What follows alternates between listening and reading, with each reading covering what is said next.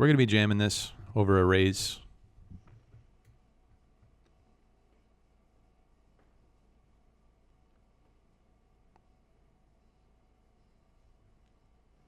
Good luck, ace-9 suited. We need an ace.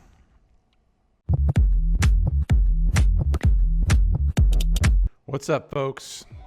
Who do we got here? Richard Gibson. We got Miles Schoenberg. We got Lee Elson. We got Claw Hart and Justin Casper. That's your top 1, 2, 3, 4, 5 people. First people into the chat. First 5 people into my heart. Joining me on a Friday. Happy Friday, guys. The weekend is here. The stream is live. MICOOP from Michigan on PokerStars. Michigan is a go.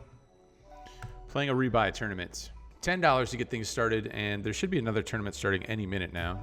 I take that back. What am I talking about? The next one doesn't start for 2 hours. So our only mission is to fire and fire hard at this thing. Not sure how these guys have already added on. How do they have 200 big blinds? Maybe they can tell me. Maybe they can help me out. Help a brother out. Help out your fellow poker playing man. I see the add-on. I see auto add-on. I see auto rebuy. But how do you add on immediately? Don't see that. I got one reasonable answer and then one smart ass answer. This guy has 5.5 big blinds, so we're all in. Wow, a flip. Open ender and a straight. Okay, I see we're up to our usual situations unfolding.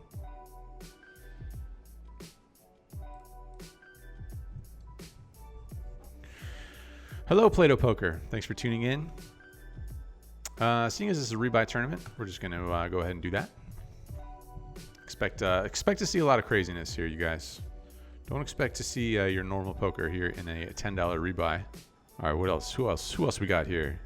I left off at Justin. Hello, RB, Charles Smith. Miles says hello from Vienna. Well, hello from Detroit, all the way to Vienna. I always like those messages. Good luck from the Netherlands. We got Netherlands. We got Europe pretty well represented here. Drinking some zombie dust from 3 Floyds and wings in an Irish pub prior to rolling into Michigan. Sounds absolutely lovely. We got Gokan. We got Jason Fullerton. Excuse me. We got Adam Pasquale. How crazy has PokerStars Michigan been? Good action, I would say. I was up into the wee hours last night playing the cash games, both No Limit and Pot Limit Omaha. Test. Okay, I got worried there for a second that I was talking into nobody. We got the Ace King and a 34 big blind open rip. Told you it was going to be crazy, you guys. Rebuy button at the top right. Ah, rebuy. Sure. And I call. Thank you. Thank you. AOZNES. AOZNES. Nice. Okay, now we got 216 big blinds. Okay, we'll sit one out. So, yeah, there's gonna be some craziness here in this tournament. I don't really know like all the precise GTO approved spots. Who knows if anybody does? But should be a fun one to watch and sweat the real gamble that is sure to come. How are you guys? Hello, Mission Uber. Hello, Jacob Wong. Hello, Colin Schoen. Kent Brooks. Ace 5, Ace Queen. Ace 5 wins. Oh, Benjamin Heather. Hey, buddy. Fancy seeing you here. You as well, mate. Thanks for the $3. You can see your donations really running up the score there on the top left corner of the screen, adding to the amount that I will have to not reimburse you necessarily, but let's say when we go to various outlets in Las Vegas, tabs on me, buddy. All right, we're gonna raise this.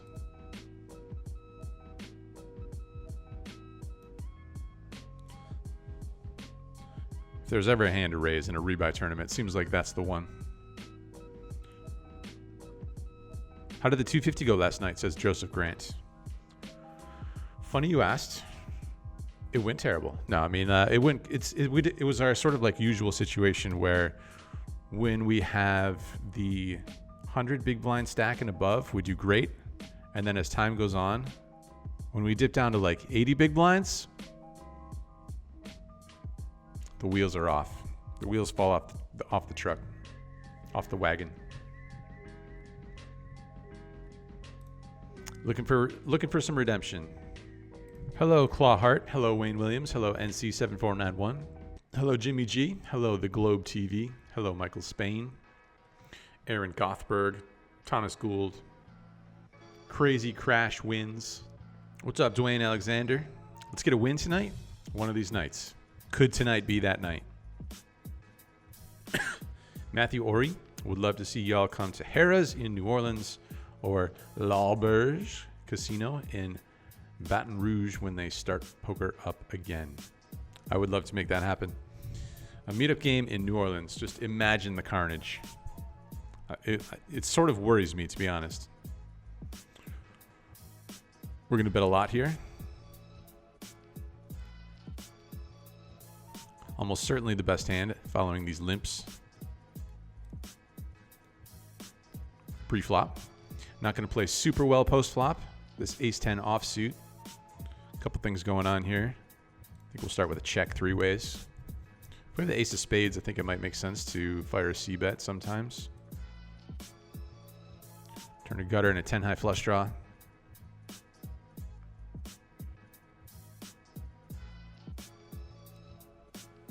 All right. What's up, J Money? Marlowe's Independent Trading Co. Adrian Towelinski. Poker Glitch. Jack Higgins. Matthew Talk or Toke or Toch. What's up, Neeme? How are you liking Detroit? You should buy a Shinola watch while you were there at the outlet store. Big fan of Detroit.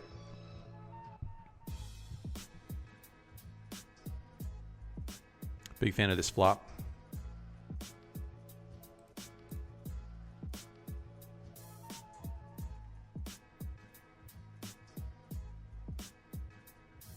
Greetings from Okinawa, Japan, where online poker is impossible to play. Hello.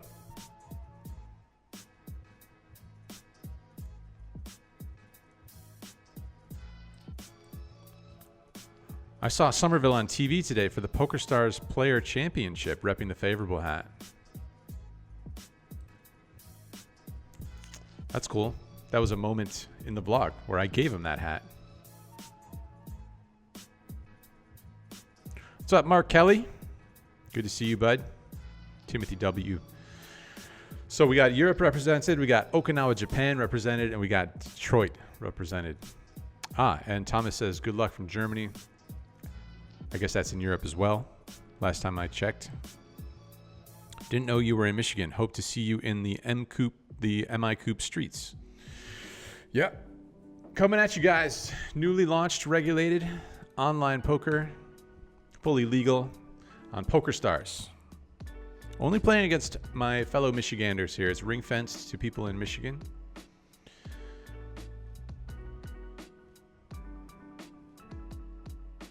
What's up, Michael? Greetings from Denmark, he says.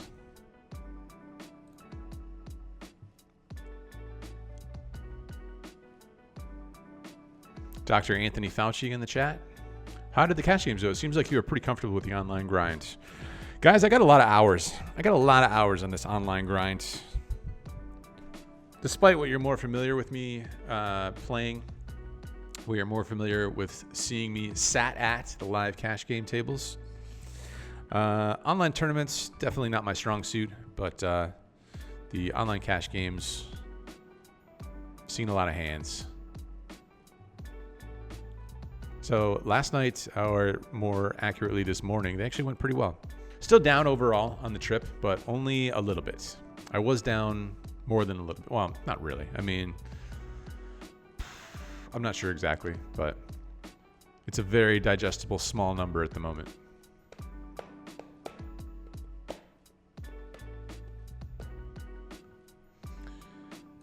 Not too much equity here with pocket threes. What's up, Daniel Kim? Thanks for tuning in, my friend. Adam Boyd.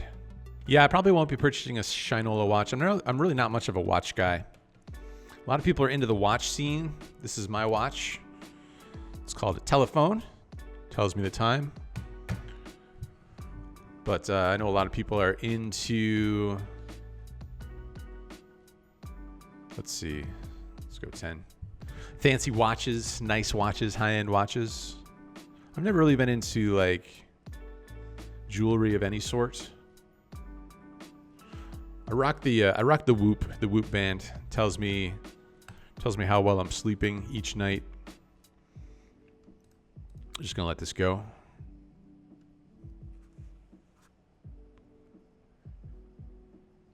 PokerStars is legal in Michigan, Mr. Anthony Bryan, but we are not attached to the rest of the worldwide player pool.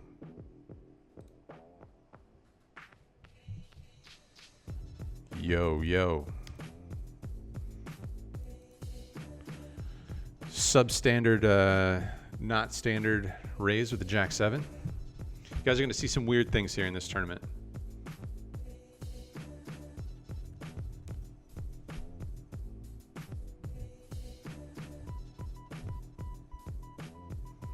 There's another thing that's not standard.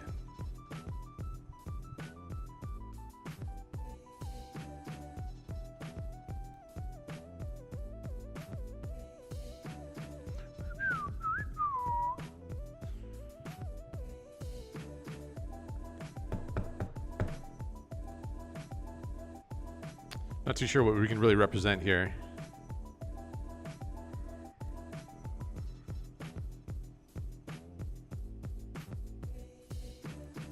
All right. Well, since we're in Detroit, it only seems right to play the Jack 5, Motown. Flatting doesn't seem like it's going to accomplish too much. No HUD, Jason Fullerton. I'm a feel player. Okay, I'm just gonna go with the flow. See how I feel. Feel my way out. Feel my way through these spots.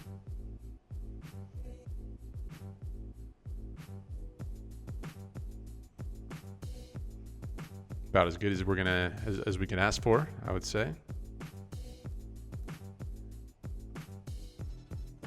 Look at that. A tribute to Detroit. For me, to Detroit Rock City.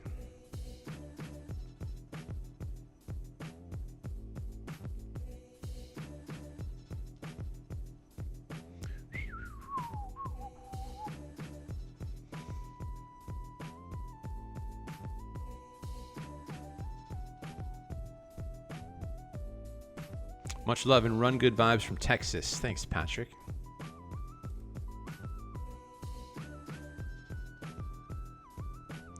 Bruh, it's a Yeti. You don't need to eat it.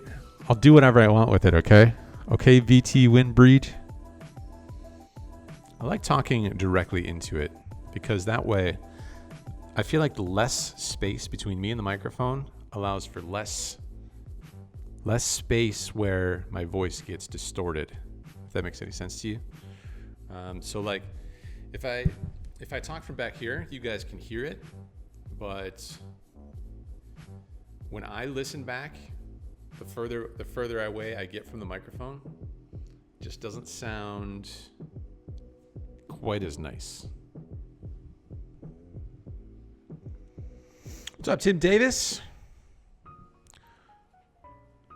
RJM5117. Chu Yi View. Stacking Benjis. Finland also in the house. There we go. Ren in Orlando. Yo, I thought that was an imposter. What's up, Neeme? What's up, Bicky1? It's the real deal.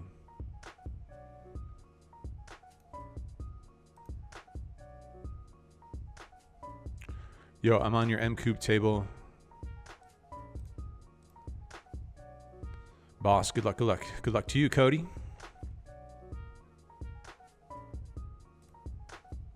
Your watch is another thing I have to take off at airports. There you go.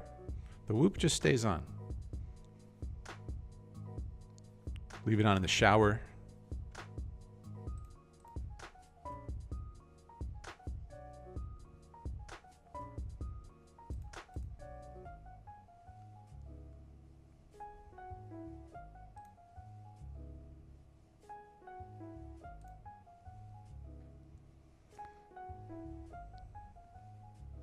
I mean, I was planning to have rebought it like probably a couple times by now, so this is going great.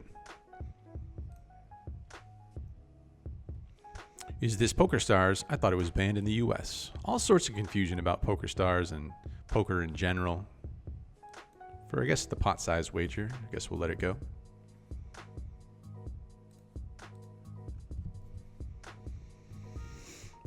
See ya, Mark Kelly. Have a good one at work. Thanks for tuning in. Well, maybe one day there'll be less confusion. Maybe one day there'll be less confusion about all the online poker stuff and the scene and who you can play with and where you can play from. Today apparently is not the day where there's less confusion, but today is the day where we're playing on PokerStars Michigan, which is ring-fenced. Ring-fenced is a word that is frequently used in the online poker industry. Ring-fenced. Only Michigan.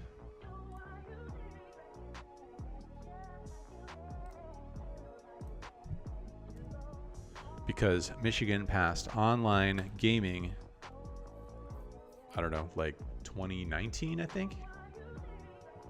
Or is it 2020? 2019, it seems like, because it took them all year. It took them all of 2020.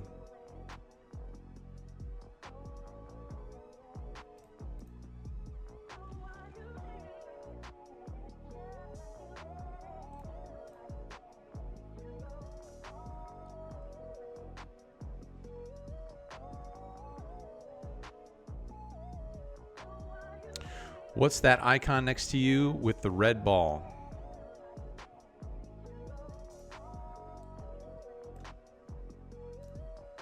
Throwables. Throwables, you guys. So we only have 3 throwables at the moment. Dream flop, by the way. We got the rocket, the tissues, and the horseshoe.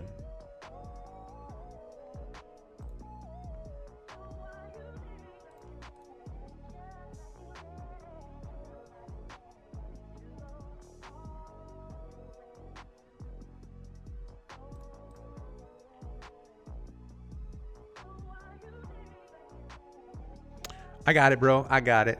No bluff.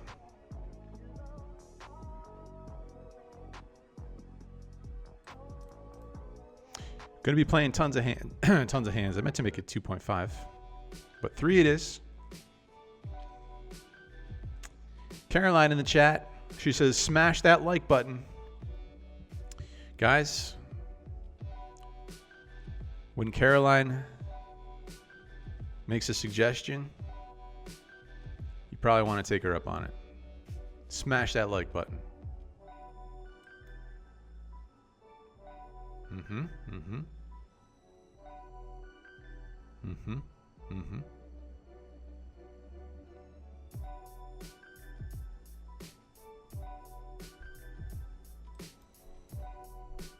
Mm-hmm. 6 of spades. Yep.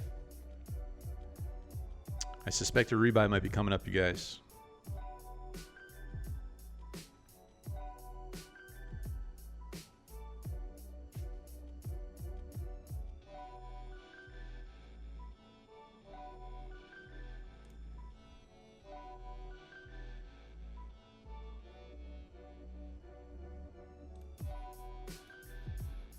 Rebuy coming up.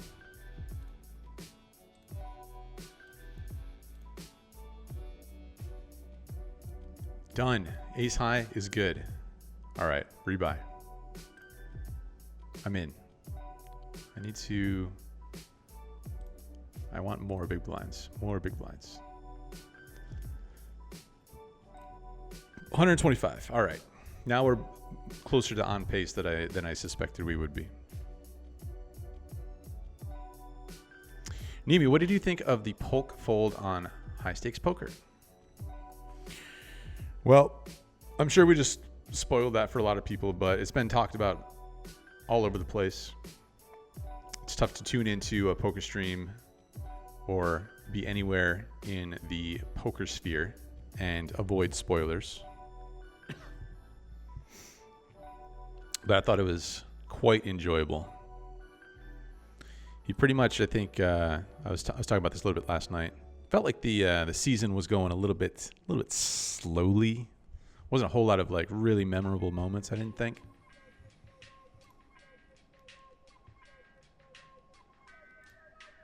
And that was definitely one. I call. A set. Can't beat it. Good hand, dude. Good hand. Yes, please. I need to turn on this, I think. 2x rebuy, win 0 chips. That should make things a little bit easier.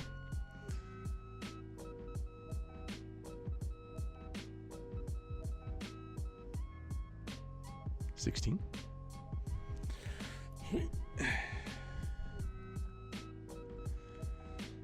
Buckle up.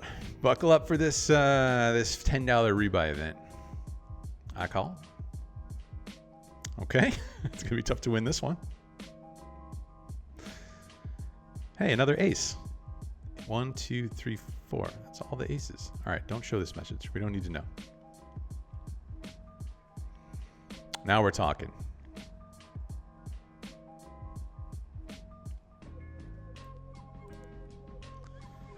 Come on, let's hit quads for Andrew. We made top pair. That seemed like it was going to be good. We made pair plus open ender.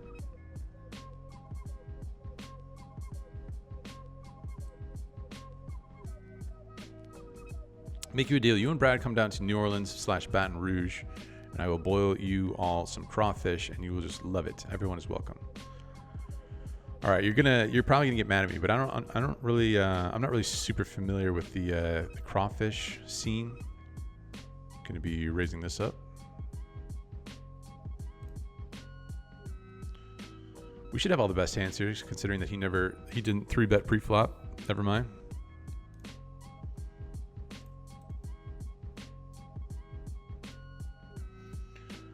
$3-6 off. I think we can sit that one out.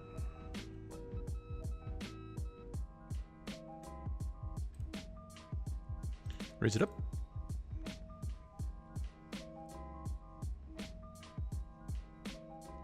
This officially makes Michigan the best state to live in the Midwest. Legal weed and legal online poker equals life enhancement.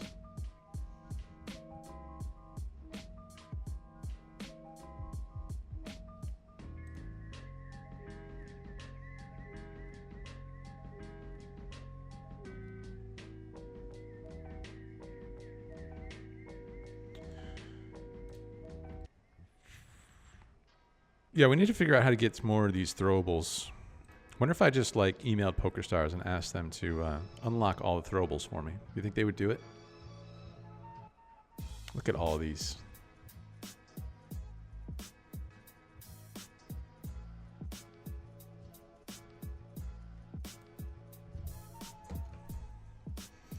I need to send a message.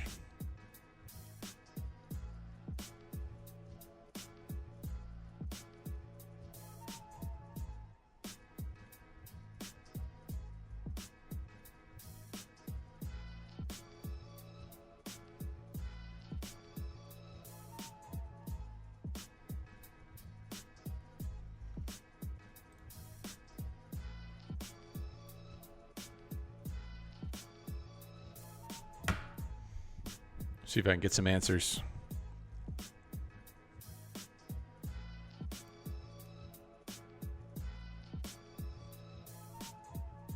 Hello, Cody Blackburn. I love you as well. Which is a logical bankroll to play? 1-1 Texas professionally. Cash game live. No internet. I wouldn't want to play 1-1 Texas professionally.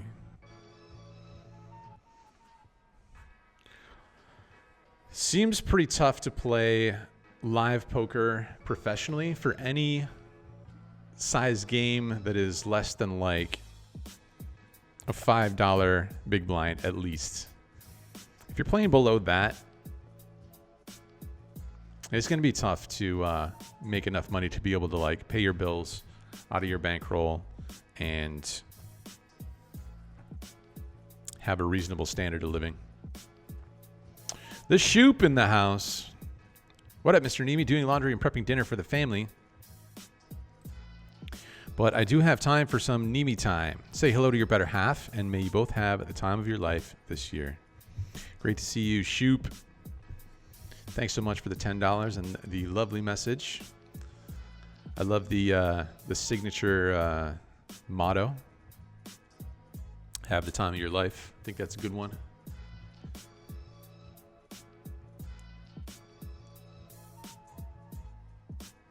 Hope to see you at a poker room at some point in the near future. I don't know. Have you sworn off live poker? So the Shoop, he played his first ever live poker session at one of our meetup games at Grayton Casino.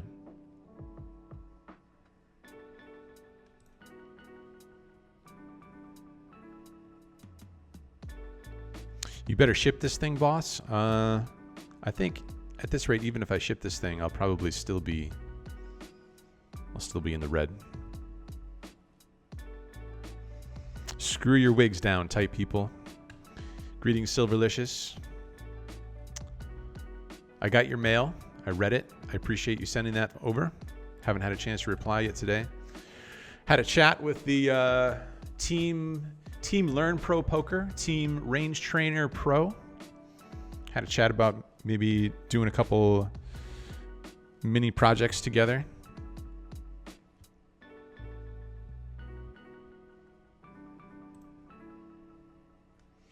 I frequently get asked, you guys, how did you get so good at poker tournaments? I get asked all the time, you guys. So I made a blog post, if you go to andrewneeme.com, called What Am I Studying?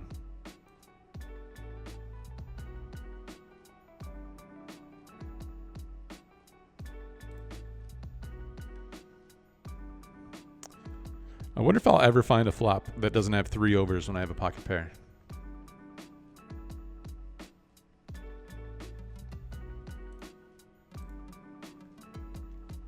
This is not solver approved. Beat nothing.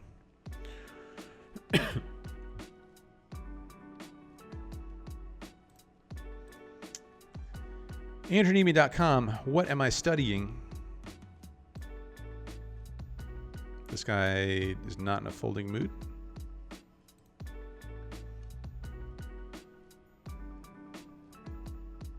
Just going to rip it in here.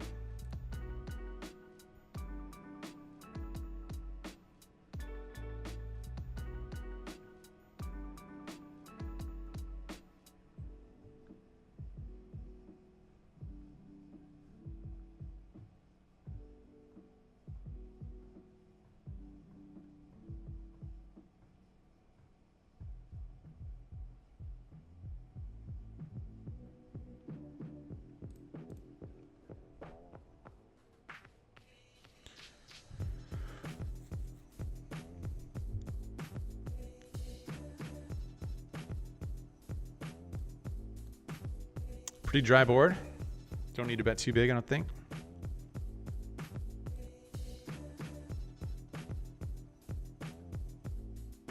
That's good. That's a winner.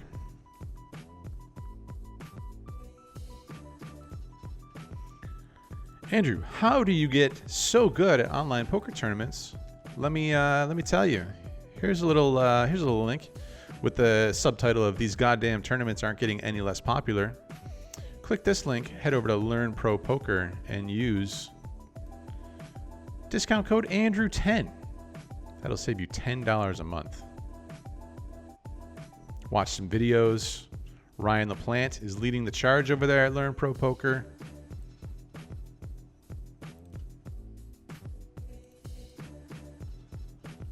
There's your answer to the frequently asked question of Andrew, how did you get so good at poker tournaments?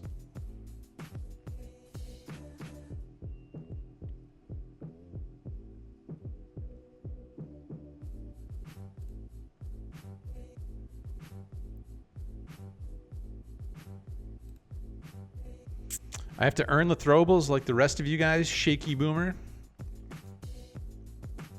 You're probably right. I'm almost certain.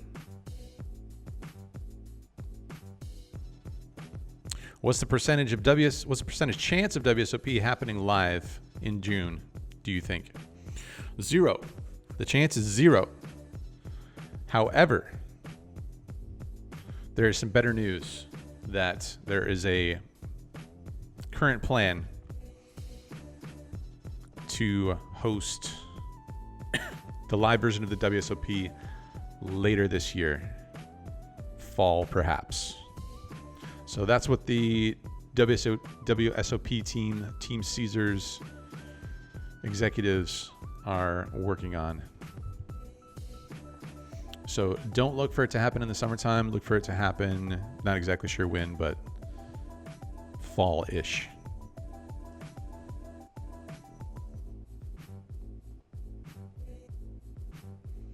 Do I really want to just play ace-9 from out of position? Or do I want to just rip it all in?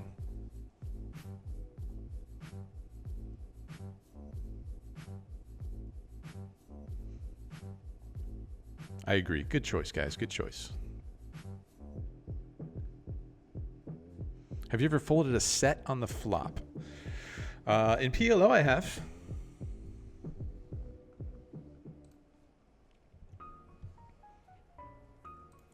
Have I ever folded a set on the flop in no limit hold'em? I mean, there's no like particular instances that are coming to mind. Good question, Ben. I don't think I have. Well, I don't know. I can't remember. I mean, it's definitely possible that there was like a bunch of insane action on like a monotone flop. But even then, you have equity.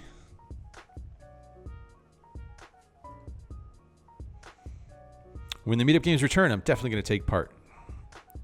Good move, Clawheart.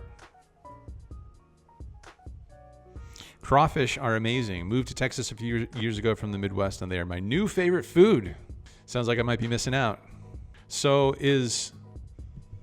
I guess there's that place, Hot and Juicy Crawfish, right? Is that the name of it? Hot and Juicy Crawfish? I think there's a couple locations in Vegas, but I've never been to it. It just doesn't really, to me, I don't know, it just doesn't really sound all that appealing. Hot and Juicy Crawfish.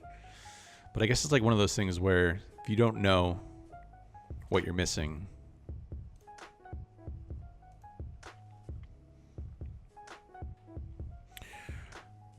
I was calling a jam.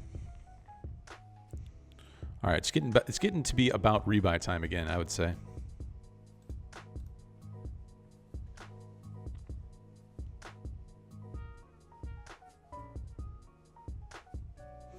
In Greece, the monthly salary in working environment is 900 euros.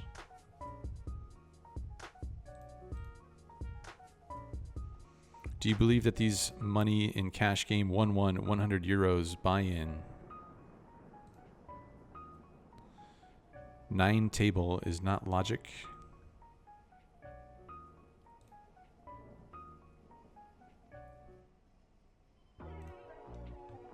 Do you take 900 euros in month by playing poker? So you were saying Texas Hold'em. I thought you meant in Texas. Okay, let me rethink this here. Let me take a look at this. In Greece, the monthly salary in a working environment is 900 euros.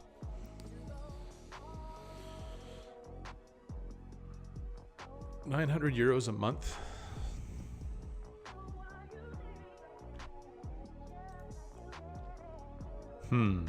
I don't know. It's tough for me to really speak to that. With a typical monthly salary in Greece being about 900 euros. Well, yeah, I mean, I guess you could make a comparable salary by playing live poker in a 1-1 game, 100 euro buy-in. But I don't know like what those games are going to be like. I don't know how much rake they're taking in those games. It's kind of like a long discussion type of thing.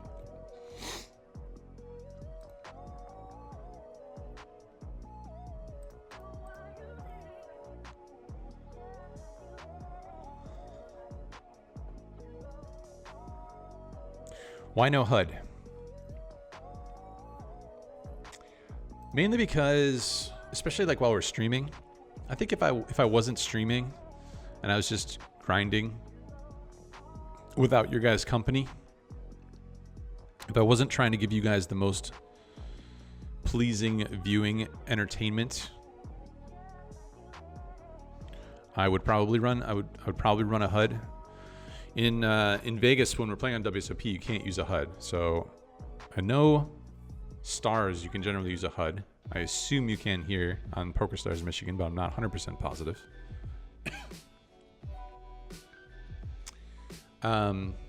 But just imagine like all those numbers all over the screen, and imagine like how many questions I would get about it from people that don't understand what's going on.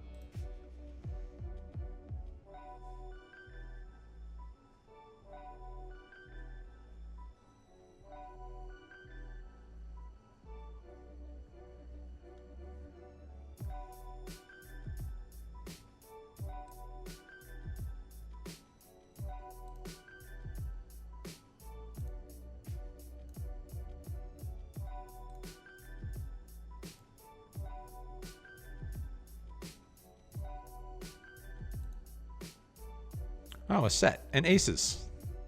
Okay. Okay. Mm-hmm. Mm-hmm. Mm-hmm.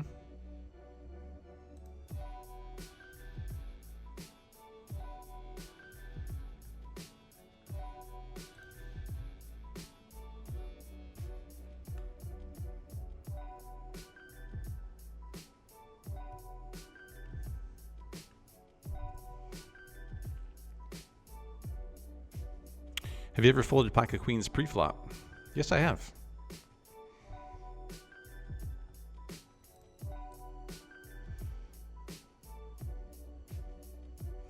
Biggest tourney score is 11,500 at the win.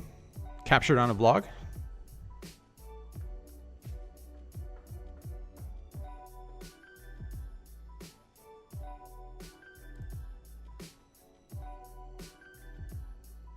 Four clubs, queen of diamonds, that works too. This guy probably has aces.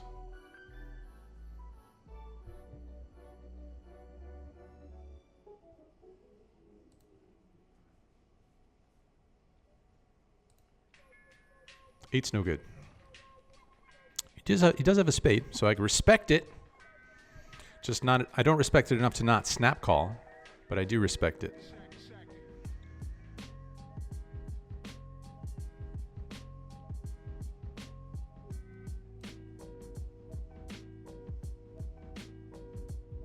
All in.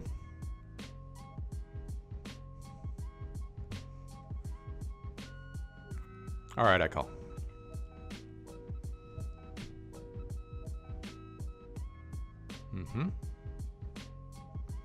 Lovely. Okay. 300 big blinds. We're now in second place behind our friend here.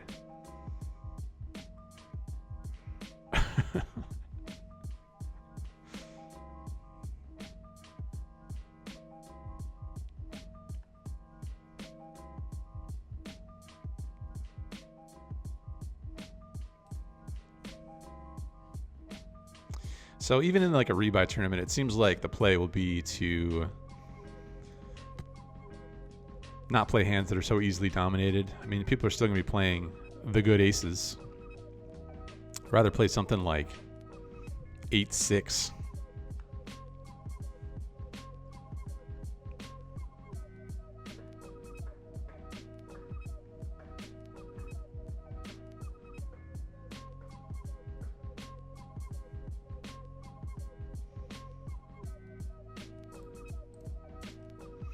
How do you travel with multiple monitors? I'll show you, Kevin, right after I play this Jack 8 of diamonds.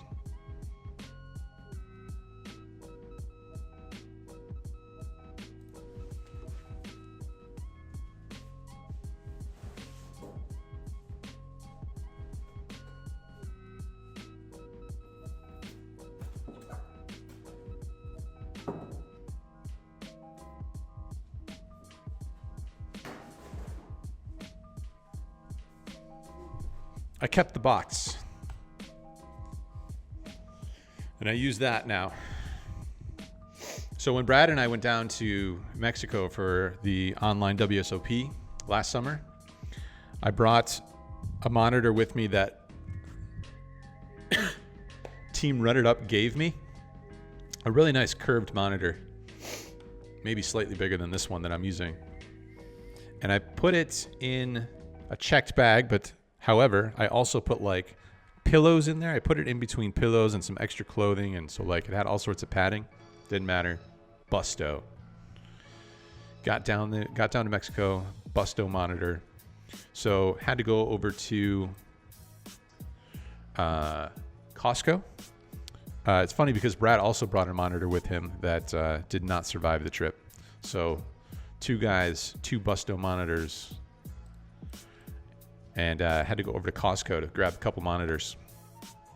Good flop. Acceptable turn. Completely unacceptable river.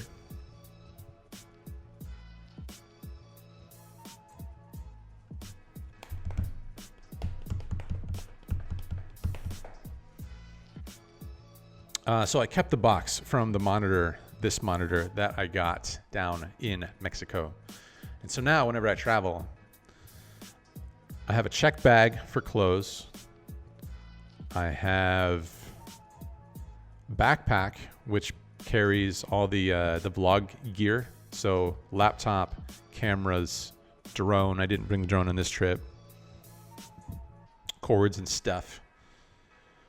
And I bring that box to carry the monitor on the plane with me.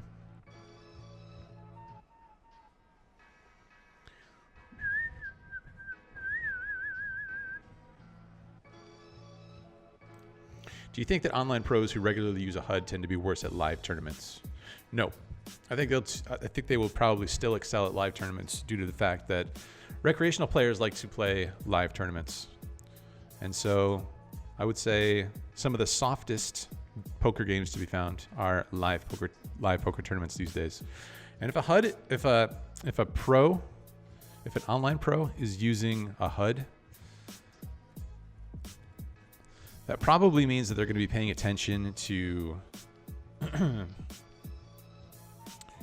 people's tendencies and stuff. And so they're training themselves to look out for those sorts of things, even in live games. Okay.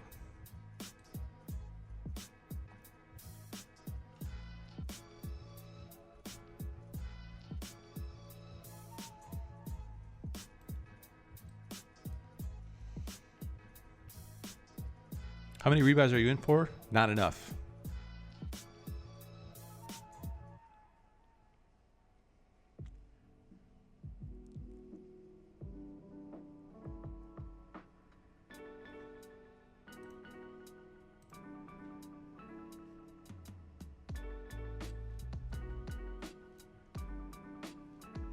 Hey Andrew, my daughter wants to sell you some Girl Scout cookies. Can I have your mod post a link?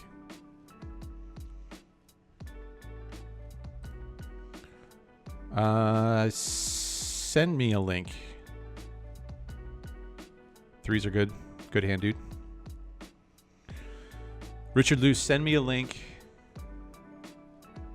on Instagram.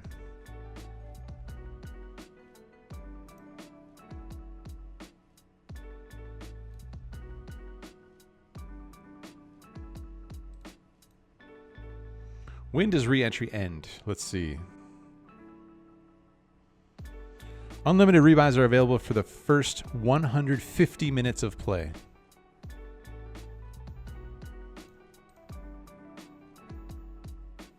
That's a long time.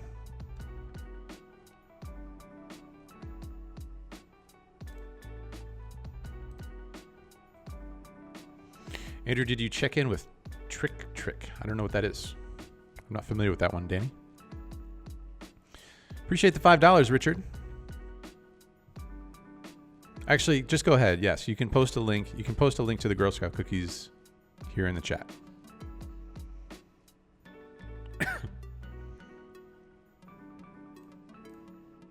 Nines.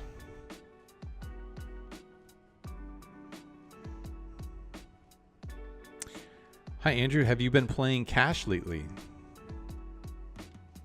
I have. I've been playing cash online. Sometimes before the stream, sometimes after the stream.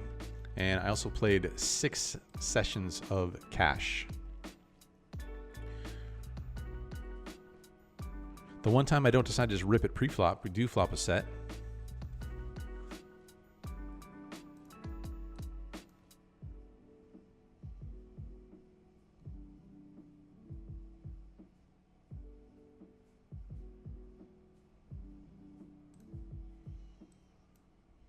Just going to charge the max versus like ace, X, king of diamonds type hands.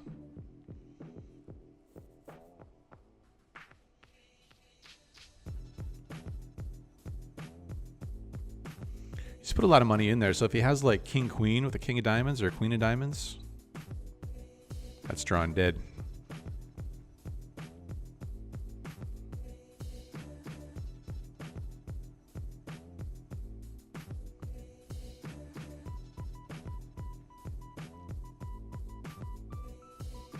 Again, that's not really solver approved, I would say. I don't think check raising that turn all in like that.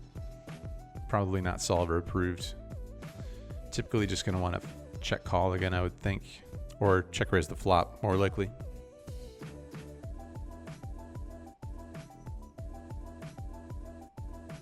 Did you ever go to the casino in downtown Cabo? Didn't make it in there. It wasn't open when we were down there anyway.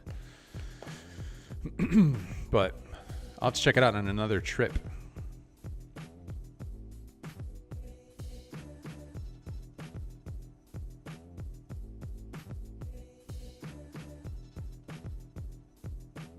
What's up, Matthew Walsh? Bro, dude, man, bro.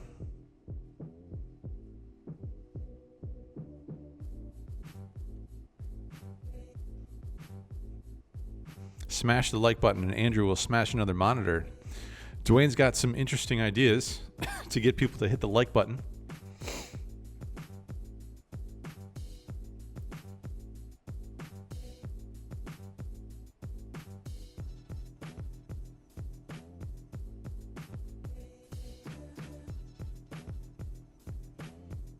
Probably going to switch up the music here in a brief little bit.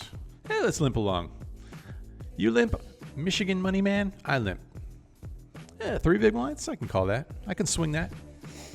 Probably gonna have to switch up the music away from the copyrighted stuff in a little bit. All right, I'm out of there.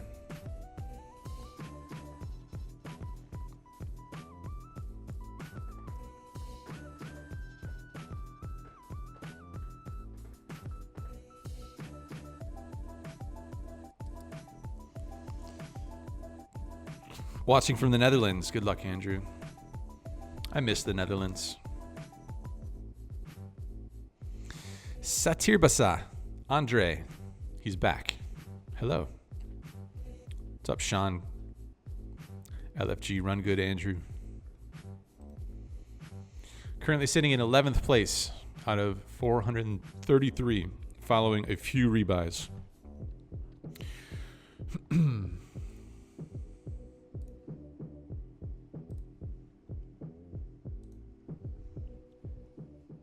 Save yourself the hassle and just buy a monitor at Costco, then return it when you leave said destination.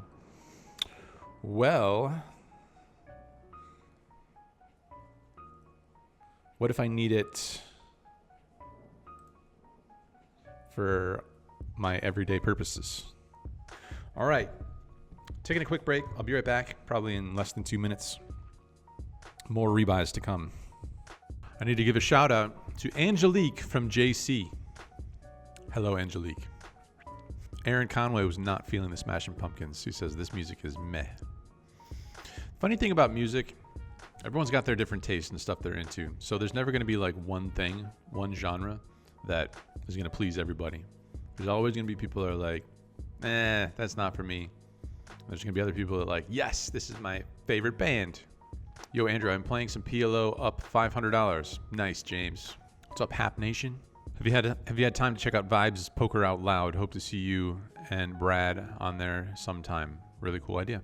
Yeah, it's the Solve for Why production. Great concept.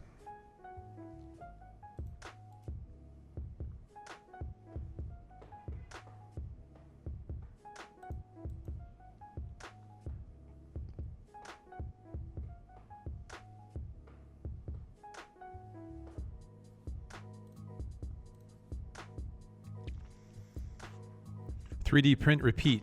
Thanks for putting the stream into the chat, the table chat.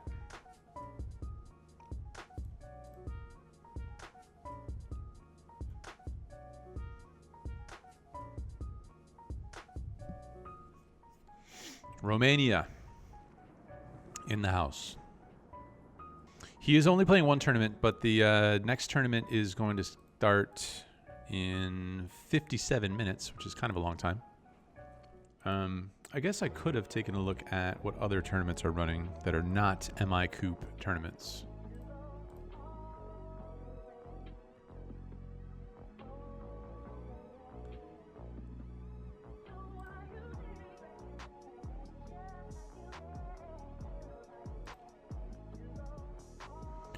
I can beat it.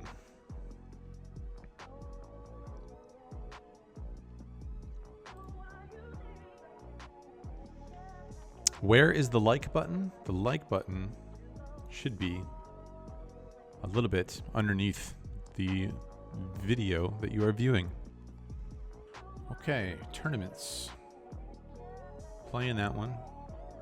There's another $10 tournament, but the guarantee is only $5K. There's a $3 tournament. There is a $100 tournament. How long has this thing been running? 4 minutes. All right, let's fire. Okay, we're playing 2 tournaments now, guys. It's not a rebuy tournament, so to play a little bit more normal.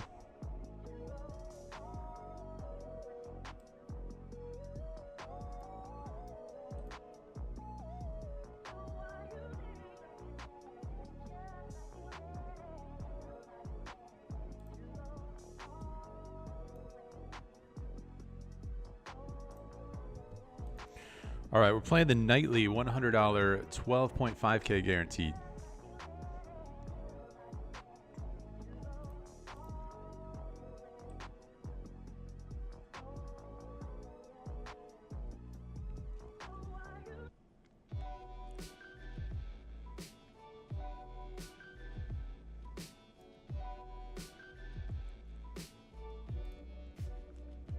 Let me guess, a set of threes. Let me guess, a set of threes.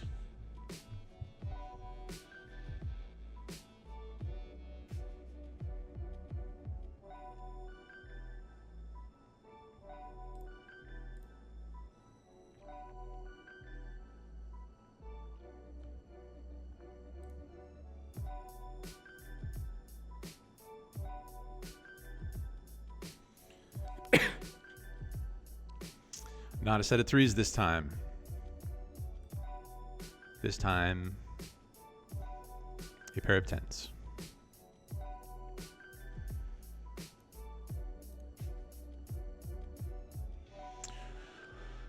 We're in 8th position out of 460 players. Typical Andrew top 10 stack within the first hour, or a little bit over an hour.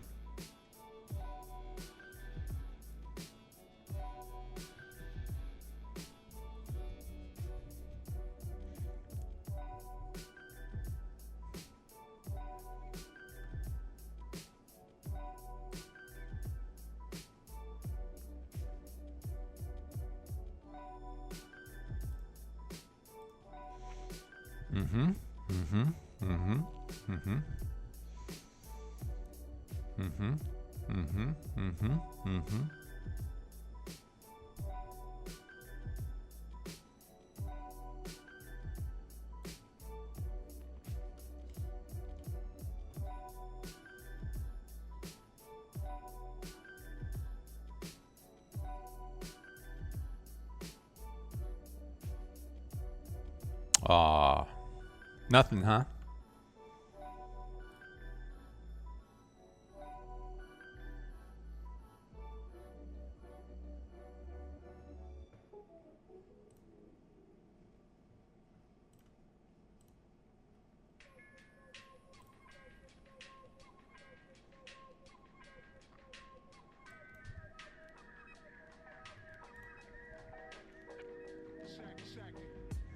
Thanks. I was getting ready to do a charge back. 4-minute delay, guys. Everything that you are watching happened 4 minutes ago. So I get to see your messages in real time, but you have to wait 4 minutes to see my reaction to your chat and to see me read it and all that stuff. Great flop, but no action again. 2 great flops.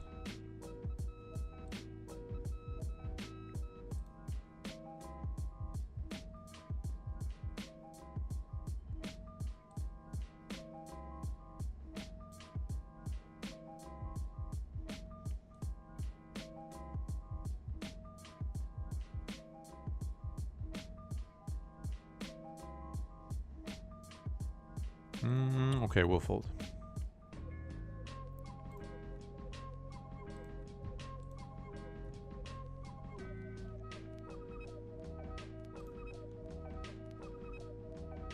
Let's see.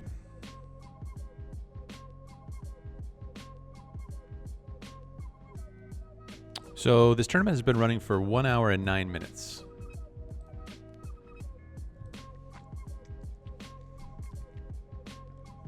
And I think it said rebuys are available for 150 minutes.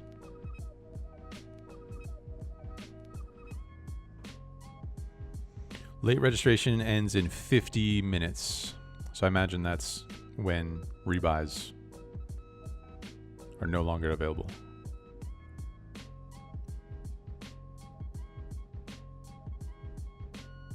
We can add on an additional 7,500 chips after the rebuy period ends.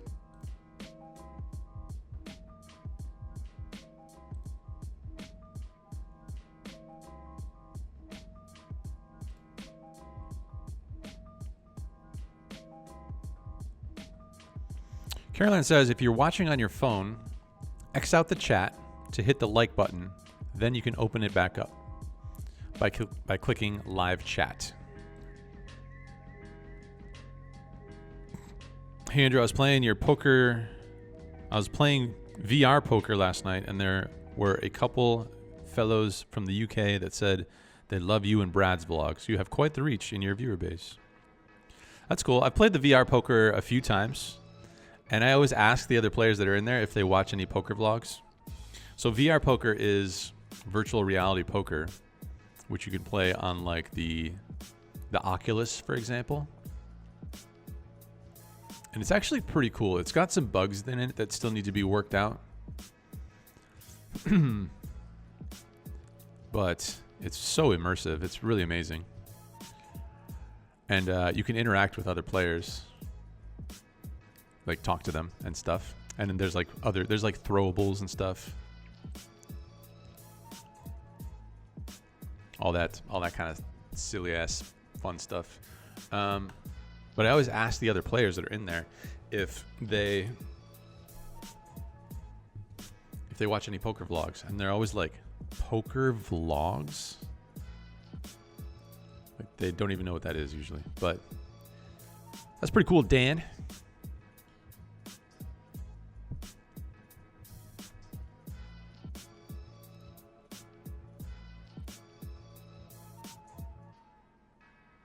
PokerStars sound effects literally haven't changed since the Moneymaker days. Yeah, it's pretty funny.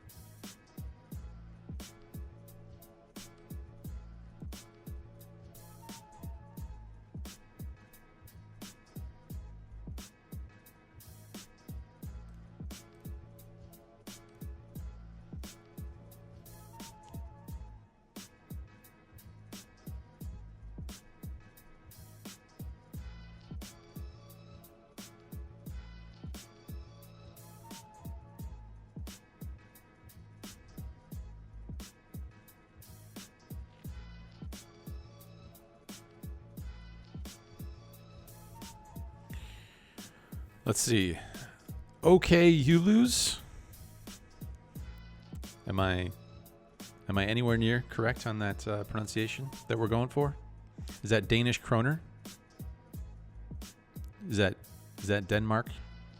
Was in Las Vegas in 2019. I won a lot. Joined the mug at South Point Casino. I was afraid to say hi and ask for a picture next time. Hope you and Boosie are healthy. Thanks, Brian Copenhagen. I assume that's not actually your last name, Copenhagen. I think you're saying Brian from Copenhagen or Brian in Copenhagen.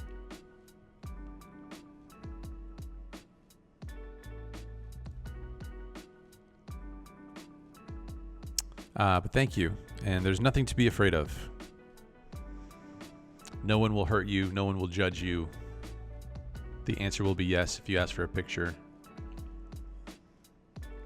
So hope you can make it to another mug. You guys remember when that guy drank that shot out of his shoe at the meetup game at the South Point? A shoey, that is called, apparently.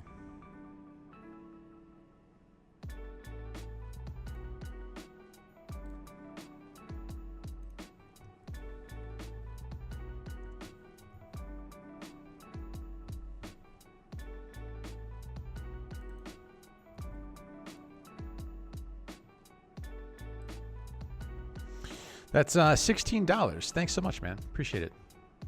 Wasn't sure how much that was. Appreciate the donations. Appreciate all you guys hanging out.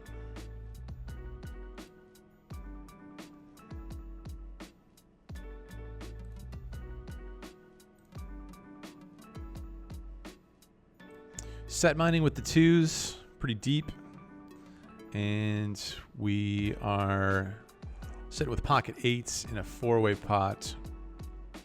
We do have a heart, but it's quite the multi-way pot. We don't know if our heart is live, so I think I'm just going to fold it.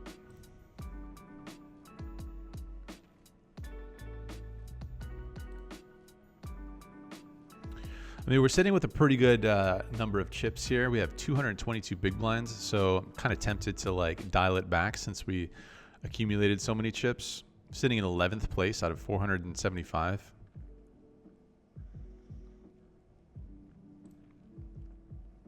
I'm not really sure like what the goal should be during the rebuy period.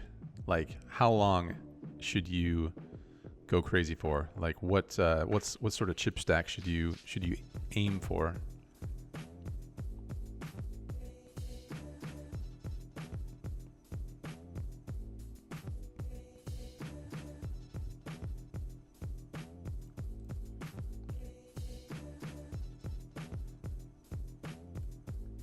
Happy to win that hand.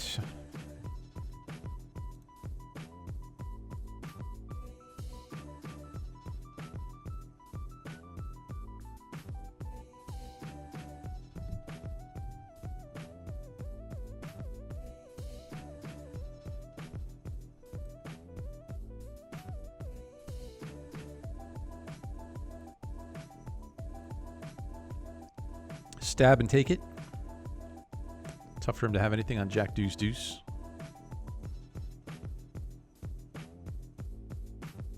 I play PokerStars VR on the Quest 2, and it's so cool to play. I just got mine last week, so I'm still new. Yeah, it's pretty cool. Occasionally, it like for some reason it'll like just the game will just, like freeze, like the poker that's being dealt. It'll just like get stuck.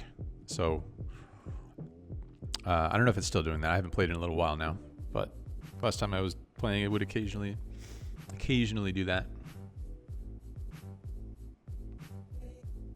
I think they should make it so like it's a little bit tough to find the sort of game that you want to play too. The menus are could be a little bit cleaner of a design on the menus. But yeah, virtual reality is amazing. Like the headsets, the virtual reality headsets, they're really bulky. So it sort of reminds me of like the old school TVs that were, you know, the big box style TVs. Now we have flat screens. I think we'll probably see this sort of like progression in virtual reality technology, glasses technology. Hopefully we'll see it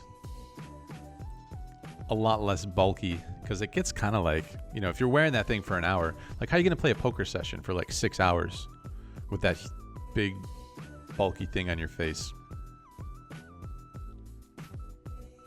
You're not, are you? But it's cool to like dip in and out of there for like, I don't know, an hour, maybe 45 minutes.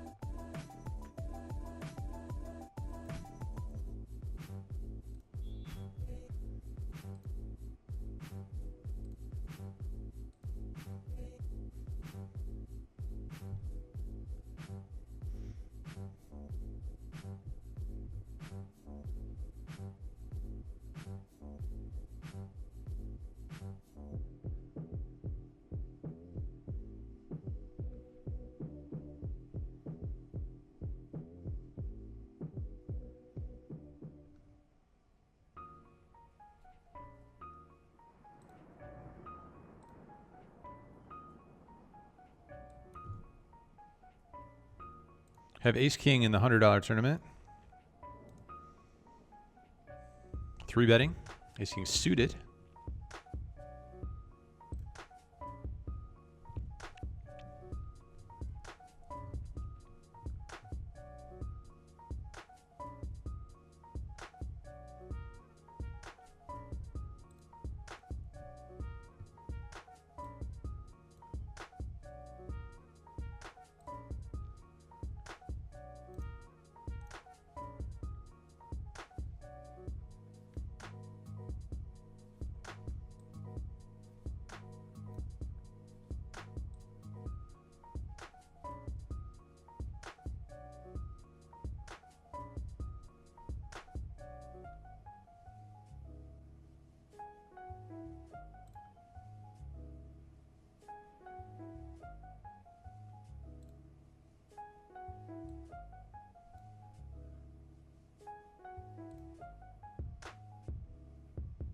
I was kind of afraid of that. I wonder if he can bluff raise here. I don't know if this player in particular can bluff raise, but I think people can. I think you could easily have like pocket deuces, pocket eights, or a 10x that's trapping. People like generally don't bluff raise on the river. I'm still going to call anyway, because I think people should. I think you can have like Jack 9 suited, 9-7 suited, say like 9-7 of spades, backdoor spades on the flop. I think generally this is for value. But again, it's like early enough in the tournament where I'm just going to rebuy. But this is probably the best hand that we can hope to have here after we take the line that we did. So being towards the top of our range, I think we're just supposed to call. But generally people aren't bluffing when they raise the river.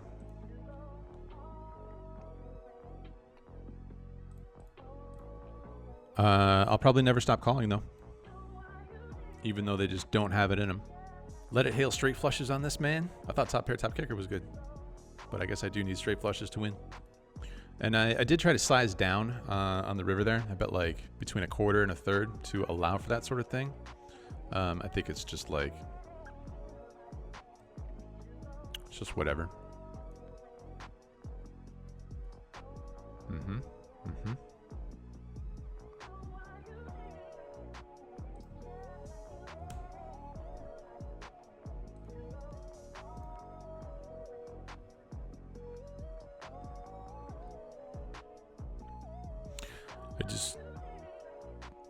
I would eschew drinking a shoey.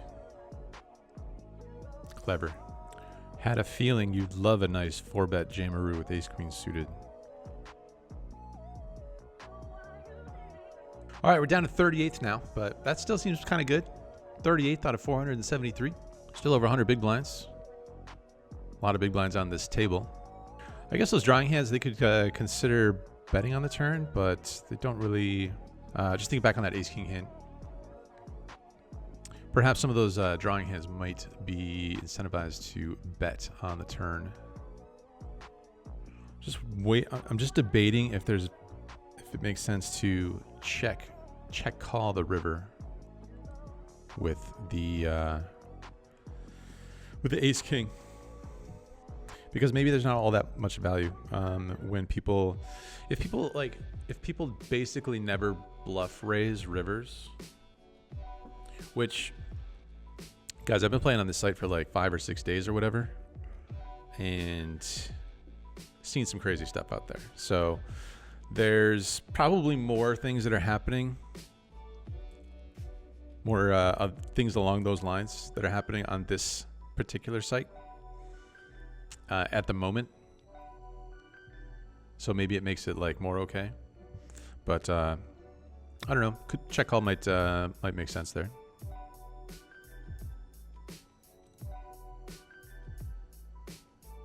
Just based on the fact that people never bluff raise rivers. So if we bet the river and they probably don't call with like medium pocket pairs, and they never bluff raise river, seems like it might be tough to get value with a bet on the river. $2 because your mod is so awesome. All right, Silverlicious, I owe you $2.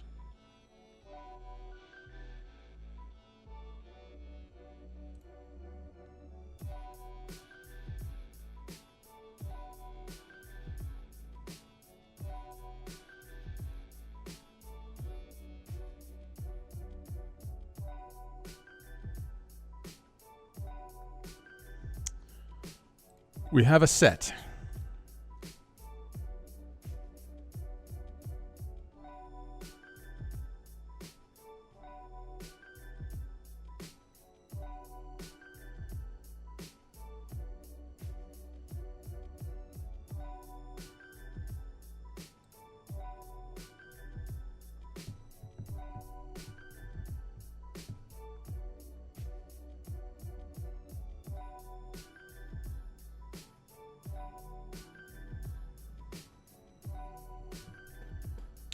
Thought he was just going to check fold there.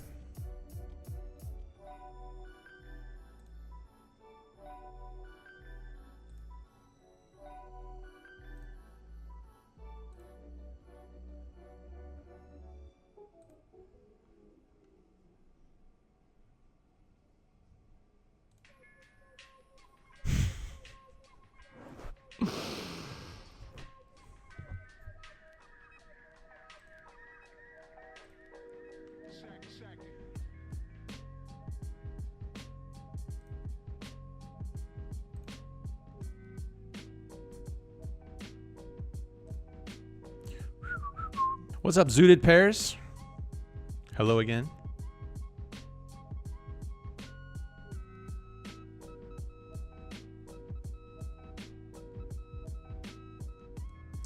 Getting quite the price now with the 7-5 suited.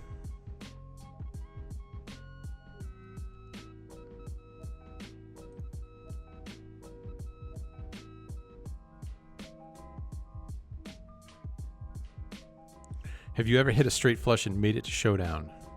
Yeah, I have. I've hit a royal flush and made it to showdown. I think I've made like 5 royal flushes in live poker. That's with either 1 or 2 cards. I think I've made like 2 or 3 royal flushes with 2 whole cards, and then probably another 2 or 3 or maybe 4 with like a single whole card.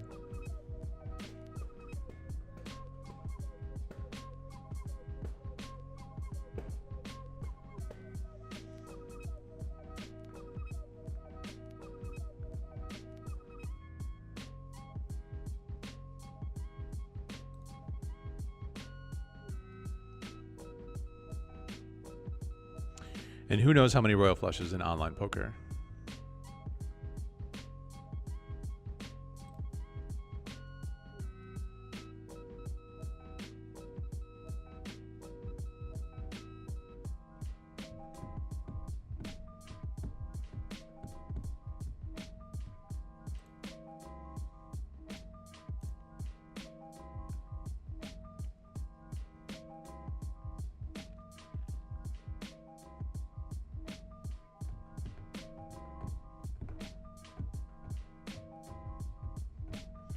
All right, get your Girl Scout cookies. Richard Liu.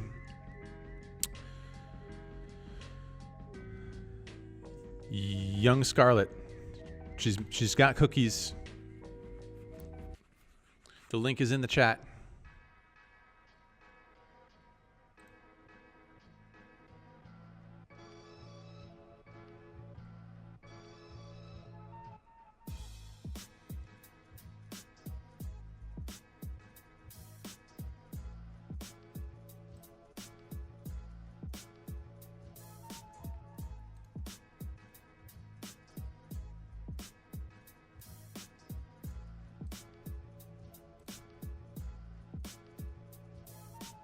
So we currently have, after this raise, 17,000 in chips, and you get 5K for every rebuy.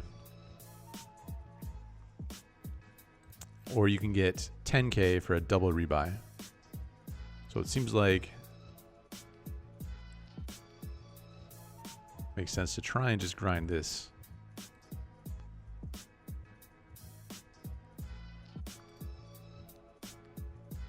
But we might be down to 10K in chips pretty before too long.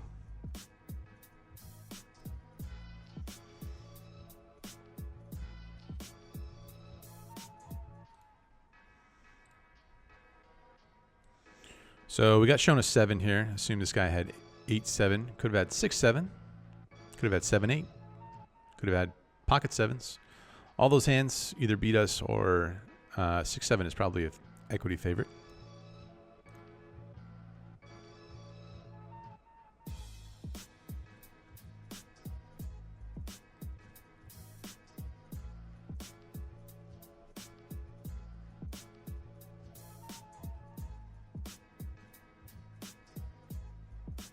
So I was hoping you'd get the chance to bluff raise the quad 10s the other night, but you put a big bet in and they folded. Bluff raise with quads?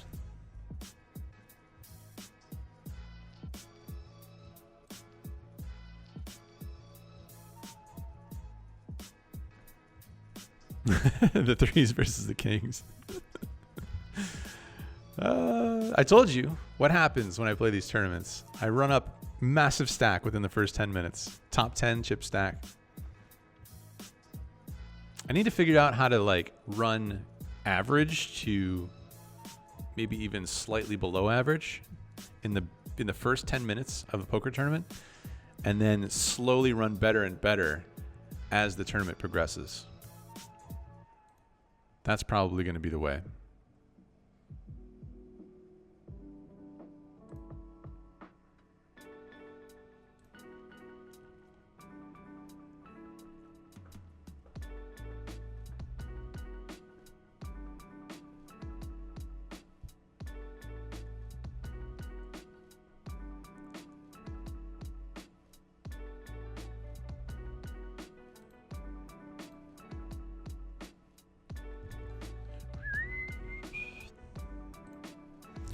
Pretty weird spot over here in the $100 tournament.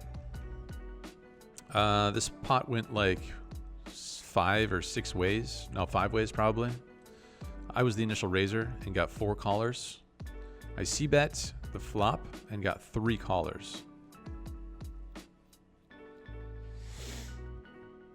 The tough thing is that I have a 9. So that makes it less likely that he has like 7-9 or Jack-9. I don't get why he checks back the turn.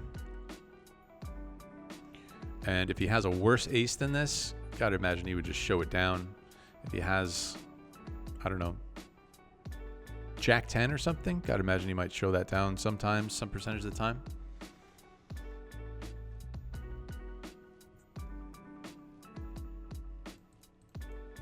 So I think I'm just gonna fold. After getting 4 callers on the flop.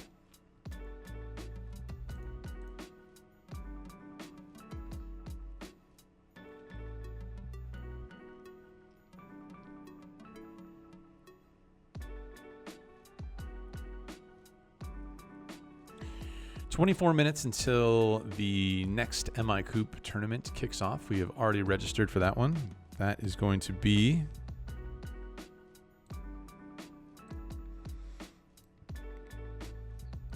$75 buy-in, 15K guaranteed. No limit, hold them. So all these tournaments have basically been like doubling all of their guarantees when it comes to the final prize pool. So it's been a pretty big success for PokerStars in their first major tournament series in Michigan.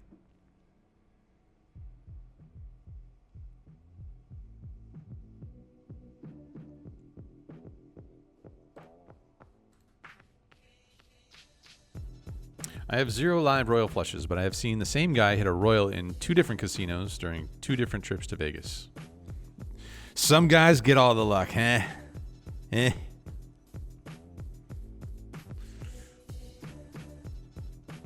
MZoffy1 has some cookie site music feedback for you, Richard. He says music on the cookie site is too loud.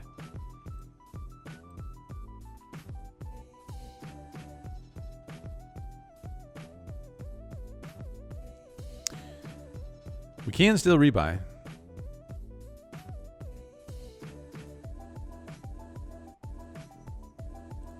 We can still rebuy.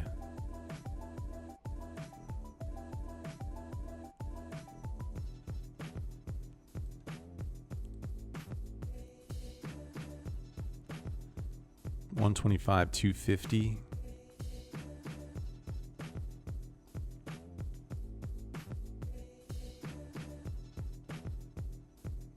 Just debating.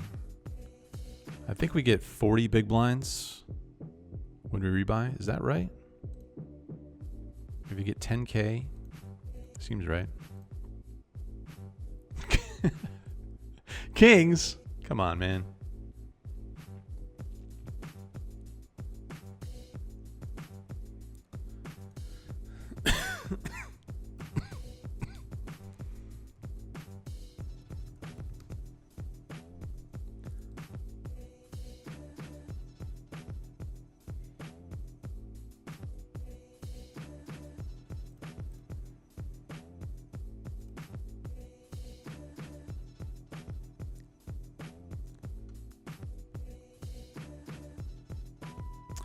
Not that we bust in this hand, but just thinking like if we do want to take it back to the streets and get back into blasting off rebuy mode, just trying to work out how many chips you get, and then,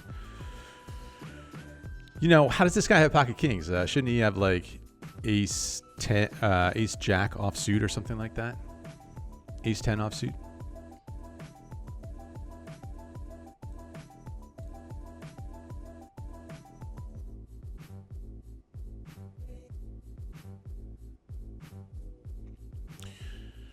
Girl Scout cookie is potent stuff. We actually already have some Girl Scout cookies in the pad back in Vegas, waiting for me. A nice box of the tag-alongs, I think. Is that right? Which ones are the peanut butter ones?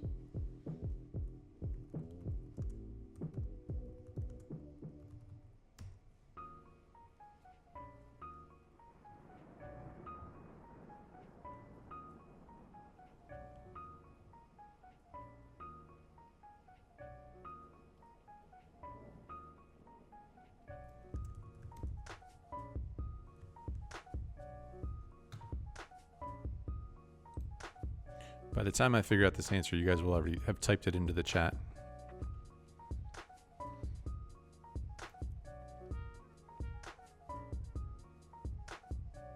The tag-alongs, I was right. I was right all along.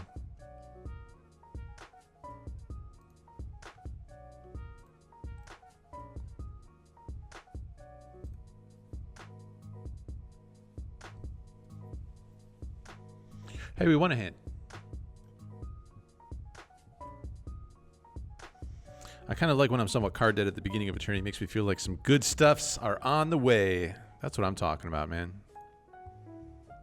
That's the vibe I'm looking for.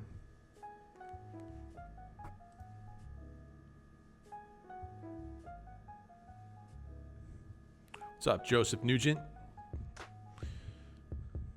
Popped by just to like. Nice, man. I like your style. When's your next 5-10 video from Bellagio? I don't know. I think I'm going to go back to Vegas and play the 5-5-10 PLO with the Aria.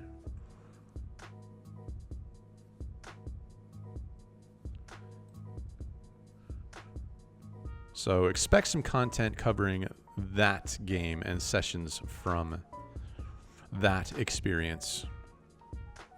How many tournaments do you typically play at once? Tough to play more than like 2 or 3 and also stream and interact with you guys, that is. I could just like play them and stream them and not talk to the chat, not read the chat. Doesn't seem like the best streaming experience, but I guess it's something. But if I was to play off stream, I could probably play 4 to 6 tables and be not giving up too much EV.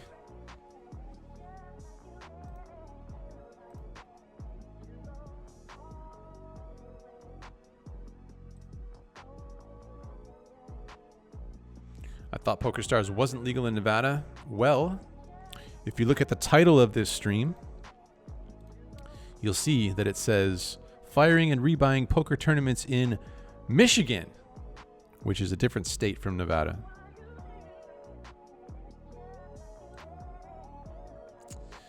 So that's where I am. Now you know. Coming at you guys from the Great Lake State, my home state. Newly launched. Now, thanks for allowing my shenanigans on your channel. If you make it to Ohio, all your drinks are on me. A pleasure, Richard Liu.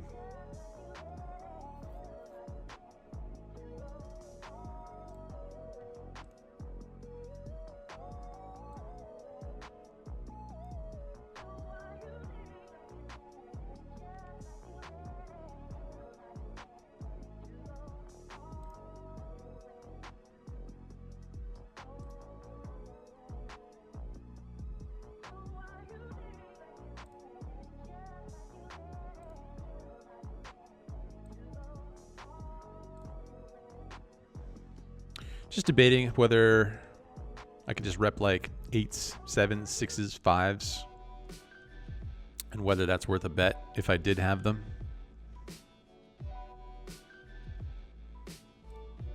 So the initial raiser had ace king and the other player had ace queen.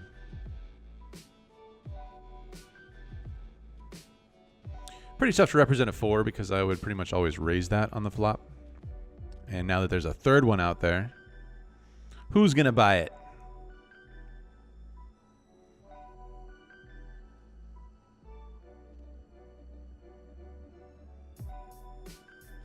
My first ever royal flush was in 5-draw low ball. Got dealt a natural royal, unplayable. Raising it up with the queen's hand. What is the music? The music is on Spotify. So if you search for my name, and then if you, it should just be like it should just be on my profile page or whatever it's called on SoundCloud. Or if you go to my name on SoundCloud and then just click like the likes, the tracks that I've liked, should get you there one way or the other. Neeme, buy Dogecoin. It's probably not going to happen. Let's check in on old BTC. Hanging around the high 40s.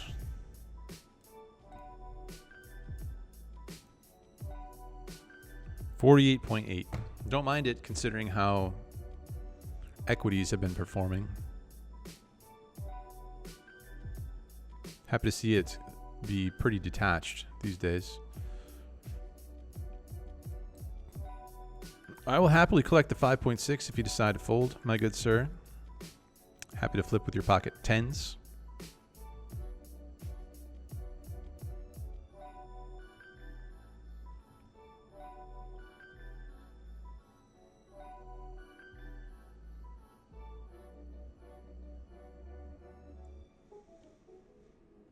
The slow roll?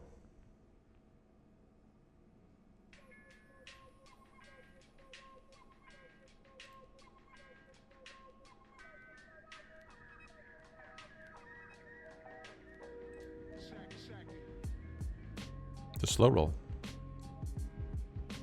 It doesn't really work as well when the person calls it, kind of loses its effect. That one was a little obvious, my friend. We know you're not really the thinking type, so you didn't really fool anybody there.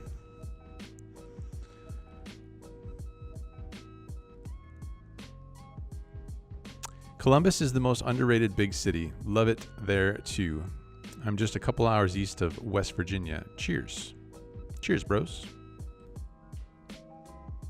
Columbus is a great town. I got a good buddy that moved there from Michigan. Well, I guess I haven't really spent like that much time there to know it all that well.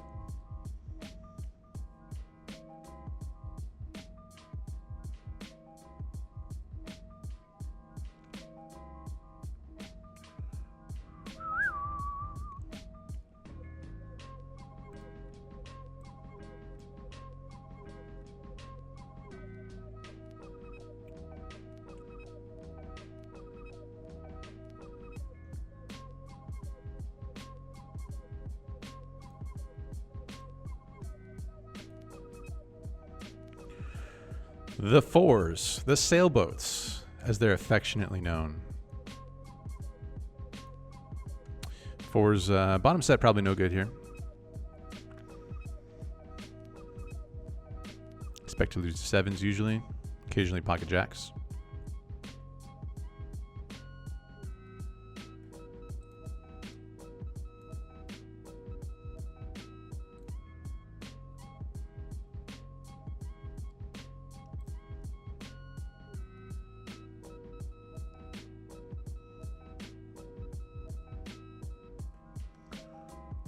Going to be all in here. Again, expecting to lose to pocket sevens, usually. Sometimes pocket kings.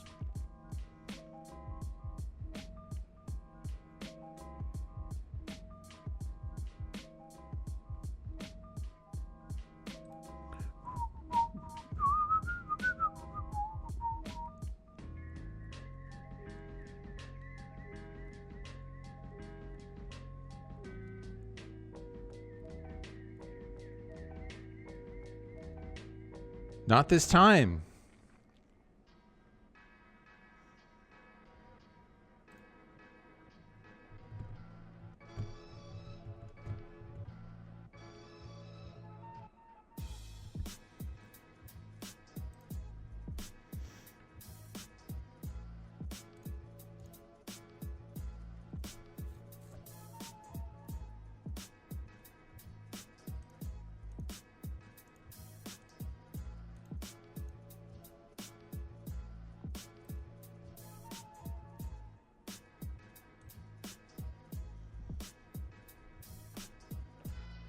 What's up, Darth Hideous? Thanks for the good luck wishes.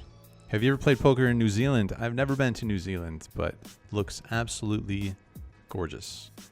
And I would love to make the trip.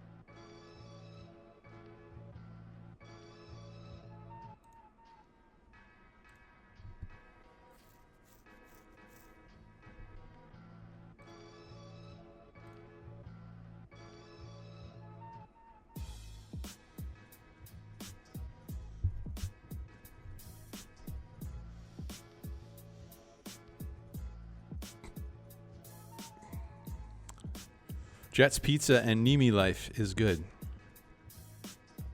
Sounds like a quality Friday evening right there. Jets Pizza is the important part. Anything else seems a little secondary.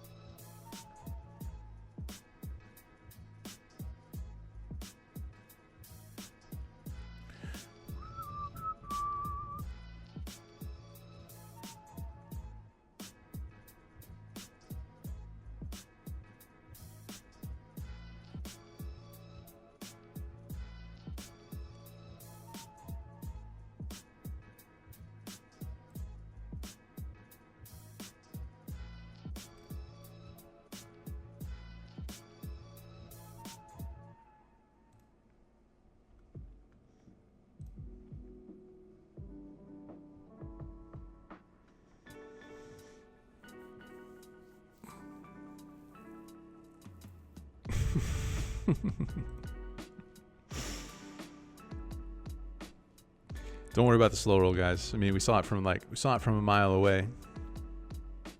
Saw it coming pretty clearly.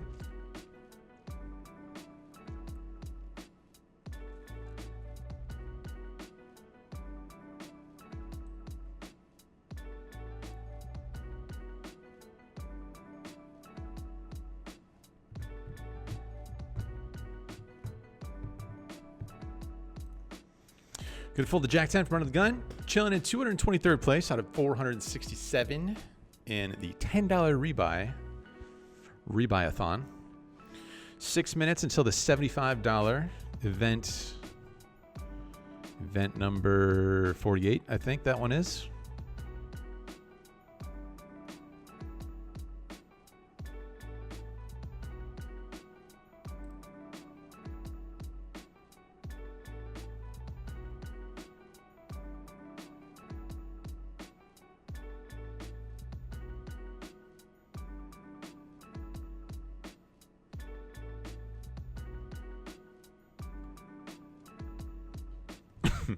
Every time I look down, you flop a set.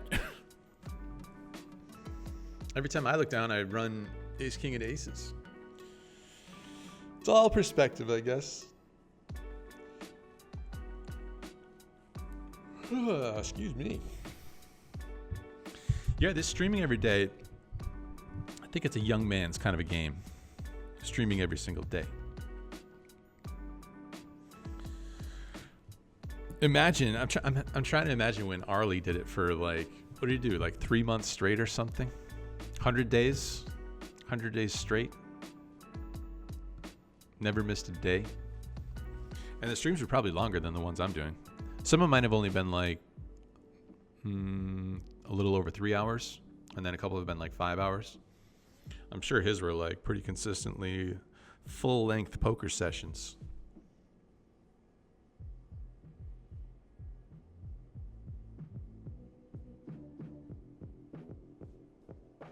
Darth Hideous is only in for 1 bullet. I'm in for like 10. Maybe 9.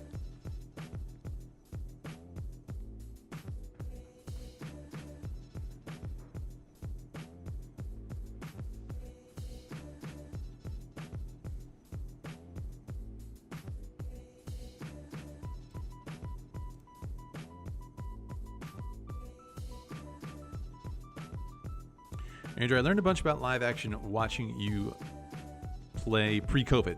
I was always a tournament player back when party poker was big. Anyway, I miss your content. Good luck. Yes. The pre-party poker, or I guess the party poker days. The live games, the live cash games content will be back.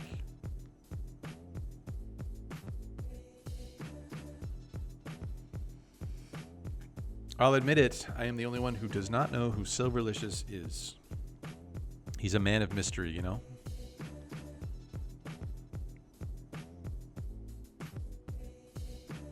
The Silver Baron. Traveling the world, collecting rare silver coins.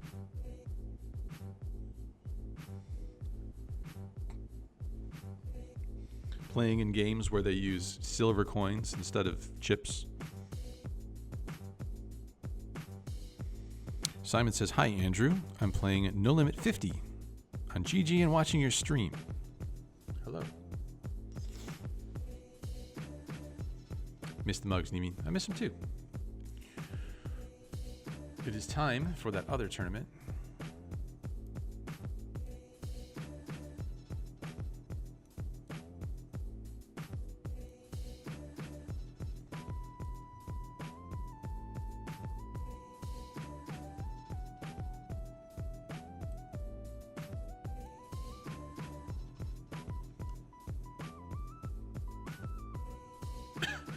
How's the family? Excuse me, in Michigan? They're good. Thanks for asking. My parents got the vaccine shots. They got them last weekend. So apparently it takes like 2 weeks for the vaccines to be fully effective, or as effective as they can be. So I think With my dad kind of like being high risk, or definitely being high risk category, I can't like go spend the usual kind of time with them, but probably gonna have to do like some sort of driveway get together. I wonder what the weather is gonna be like. Let's take a look, see.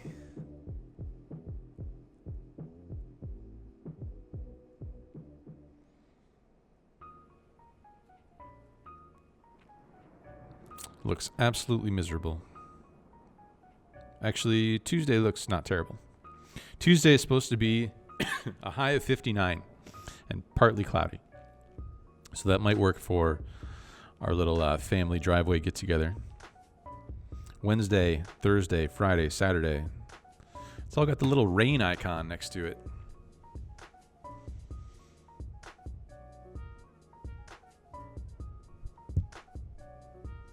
Hello, Nova Poker Player. Take it down? I think you're in the wrong stream. This is the min cash or worse stream. But thanks for the $5.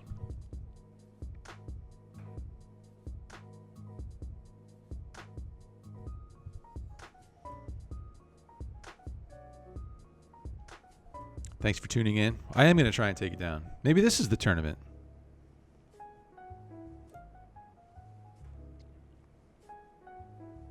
Gropes Ganks. Oh, you're at my table. Good luck, man. Good luck to you, dude. Who are you, Gropes Ganks? So I can shoot a rocket at you.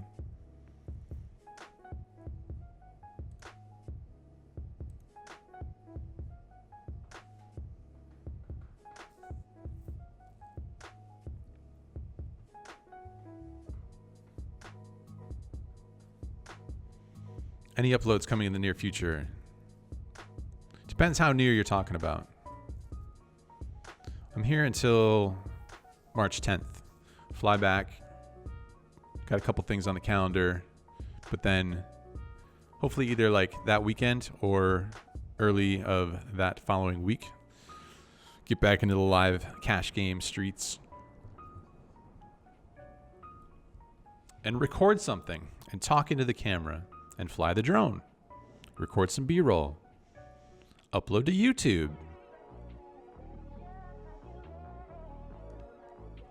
I think we'll start this tournament off with a 3-bet. Now we'll start with a call. If it was someone over here, we would start with a 3-bet. On this side of the table, call.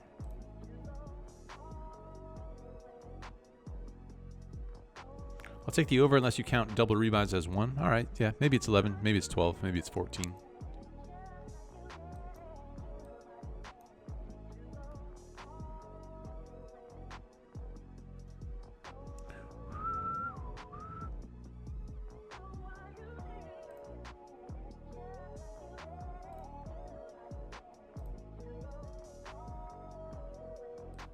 Blocker bet.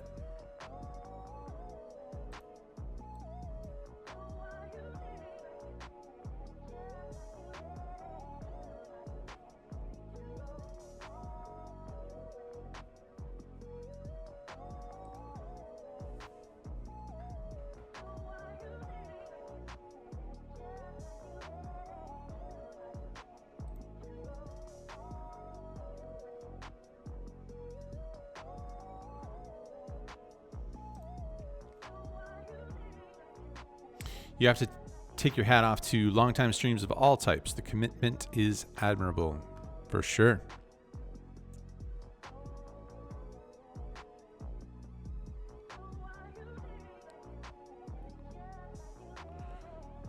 What if we turn this into a little 3-bet bluff? What if?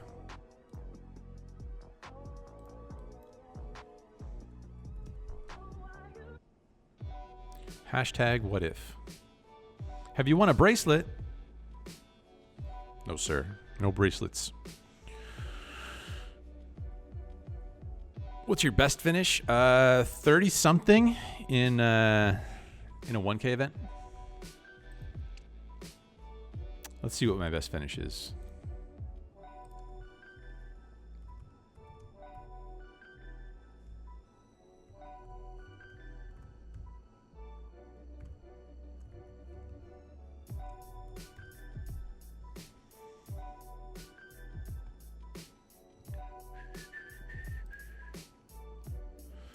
Our 3-bet bluff got called in 3 spots.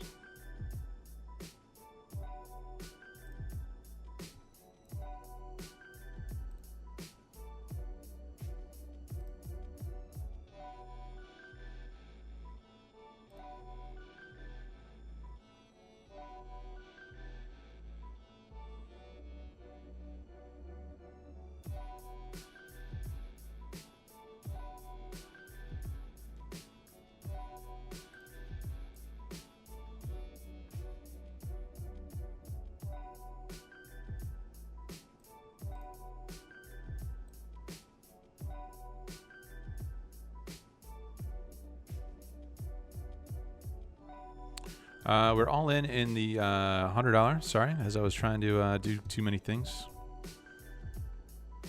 And we knock a player out, and we double up through this guy. I'll get the replay going in a second. Ace King over here, facing a call and a 3-bet. Just looks like a pretty standard jam spot here. Very small 3-bet. But Ace King out of position. I think we just want to go ahead and get it in and not find any awkward spots being out of position. Too many spots where we're not going to know what to do. And we want to see all 5 cards, if possible. Flipping. Winning. Not anymore.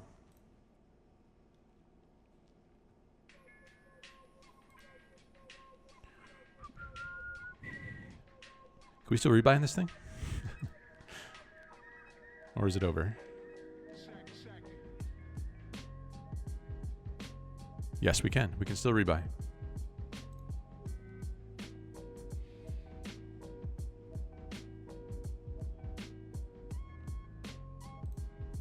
Plenty of time left to rebuy. So on this table, we ripped it all in with the 5s. Pretty short stack called here. We're going to have to give this guy a little purple. 360, call. Lots of money in there. Just going to go ahead and rip it in.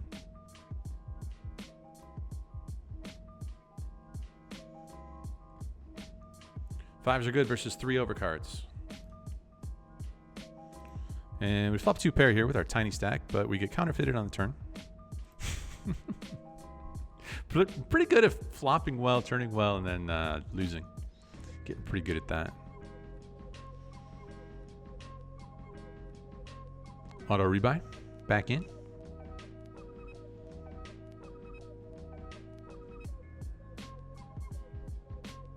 What's up, Steve C? Love your content. Looking forward to wearing the favorable hat I just bought. Hey, thanks, buddy. There it is. I got the notification. Didn't notice, but appreciate that. Appreciate the donation. Appreciate the support. Steve C out of Minneapolis, Minnesota, got himself the favorable flex fit hat. Much appreciated, man. Gropes Ganks, username Gropes69. I think I might have moved tables, so it was a brief hangout there.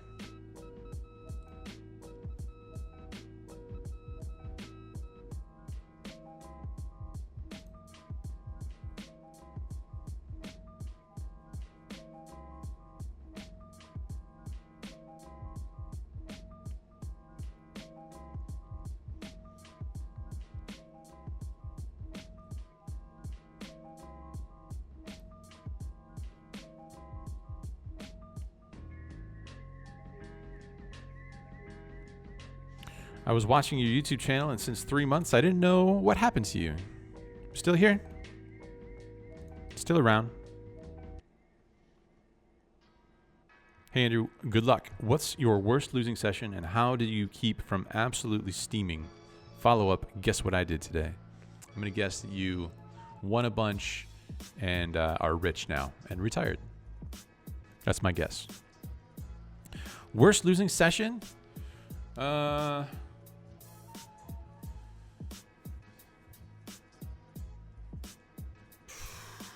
Probably around the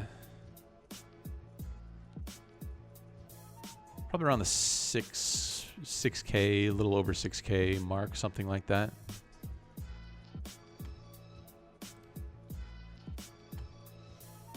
How do you keep from absolutely steaming? I wouldn't say that I'm like completely impervious to it. Online poker definitely tilts me more than live poker does.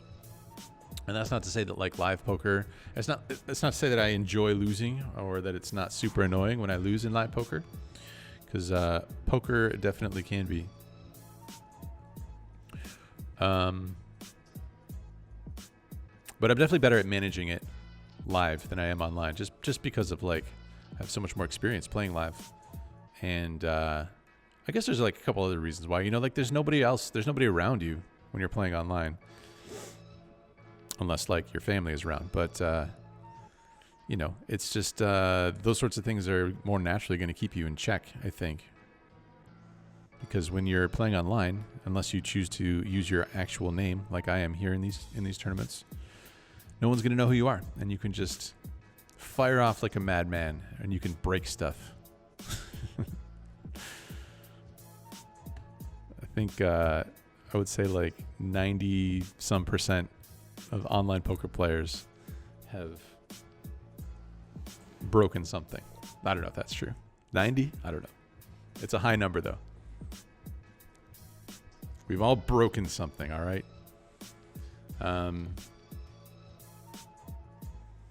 So yeah, I'm dodging the run bad, or not dodging the run bad, but dodging the tilt, managing the tilt. It's a skill basically. Playing smaller stakes helps a lot. Stakes that are smaller relative to your bankroll.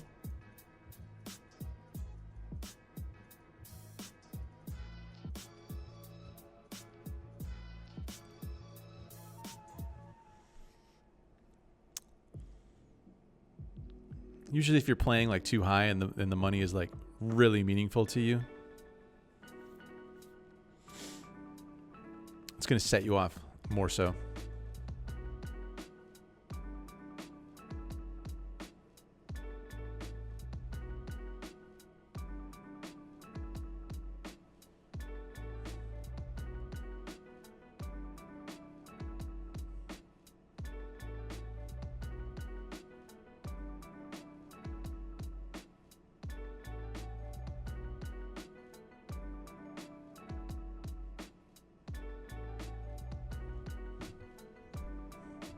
So yeah, when I'm playing live poker, I can definitely get a little bit hot under the collar, so to speak. But I basically like have my ranges like relatively locked in, and I'm just gonna like stick to those ranges, like angrily so.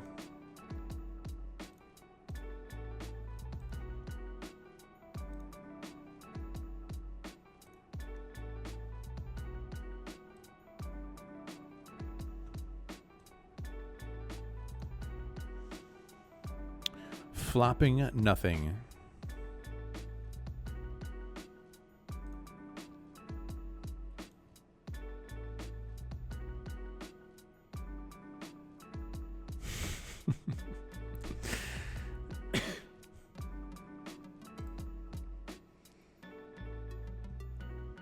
I started talking about the best finish that I've had at the WSOP specifically.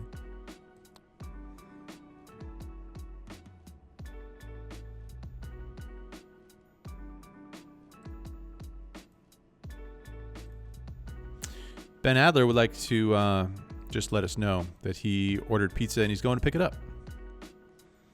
We'll miss you while you're gone, Ben. Don't be too long. So here's a tournament of poker. Specifically, where Matthew Waxman won a bracelet, Eric Baldwin, Base Baldy, got second place. Brent Hanks, you guys know him from Poker Go, he took fifth place. Actually, I believe he eliminated me from this tournament, but I was crippled when he did so.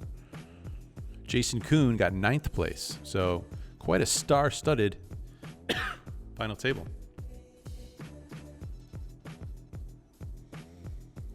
it up over here with pocket queens.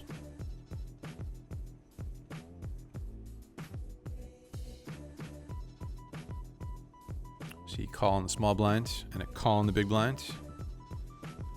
Good flop for us. Gonna bet, let's go, let's see, half, 3/4. We can go 3/4 maybe. Pretty wet board. Various straight draws and a flush draw available.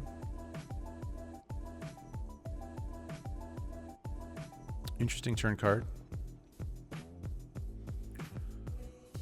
What can we derive value from if we decide to wager again? Straight draws are just gonna give it up. So I think we can check here. End up with the second nuts. I think we want to bet a little bit on the small side because the jack of spades is here. So we need to get called by a 10 high flush.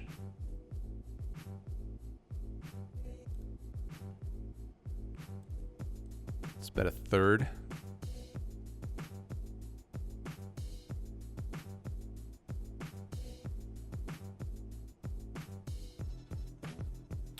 Okay, we're going to be all in the rebuy.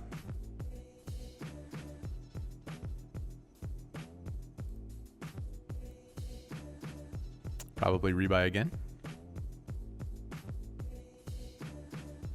Actually, I don't think I will be rebuying again.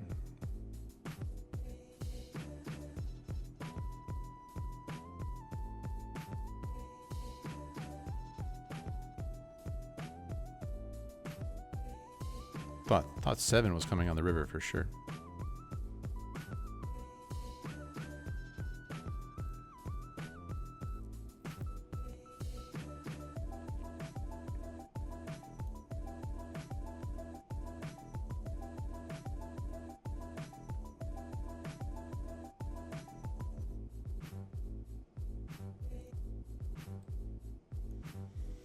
Trying to derive value from a king here.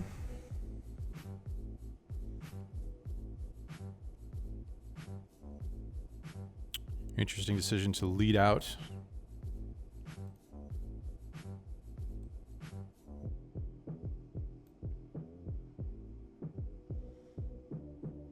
Well, we chop with aces that were worse than mine. But I think we just want to go ahead and rip it in here.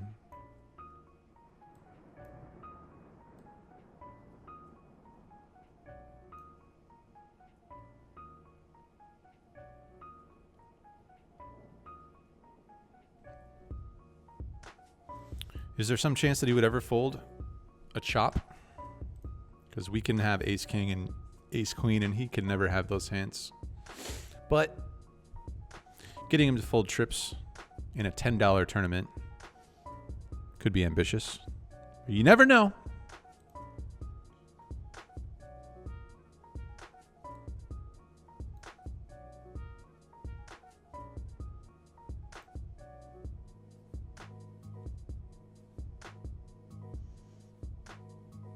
Tens now.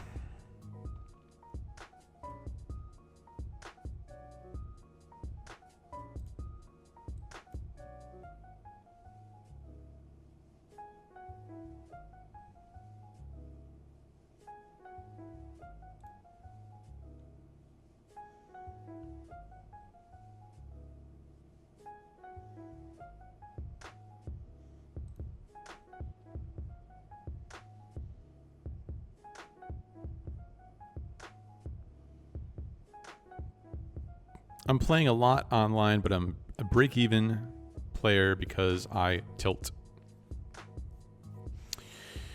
We got to work on that. We got to work on that. Simon. Ace King in the $75 event. Still pretty deep. Very deep for a tournament.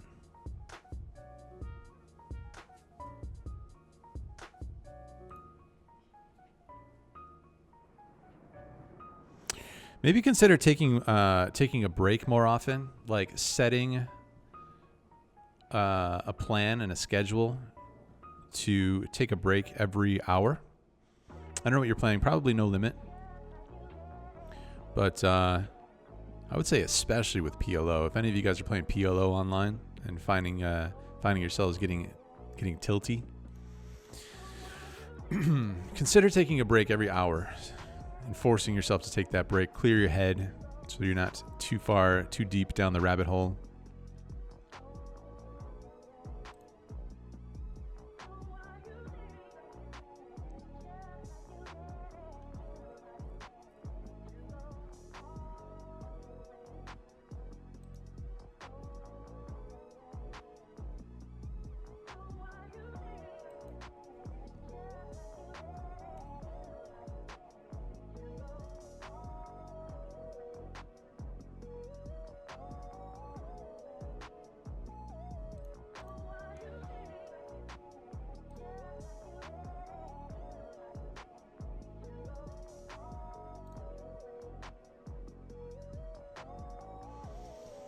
They can do it.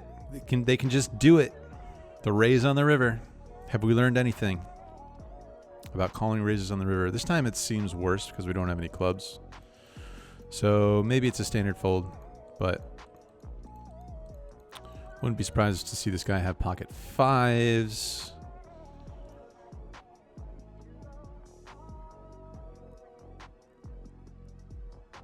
Who knows what else? But won't be calling this time. I think without a club in our hand, it seems like we kind of have to fold.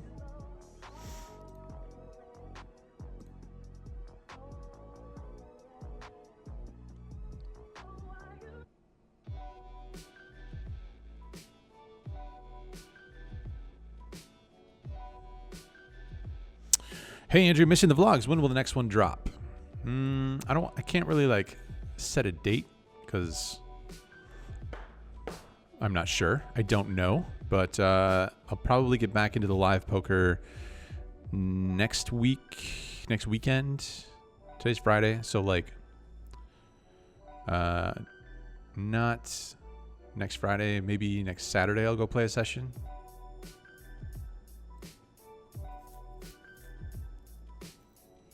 And then maybe edit that for Monday release, the following, like a week from this coming Monday.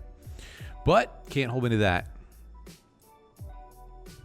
Maybe I'll take another 3 months off.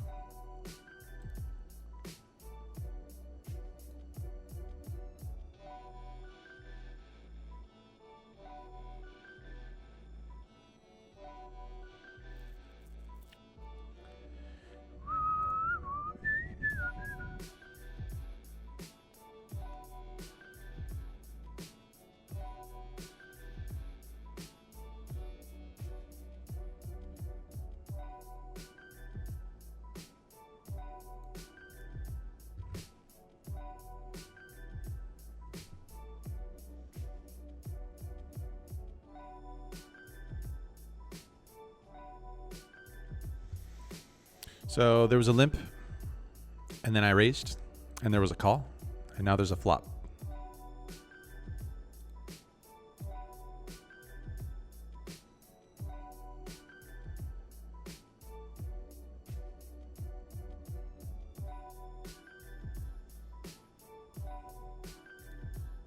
Good evening, Andrew. Sorry if you said this before, but what do you stream your music on for these live streams, and how do you avoid the copyright? Thank you. So usually, like, I'll stream the copyrighted stuff for an hour to start. This has been the game plan recently. Stream the copyrighted stuff for an hour, like just whatever on Spotify. And then I will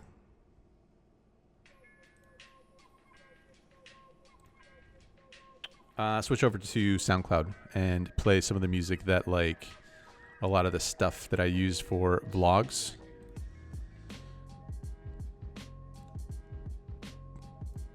Play some of that stuff because it's copyright free.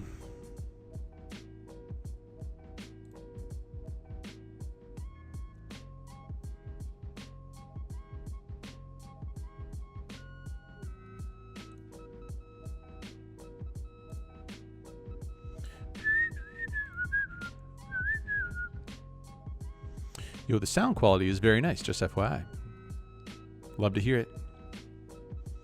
Audio is important to me. Down here, we have a pair of sixes in a limped pot. Check call the flop. Out of there on the turn.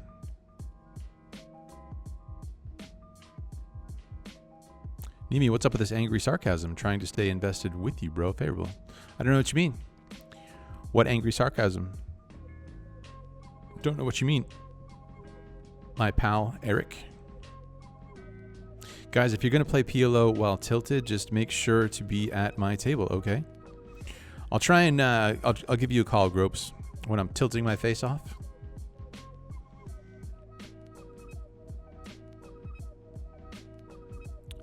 Just put your phone number in the chat, and we will all call you every time. It'd probably be worth it putting your phone number out there like that if people were actually going to call you when they were tilting their face off.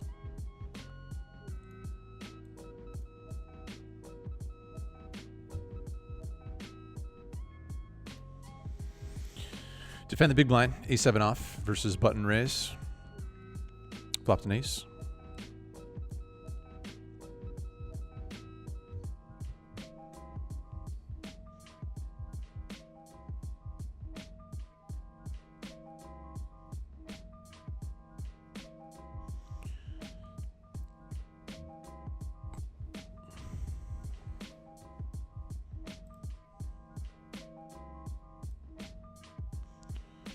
Eight-7 turned showdown value.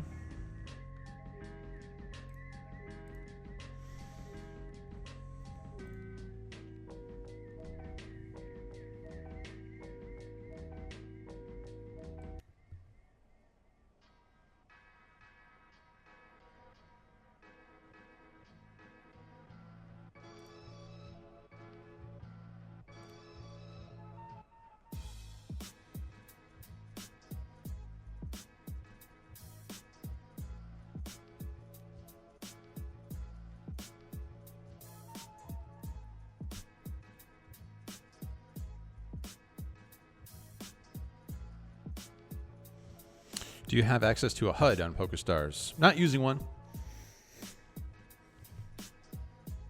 There could be a way to allow me to run one and have it be off screen, be off stream, I guess. But I wouldn't want to. I wouldn't want to run one and have it be like running all over the table that you guys are seeing. Just because, just imagine like all the comments and questions about like what on earth is happening in this poker session. Like, what is all this data? What are all these numbers? What's going on here?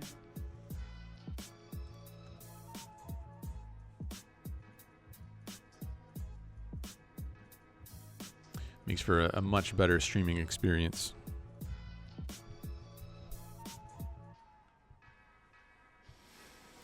PLO can get real tilty with all those 60-40 and 55-45 shoves and calls. Yeah. You kind of have to like mentally prepare yourself before you play the game of Pot Limit Omaha.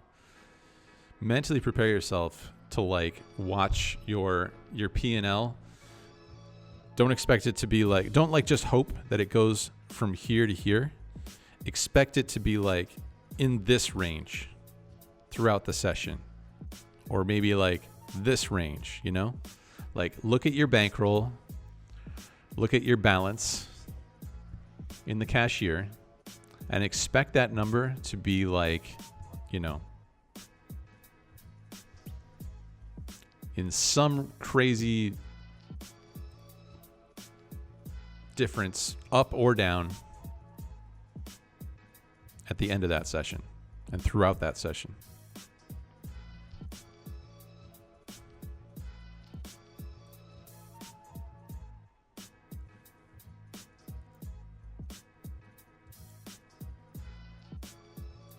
Since we have backdoor hearts here, I think a C-bet is in order.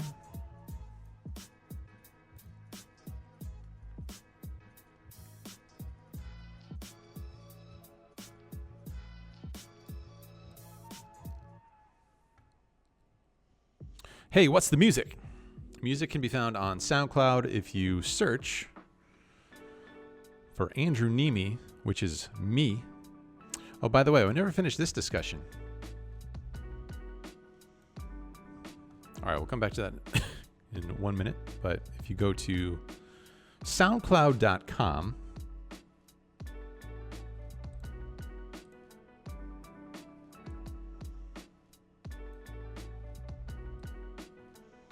which is this website on the internet, soundcloud.com. Search my name in the search bar or type in /Andrew-Neeme. You will find a list of tracks, many of which have been used in the blog. Maybe you'll recognize one or two. Maybe you don't care. Maybe you just want to listen. But there you go.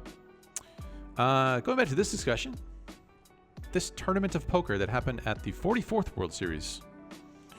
Matthew Waxman, Eric Baldwin, Brent Hanks taking 5th place, Jason Kuhn taking 9th place.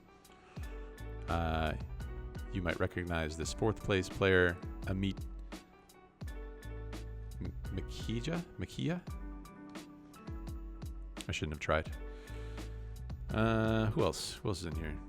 Anybody? I'm sure you guys probably recognize some of these people.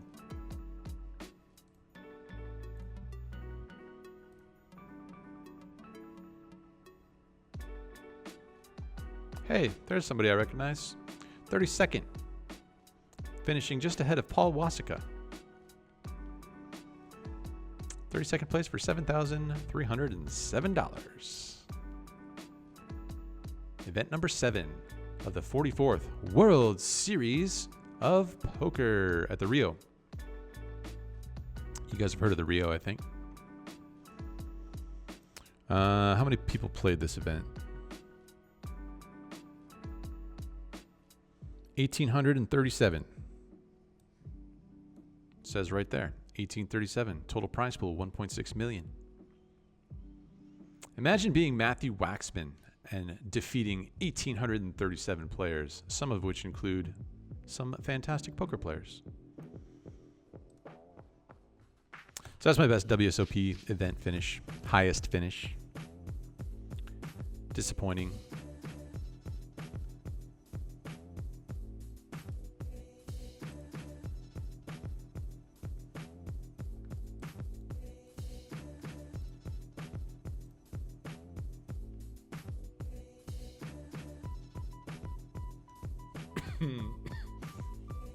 Andrew, do you have any non-premium hands that just always somehow seem to work out well for you? I do not. That's why they are non-premium, because they work out well less amount of the time. I do get the sentiment though, you know, like my signature hand, my favorite hand. Antonio Sfandiari, the Persian carpet ride, right? Is that what it is? The 9-7 suited. The Persian carpet ride. Danny Negreanu, the 10-7.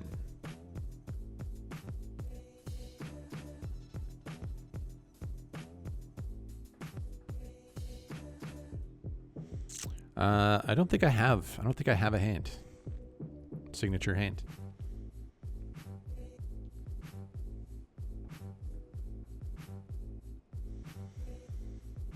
Going to be getting a pretty good price here after these guys potentially complete as well. We only have to call 2.5, getting a discount out of the big blind. One time.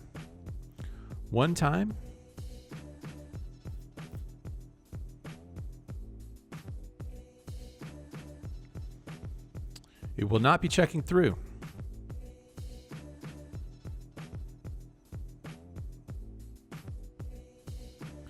Eight big blinds, we have about 28.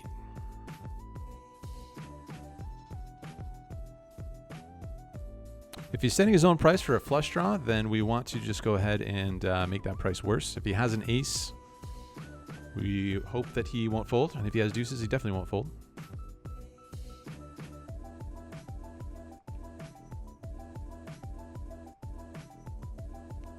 That's about drawing dead.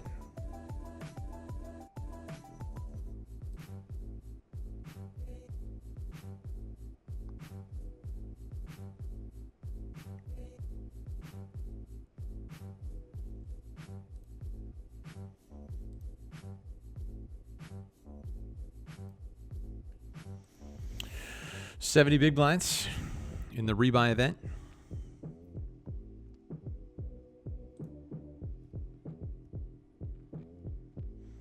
This is the $75 tournament. Got 70 big blinds there as well. And this is the 100. Got 30 big blinds over there.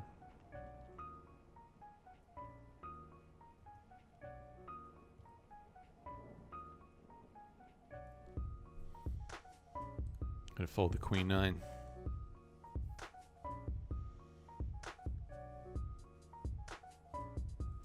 Playing PLO, be like, okay, let's see if I'm gonna win or lose 10 buy-ins this session.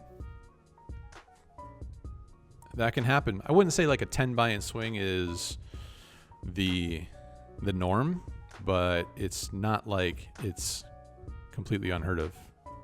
I don't know if I phrased that correctly. It is normal to have a 10 buy-in session.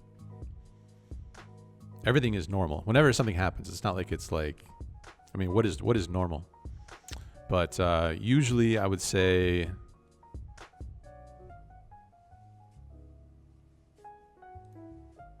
you're not going to be swinging quite that much every session.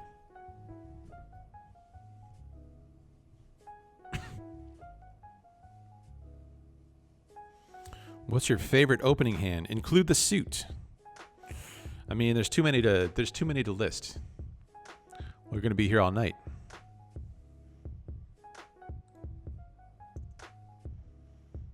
Anything that has like this sort of action going on, these sort of properties, two cards that are immediately connected to each other and also of the same suit. Gonna raise this up and make it a little bit bigger than normal. Maybe 5 is what I would usually make it, 5 big blinds. You go a little bit bigger here since we're pretty deep.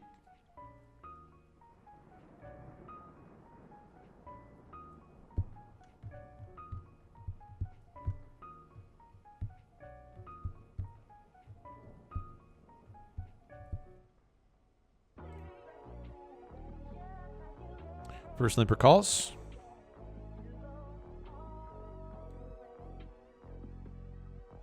Pretty good results as far as the raise.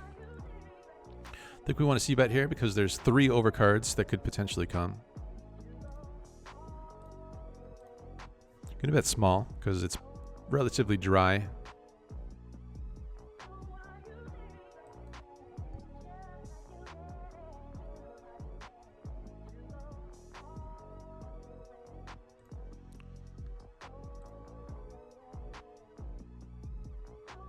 Just gonna keep betting here. Pretty good turn card. Quite the run out.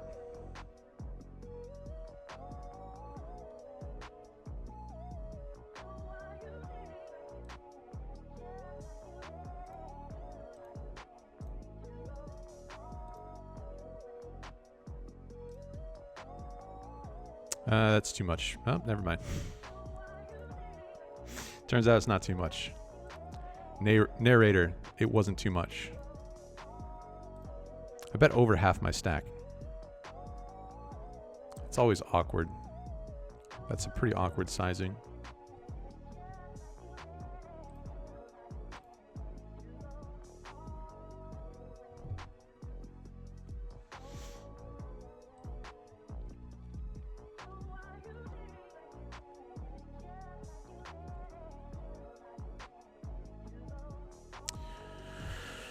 Blinds have risen in this thing, $10 rebuy.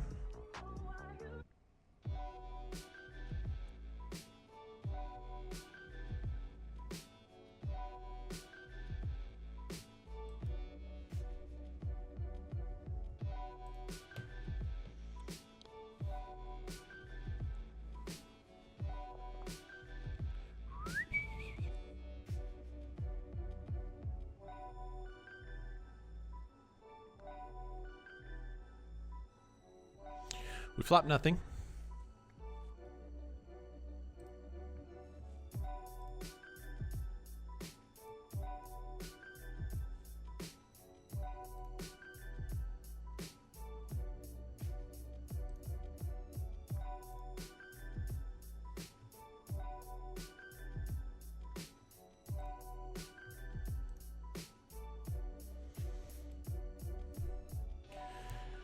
Ace King in the $100 tournament.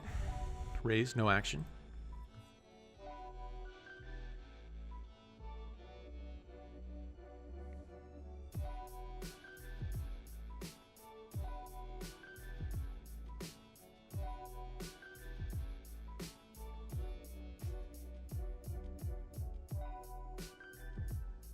Any thoughts on where they might move the WSOP? The plan was to go over to the new. I think the general plan was to potentially go over to the new convention space at Caesar's Palace, but I don't know like what the status of that is. I don't know if that's like. Is that done? Is it remotely done? No thoughts yet, really.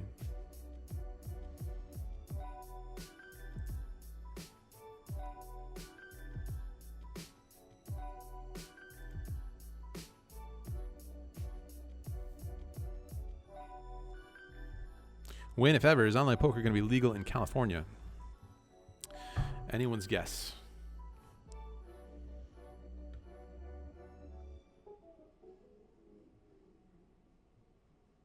So many competing interests in California has held everything up, basically.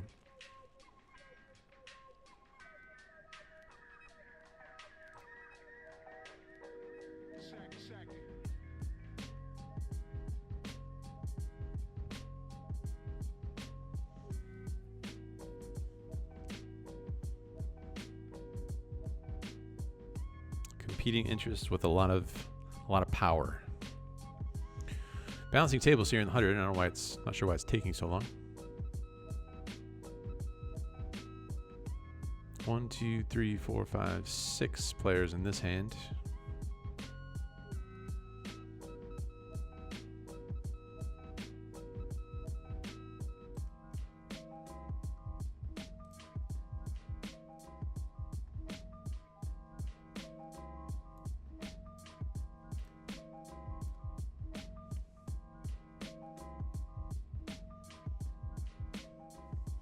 I think I'm going to call it off if this guy jams all in.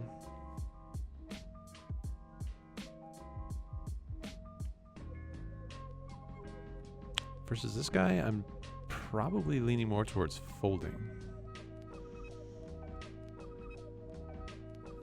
So the big blind is more incentivized to flat call more often than the small blind is because they're getting a better price. It's a min raise. It's only another big blind to see the flop. Whereas a small blind has to call more chips. They also invite the big blind player in and have to play 3 ways instead of heads up. So small blind is a little bit more incentivized to shove lighter.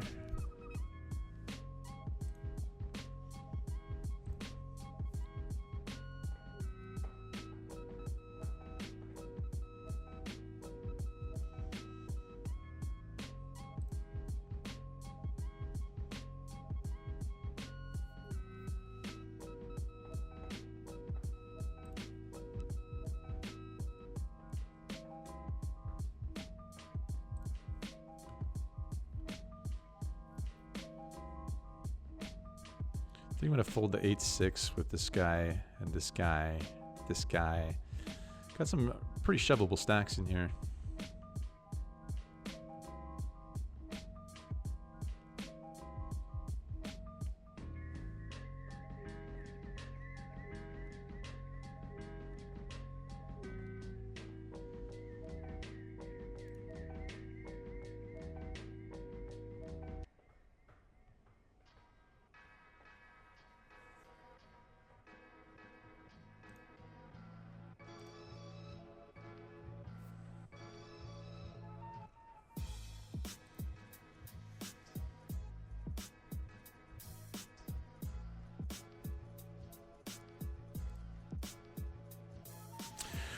Yo, I'm going to bed, Andrew. Thank you from Bristol, UK.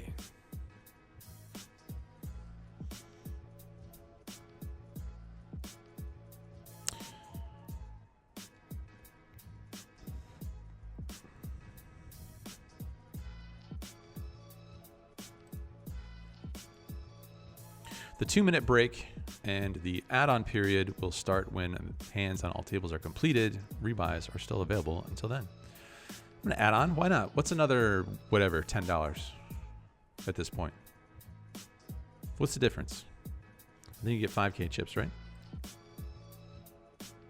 No, you get 7,500. Even better.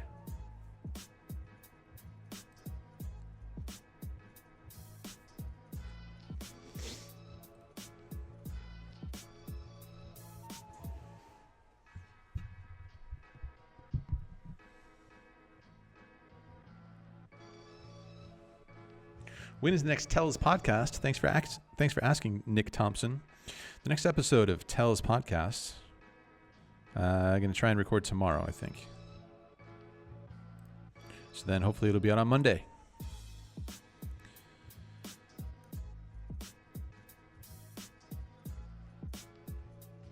Do you ever play poker under the influence of MJ? If so, what are the stats? Not something that has happened hardly much at all. So I definitely don't have stats.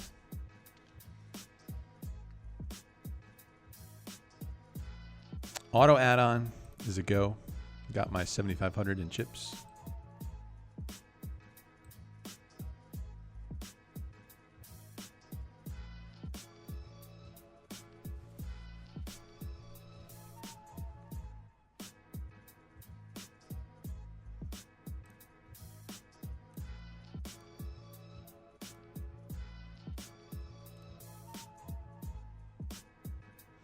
Trying to fold out hands that have overcards in them. Betting for value.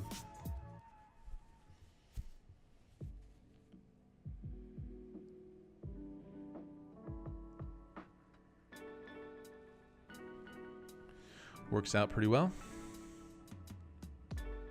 All right, I'm going to fold that hand.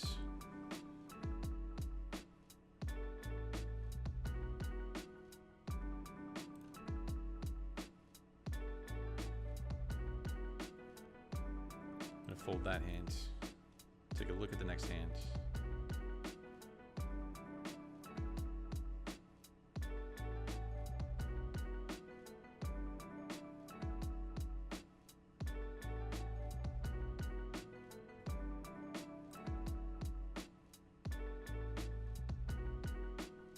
All right, never mind.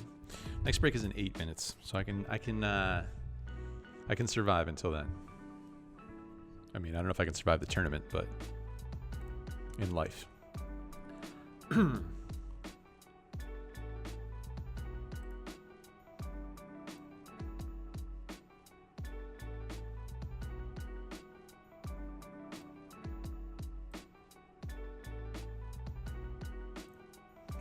Same situation here that we discussed previously versus the small blinds.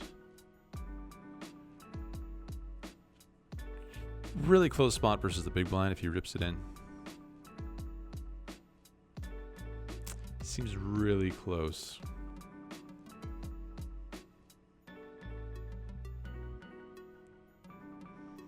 Leaning towards calling though.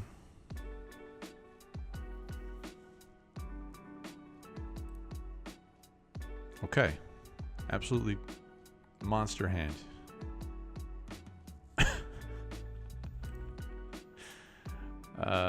Let's see. How far into this tournament are we?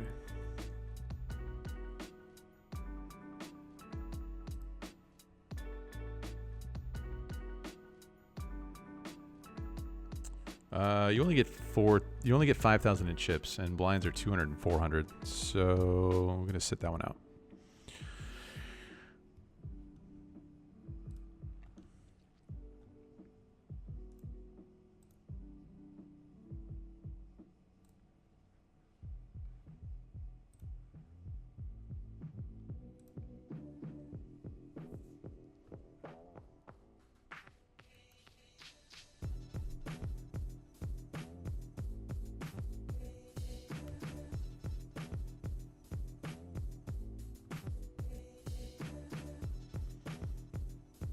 See a snap call of the 3-bet. Snap call of the C-bet.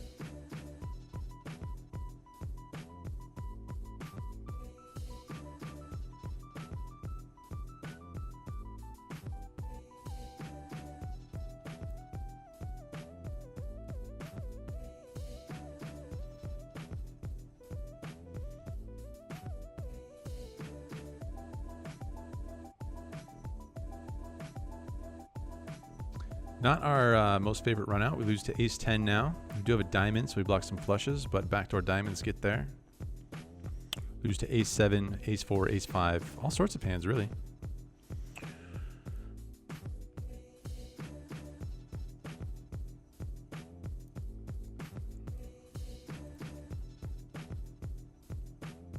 It could be some hands like 7, 8, 6, 7.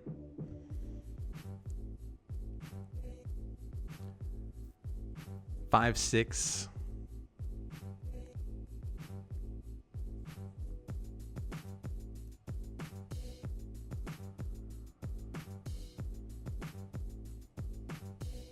Don't think we can fold though with a diamond and being with the pot size the way it is. Don't think we can fold. GG.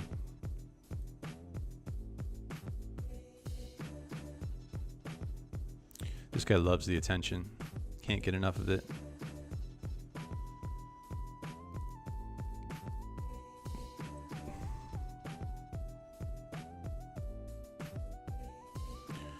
Can't get enough of it.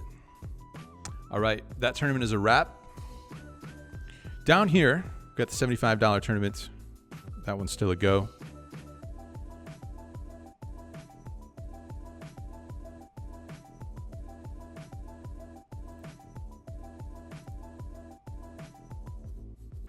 Some people, it's pretty interesting. Like something I've noticed is that some people, when they don't really like. This is gonna sound. This is probably gonna sound a little bit salty. So I might come back to it,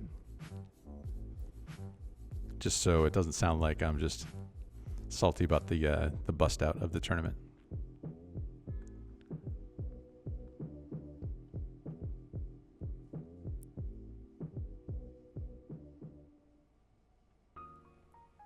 We could have considered the overbet jam, maybe big overbet on the turn, since the board is getting so connected and draw heavy.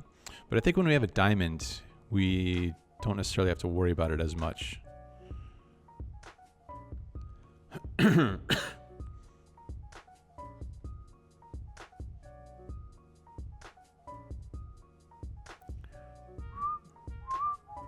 Maybe when we don't have a diamond, it probably makes more sense to just go ahead and put in a big overbet on the turn with the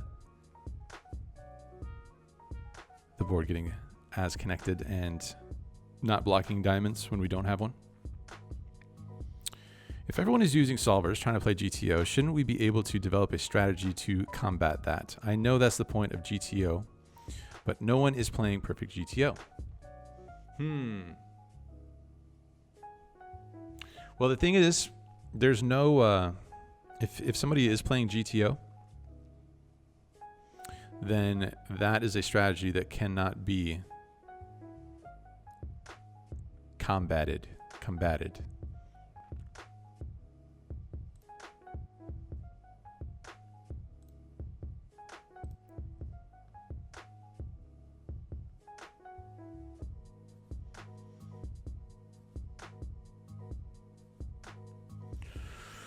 So game theory optimal, just by the name, means you're playing as optimally as possible. So it's just not going to work.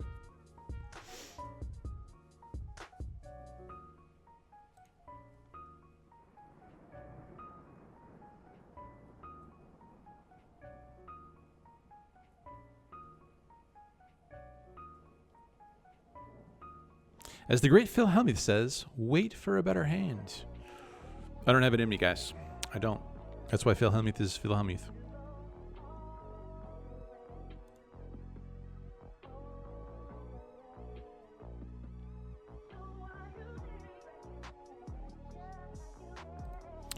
But you just have to like think about the guy's range. When I only have, what did I have, like 15 big blinds? How wide is he going to be jamming there? So he'll definitely jam ace king, ace queen, ace jack, ace 10, ace 9 probably. And then how low down of the ace X hands will he go when I'm opening my range from the button, which is going to be pretty wide. So think about all those ace X hands. Think about moving to the king X hands next. So king, queen, king, jack, king 10 suited, things like that.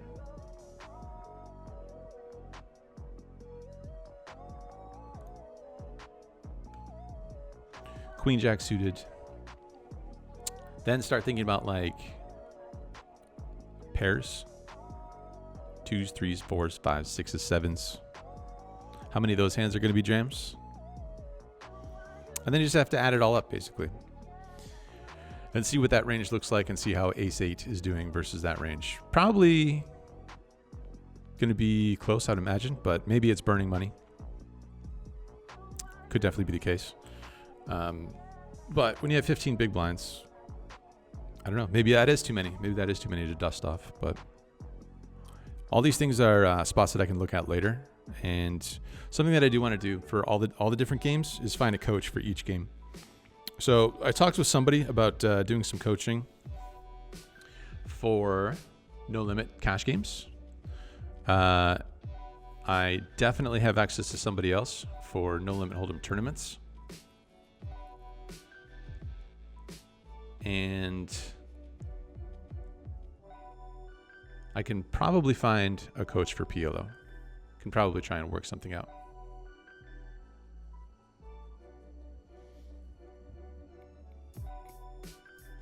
So something I'm thinking about doing is like finding a coach for all the different games.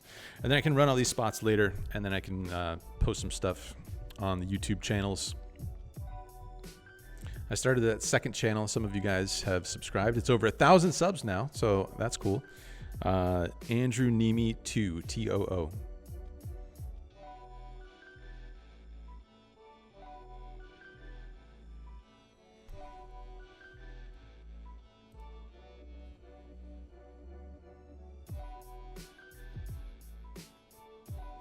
So I'm posting all sorts of like various content types on there. I'm posting the...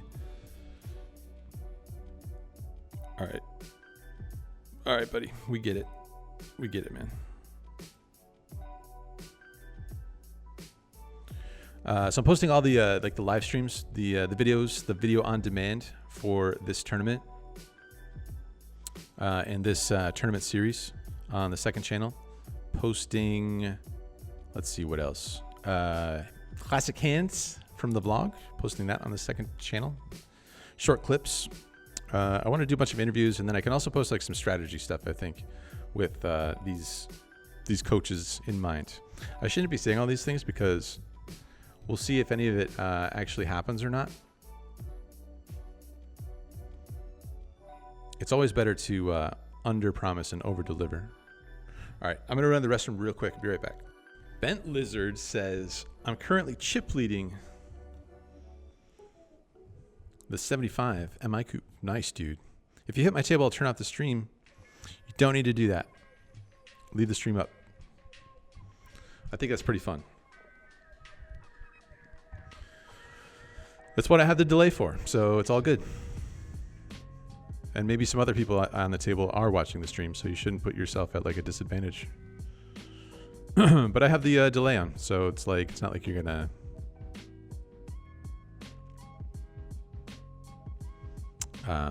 it's not like it's cheating. Screw that guy. Slow rolled rockets, then slow rolled a suck out. Yeah, I wouldn't really call it a suck out. I mean, he flopped a pair. Pre-flop is questionable, but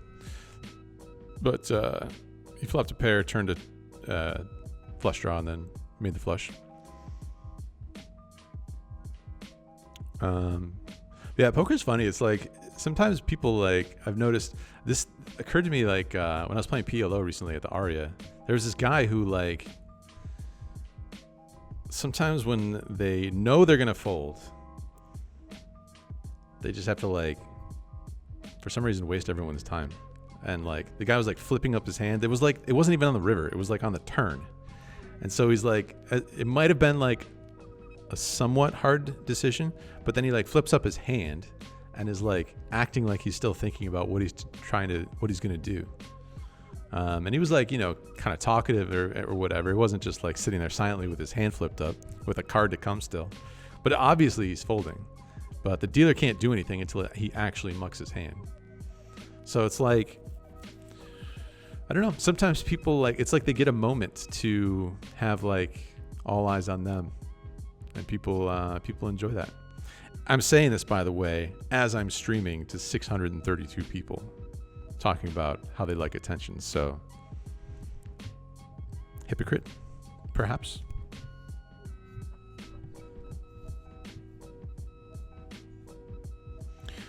I don't know. Hopefully, I'm not like wasting too many people's time, though.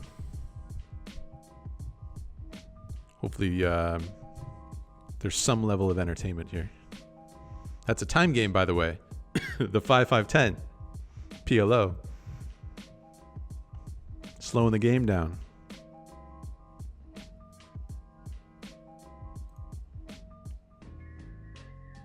You should hire me. I want a MICOOP in PLO, so I pretty much know everything, says Sean.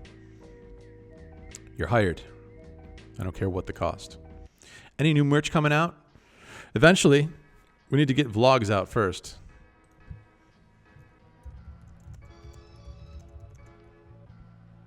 First vlogs, then merch. No need for a coach on online rigged random deal poker. That is 100%. All right, there you go. I don't know. That sounds a little tinfoil hat to me. We had this discussion the other night.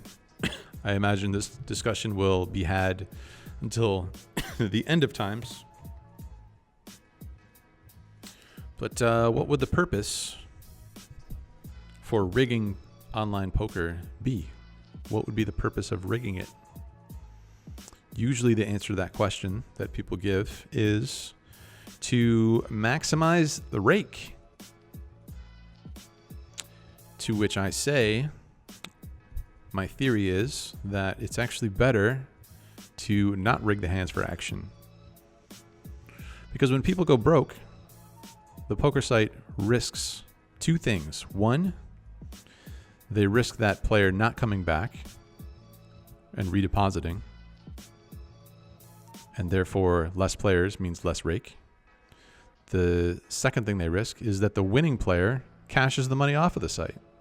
So what would be much better from the perspective of the online poker site, I think, would be to actually rig hands so that it's not action, not driving action. I don't think that they're going to do that either, but there's no reason to rig hands for action because there's going to be so many hands that are dealt so quickly in online poker that if they can build a strong, a good sized player base, there's lots of people that are playing cash games, for example, and lots of hands are going across lots of tables. They're going to rake all that money eventually. So they don't really want players to go broke. That's part of the reason why they took away like some of the nosebleed stakes. It seems like they might be bringing those back, but they took away the nosebleed stakes. They took away heads up tables because the recreational players lose money much faster against the good players in heads up tables. So they don't want players going broke. They want them to hang out, play hands, more hands, more hands, more hands, slowly rake the money off. I'm currently chip leading this tourney, but guarantee it won't stay that way. Come on, think positive. Let's see. There you are. Bent 0317. Bent Lizard. Currently leading. And hanging out in the chat. Here he is. Here's his screen name. 160K. Good lord. Aces versus queens versus ace king. This is rigged. This shit's rigged, you guys.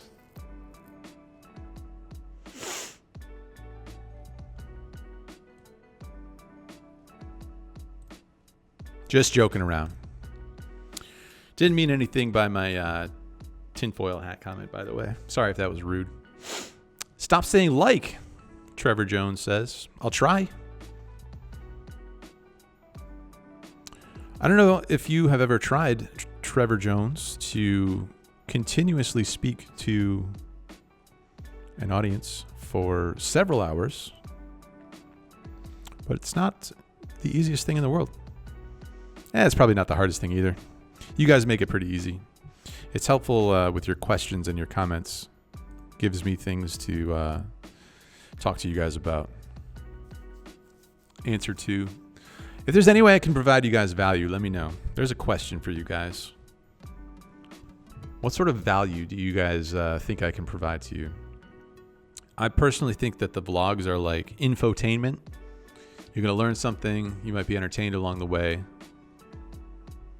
It's probably not like the most efficient way to learn poker. I think that's usually going to be like training sites and stuff and coaches. I think I just said like again, didn't I?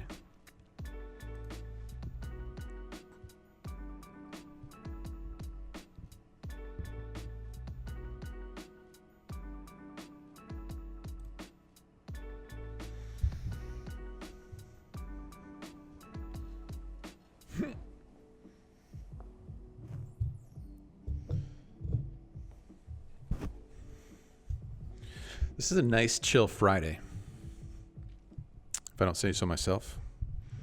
Busting tournaments. Rebuying 11 times.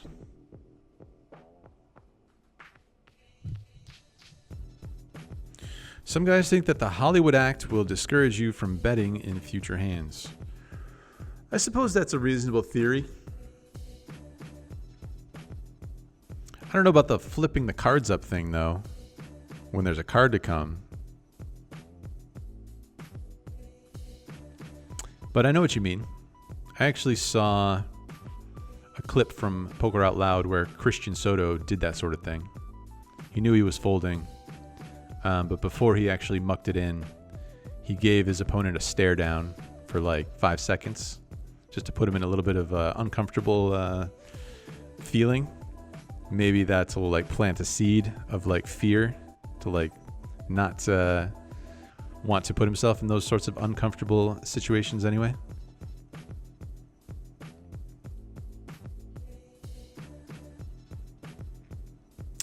I don't think online poker is rigged. I think certain sites have worse security and there will always be cheaters. I agree with you there. We're on the same page. Certain sites will have worse security. This one, you would imagine, would have the top tier security, considering that they are the leading poker site and have been for over a decade, I think.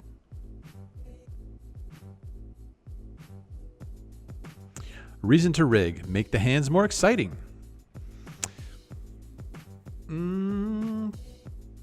A fair theory as well, I suppose. But I would think that ensuring that players don't go broke would be more important than making the hands exciting, because poker's pretty exciting.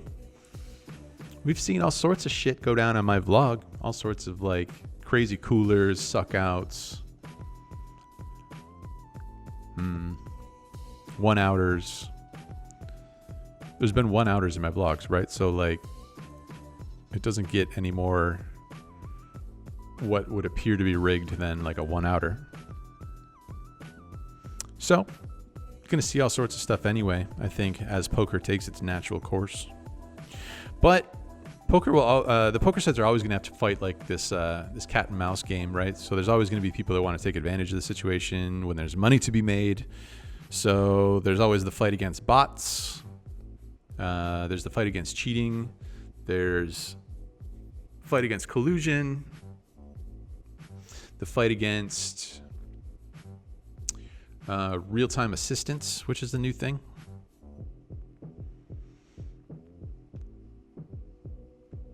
So it's just always going to be an ongoing battle. But I mean, I don't know. Maybe stuff happens in live poker too. We saw the whole Mike Postle thing.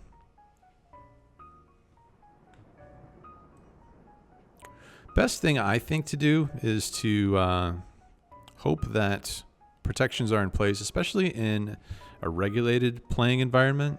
Regulated playing environment.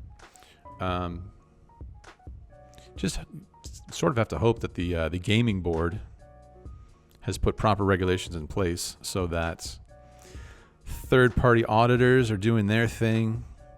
Security is up to reasonable standards.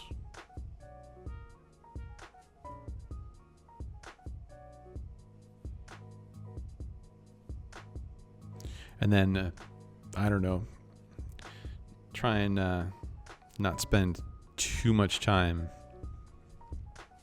pontificating about what's going on, like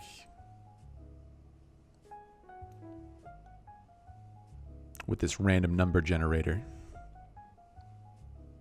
But I think some people are just gonna like never get into the digital cards, the online poker scene. Just not for them. Such is life. How are there only 612 people watching and how are there 612 people watching and only 270 likes? Hit that button, says Matthew. Probably because I busted like 11 bullets in the rebuy. That's probably why there's only 270 likes.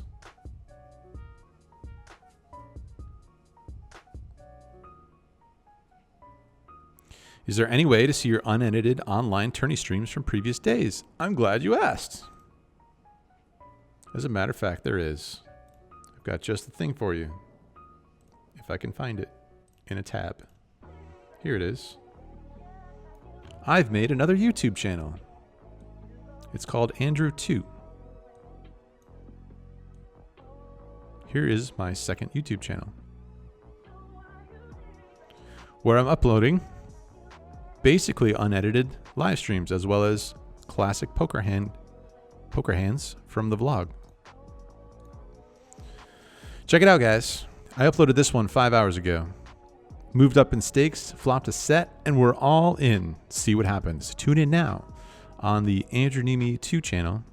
It's got 1.05k subs. I bet it's got a few more. Let's see. 1.14 now. So I'm uploading these VODs, video on demand, of the live streams, such as the one you're watching right now. And I cut out like all the breaks and stuff. I cut out like where there's no talking and I'm not in the hand. So it's basically an unedited stream though, you know. You can see everything. I did a poll asking the audience, do they want unedited or do they want hand highlights? And it was basically 50-50. So unedited means less, unedited means less editing, literally for me. Here's another example of a classic vlog hand clip. Gonna upload those as well every so often.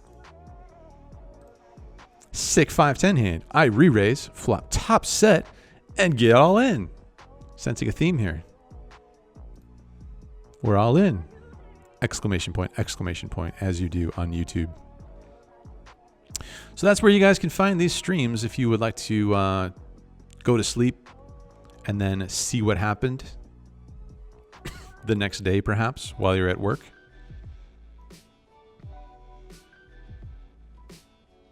That's on the Andrew Neeme 2 YouTube channel. Come play cards in the world's largest casino in Oklahoma. I've never been. Never been to WinStar. So many places. It's a big world out there, you know? So little time. People don't win, so they get salty on online poker. Fair point, Snappy Dog Games. Poker can be tilting. Online poker can be tough. Because online poker, the convenience of it makes it so attractive for like a lifestyle. Imagine you were like a solidly winning poker player and you could fire up the online poker games anytime, 24/7. You could make money doing that, whether it's in your own home, wearing pajamas, or traveling the world from the comfort of a nice hotel room Or now that we're getting like Elon Musk Starlink, you could do it like from the beach. Is that how it works? I don't really know how Starlink works, but you can take that internet with you anywhere you go. So just imagine like how attractive that would be for good winning poker players. They're going to want to try and make that lifestyle work. So there's going to be some tough players in there. And so online poker as a result is going to be generally a little bit tougher to a lot tougher than live poker. And so people are going to be playing live poker. They're going to be doing okay. And then they might try playing online poker and not find quite as much success as they do in the live realm.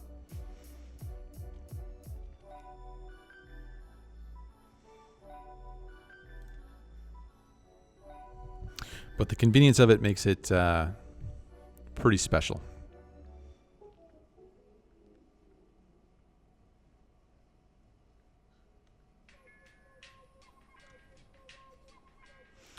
Another crazy day in the markets. XTLB went from $4 to $15.8 in 8 minutes. That is crazy. I don't know what that is. And AEI went from 11 to 23 in 3 minutes at 9 a.m. Yeah, I was sleeping, but I saw on the charts. Christian Soto has worse posture than Jabba the Hutt. I've been pretty lucky. Like, I don't think my posture is all that great, but for whatever reason, my body is just like, I'm like Gumby. Boosie makes jokes about like how I sit on the couch and I can sit there for hours in like really weird random positions. Could ISO.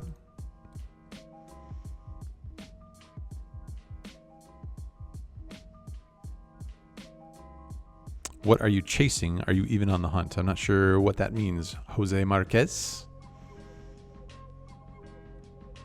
Busting makes me feel good.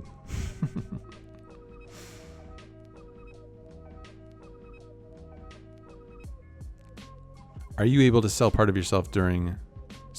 Are you able to sell part of yourself online during tournaments? I could.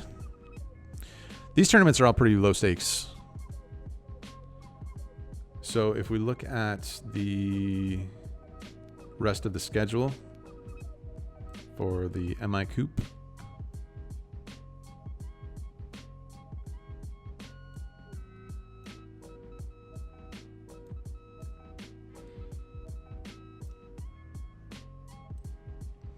so you can see the buy-ins here. These are the remaining tournaments. Main event is $300. Everything else is less than that. So,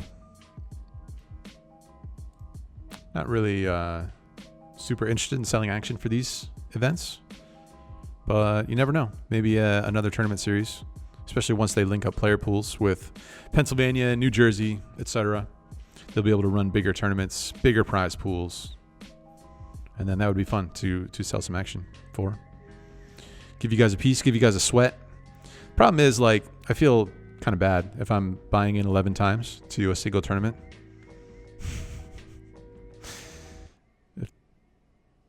Who wants to risk other people's money 11 times and lose it 11 times?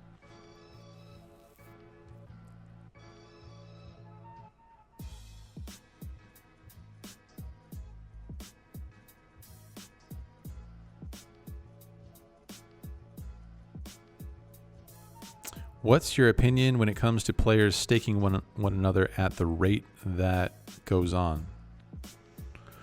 Not too much opinion about it. I'm kind of like a free market person. The issue comes in when, like, if there's a player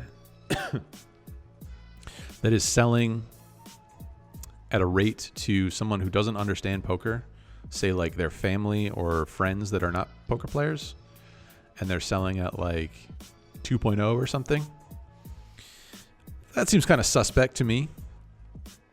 But if we're talking about like, hey, you're selling at 1.35 when you should be selling at 1.25 2-8.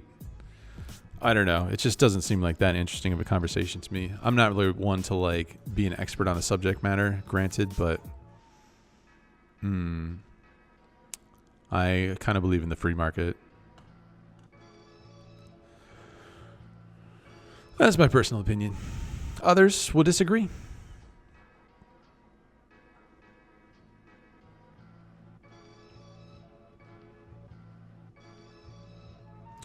What was your longest downswing? Probably a couple months. Well, I mean, when I first moved to Vegas, I mean, it was all basically like, I don't know if it was a downswing. Well, first of all, I wasn't even keeping track of my records, my results. So you guys have probably heard me talk about how I basically like made every mistake in the book that like a professional shouldn't make. Not just about like the poker games, like hands and stuff, but how a professional should be conducting themselves. So I wasn't keeping track of my records. I would assume I was a winning player because I was just playing like the low stakes, like 1-3 for a long time. But I was spending more than I was making. But I would say like longest break-even stretch or losing stretch would be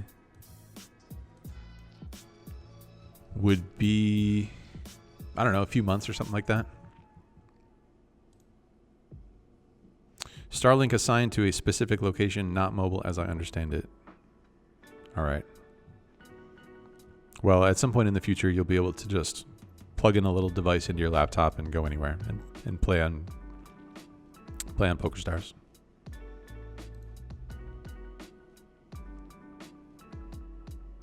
Just going to jam this in. This guy is very short. This guy has 20 bigs.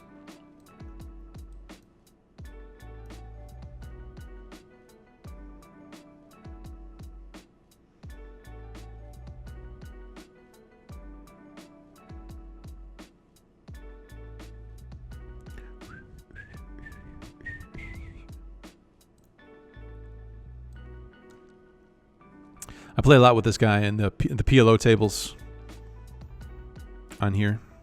Cash games. Do you exercise at all? I was in a pretty good groove for a while, going to the gym. I'm currently not in a good groove.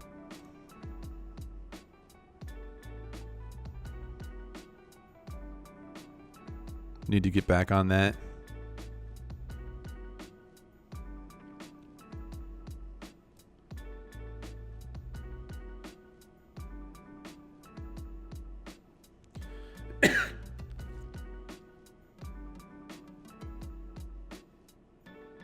If the cards were dealt to entice more betting and as a result the rake is larger, there would at least be motive.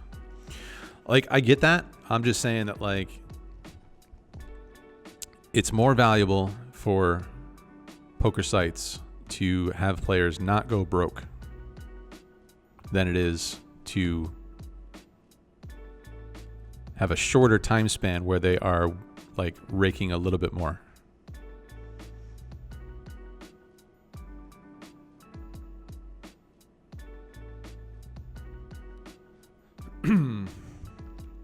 I have some anxiety, so online poker is easier for me than live. I don't know if you are a female. It looks like your avatar is of a lady, but I also know that like a lot of women prefer playing online poker because they find it a lot less intimidating than the male-dominated live poker rooms.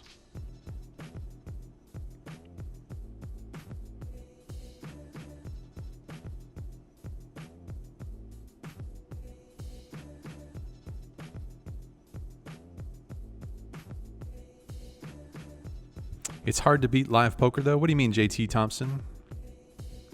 Do you mean you enjoy live poker and nothing is better than live poker? Or do you mean live poker is hard and beating the games is hard?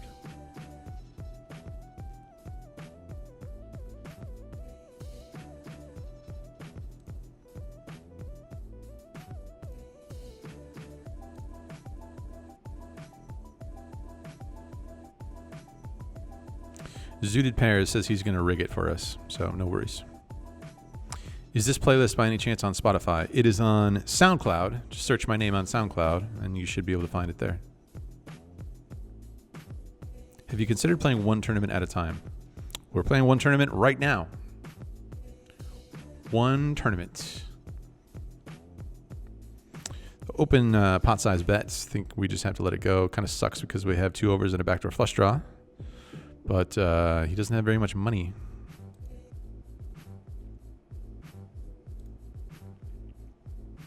Blinds are going up. The price of poker is going up.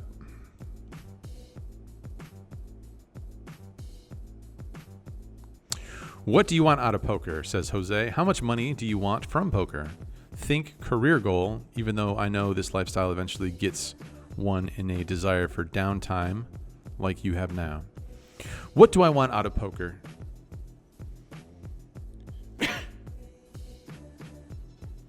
I guess the cool thing about like where we're at now as we watch this hand unfold, cool thing is that it can just kind of like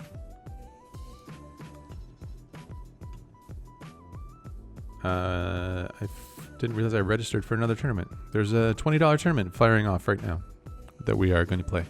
Cool thing about poker and like the content creation thing and streaming thing and everything that we're doing right now can kind of just like allow me to like keep doing that. And then if I ever want to just branch off into something that makes sense, something that kind of like naturally goes,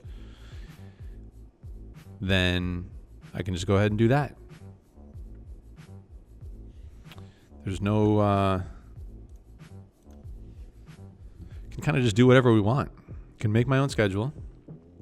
Can go anywhere I want, which is pretty fantastic. I think I'm going to check this back. It's super dry.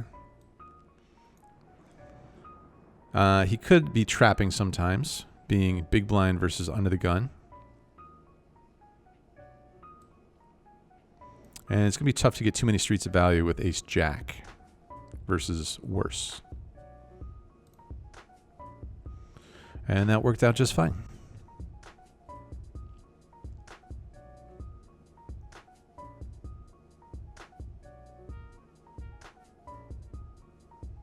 How much money do you want from poker?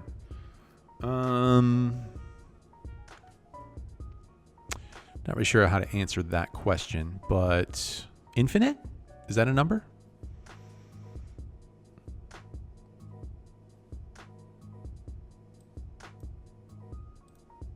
I do want to keep playing bigger stakes.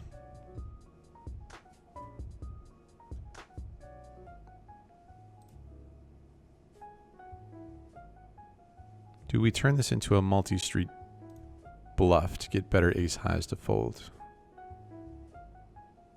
Well, we just need one street, as it turns out. All right, there's the other tournament that just went off. MICOOP number 49, $20, 6-max, turbo. Our friend, you paid for my beer, 313. Been seeing him around a lot.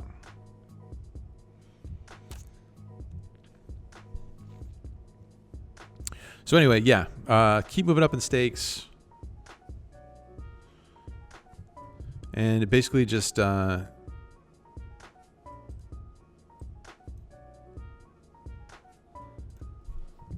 to think about whether we want to go in another direction. We talked about, like, Brad and I, we talked about opening or partnering with some sort of a bar in Las Vegas or brewery in Las Vegas. So that could potentially make some decent sense. So things like that, just always considering things like that. And keep doing this thing until there's something else that looks more interesting and enticing. So there's no real like goal, I guess. You know, there's various like, I guess poker bucket list things. Winning a bracelet would be cool, you know, to just win one. I probably wouldn't feel like all that bad if I was on my deathbed with 0 bracelets, considering I'm a cash game player. So not necessarily too worried about it, but still going to try. Would be good to move up in stakes, as mentioned. So just going to kind of stay after it. Would like to raise some more money for charity. None of these, as you can tell, are real like defined goals, which maybe that's an issue. But just things I kind of want to generally continue working on and towards. What's up, Quentin Knight Baker? Would you be willing to make a video discussing your early poker career? I feel like I guess I could make a video that is specifically dedicated to that. But it would basically be a video talking about all the things that you shouldn't do, all the things you should not do.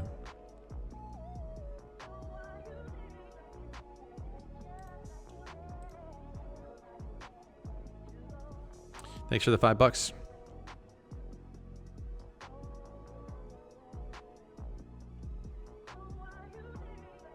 ET phone home. Mom misses you. Love, Dad. My dad is not named Mark Filarowski.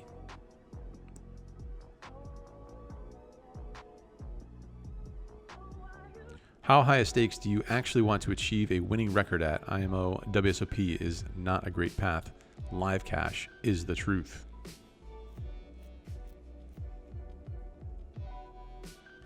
To be honest with you, like achieving a winning record,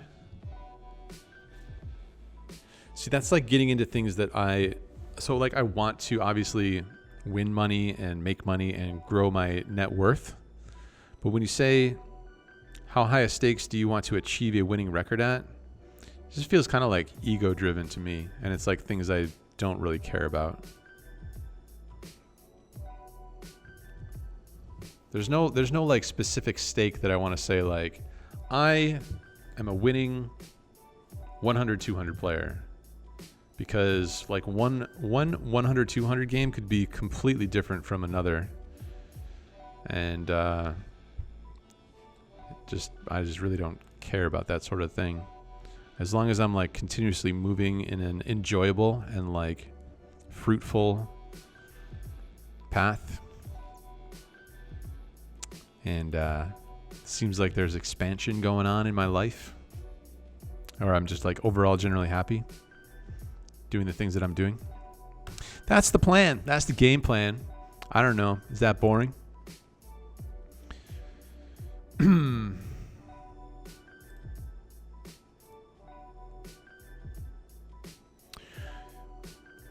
What's up, Steven Stedman? Hey, Andrew, love your vlogs. How did you become friends with Brad Owen? Who are the other poker bloggers you recommend to watch / have quality content? Brad and I, we were basically playing the same stakes around Vegas, but didn't really chop it up all that much off the tables. Actually didn't at all, or even really on the tables. But when he started making content and his vids had like the occasional joke that I thought was enjoyable and humorous, I reached out and said, hey, maybe we should make a vid of some sort together. A couple things we could probably work on together in this poker content endeavor.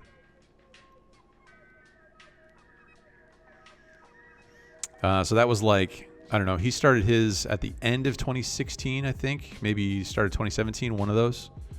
So then like probably a few months after he started his.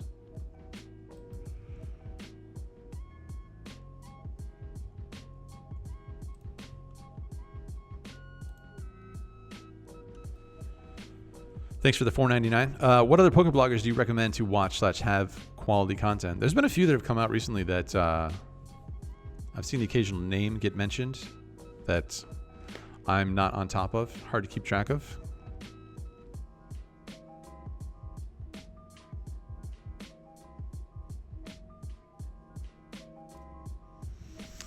Three bet this hand. Not going to be folding, but I am checking. But other poker bloggers, I'm a fan of Mariano Poker. He seems to put a lot of work into his production.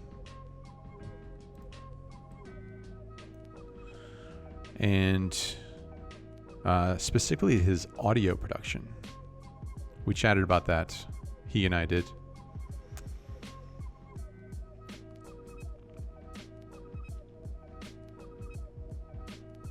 Don't think I can fold here. Sucks not having a heart.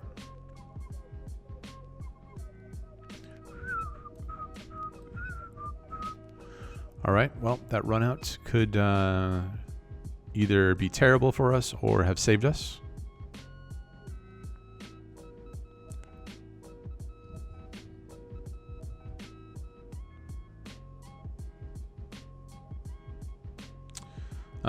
Who are the other poker bloggers you recommend?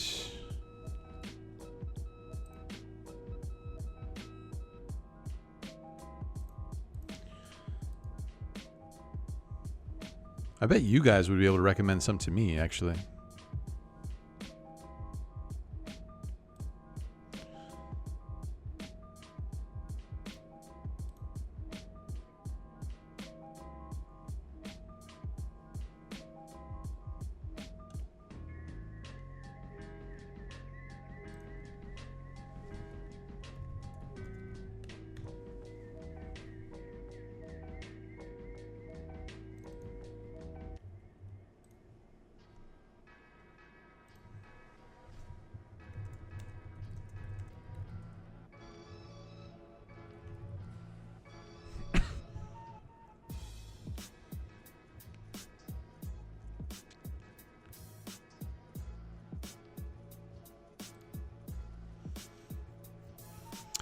There's a guy who was making like parody videos that were pretty amusing. I think it's Greg Goes All In. Is that his name?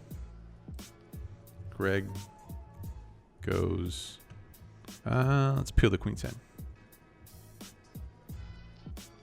Yeah, Greg Goes All In.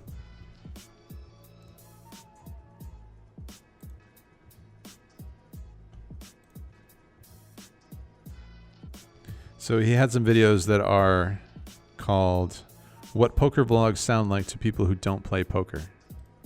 So that stuff's pretty funny. So he's not a vlogger or blogger necessarily, but he's got a pretty funny sense of humor. So Greg Goes All In. There you go. Thanks for the $4.99, Steven Stedman.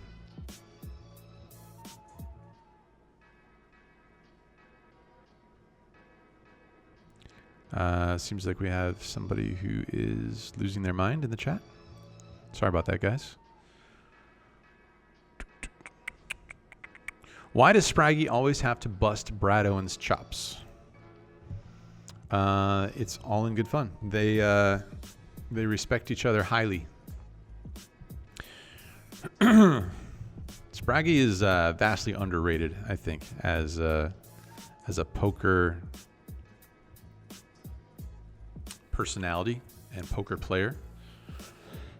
If he had like a few things go his way in big tournaments, I think he would be he's already like pretty widely known and widely recognized, but even more so.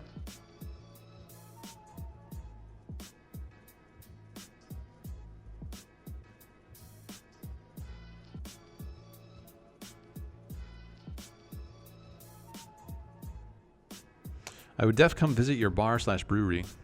Nice. All right, we got one customer. How are you and your girl doing? We're doing good. Just saw Lex Veldas had a baby. Baby and mother all healthy.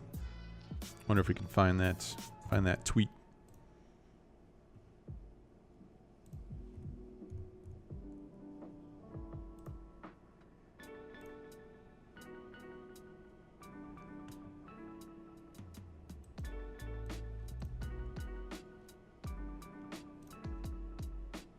Look at this tweet.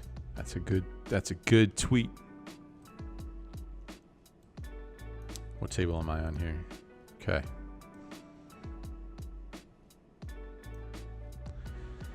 Navi Bastian Veldhaus.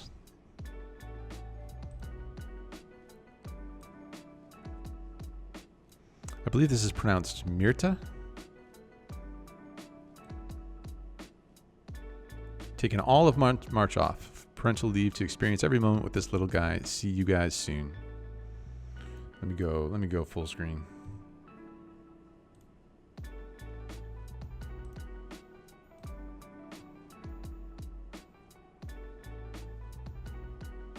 Look at that. Look at Father Lex. Good stuff. Congratulations to him. That's pretty awesome.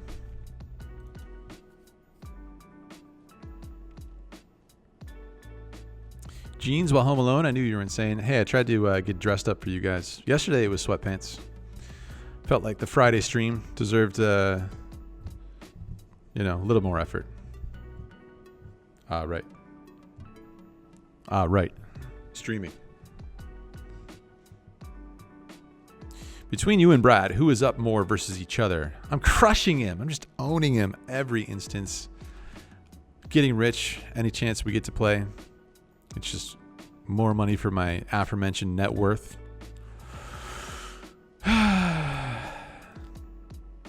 Honestly, we hardly play each other at all, really. Even though we're at the same poker room, playing poker at the same time, usually on different tables. Because when we go to meetup games, we're splitting up our where we're playing. So like, try and play with as many people as possible individually.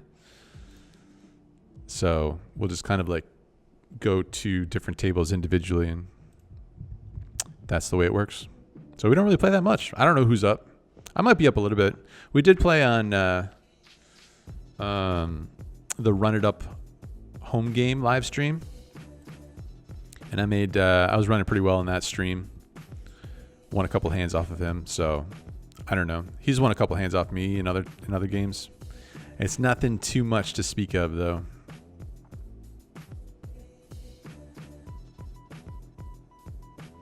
Andrew, you should read/listen to the book, The 4 Disciplines of Execution. It's helped me tremendously in my professional career. That's cool, Dan. Problem is, I would have to actually read a book, which for whatever reason I struggle to do. Maybe it's because I spend like time on Twitter, and tweets are short. Your attention span moves quickly from tweet to tweet.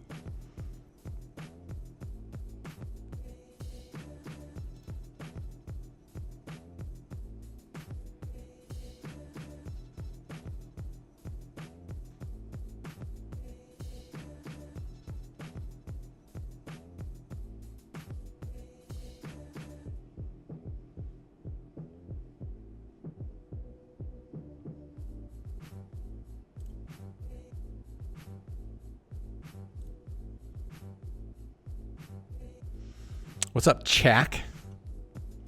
Hello. You can make a video about the old Bugsy's Room days. Think there will be a second heyday of online poker once it gets back to interstate competition all across the U.S. There will be growth compared to what it is now. If you're like comparing it to back then, it seems impossible. But we recently saw that like PokerStars and their parent company Flutter is planning on giving it a real good push in terms of investment, marketing, growing the brand even further, enticing more players. So it seems like they have pretty high hopes for the industry overall.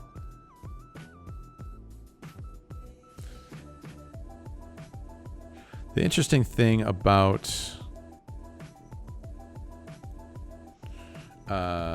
these days and online poker has to compete with so many other things for your attention.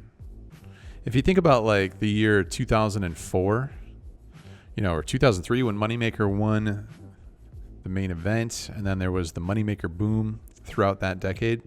Think about all the things that are around now that people are into that weren't around back then. There's a lot of things.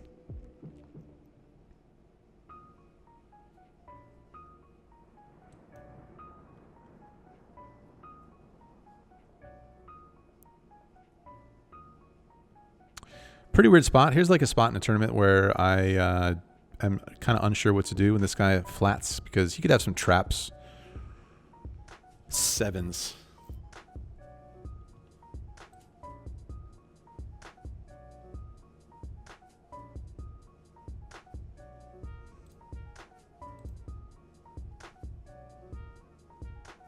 I don't know. I mean, how bad can it be to fold it? So we're up against 4 overcards.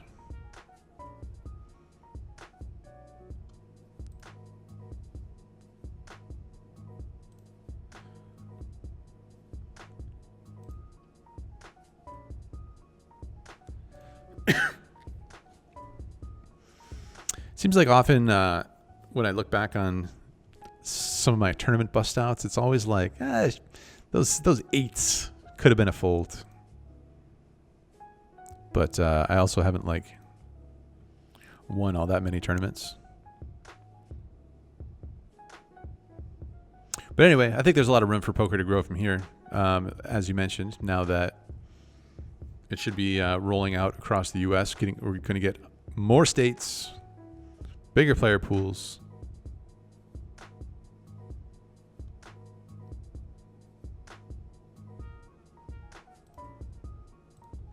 Spraggy has to be the hardest worker in the streaming game. I don't know how in the world he does it.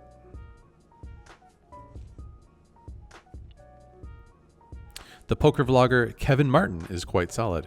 I agree. Kevin is the man. Kevin has this like, is there anybody more professional than Kevin Martin? I think he might have gone to school for broadcasting in some fashion. If I'm not mistaken, which I might be, but I don't think I am. But he's really got that like way about him where it's just like the inflection in his voice. It's really something special. He gets all excited, but it doesn't seem cringy. I don't know.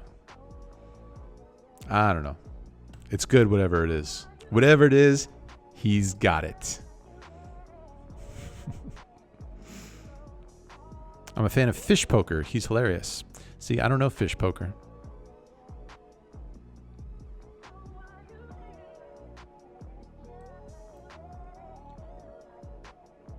Can you show your $20 tourney? I want a screenshot. I'm right next to you.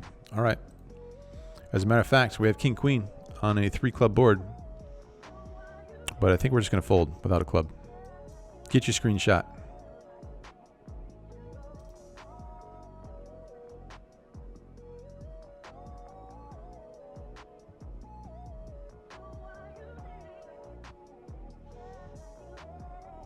Hey Andrew, any upcoming cash session vlog? The people need it, don't they? Yeah, I think I'll probably play a session like next weekend that I will look to record and try and get something out the following Monday or thereabouts.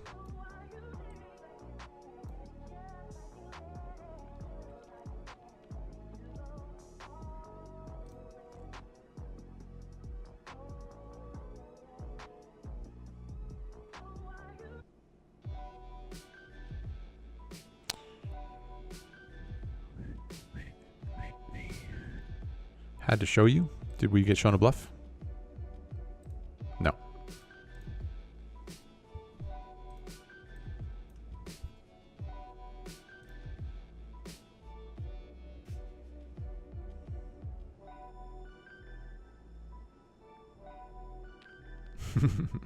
This site is rigged. Going to get my tinfoil hat.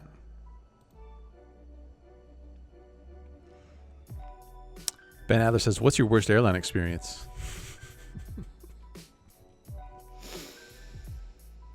I mean, I've taken Spirit Airlines a lot because they have a pretty big presence in and out of Detroit. Sadly. I don't know if there's any one particular experience, but just the Spirit Airlines experience as a whole. I mean, it's hard to imagine that, like, when it comes to various American airlines, that you get what you pay for, because they're all pretty miserable. But it's true. Spirit Airlines, quite affordable and quite miserable.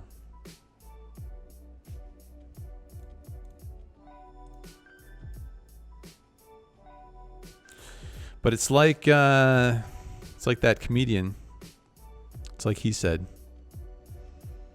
you're in a metal tube that is flying through the sky at basically warp speed. How much can you really complain?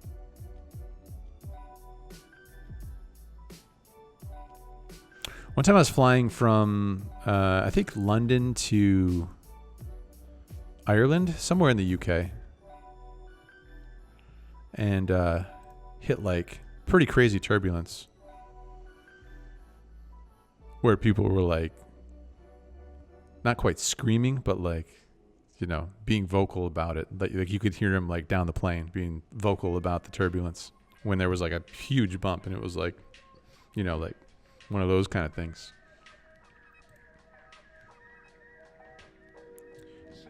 Can't forget that sort of thing. But it kind of makes turbulence. It makes other turbulence, like lesser turbulence, not as bad. How do you guys feel about turbulence?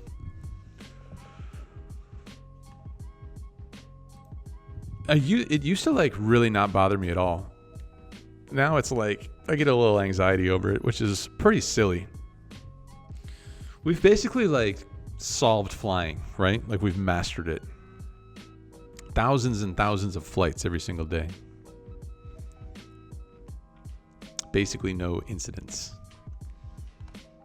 Did you guys see that that plane though that happened recently? It was like going from, I think, Denver to Hawaii, and the engine was on fire.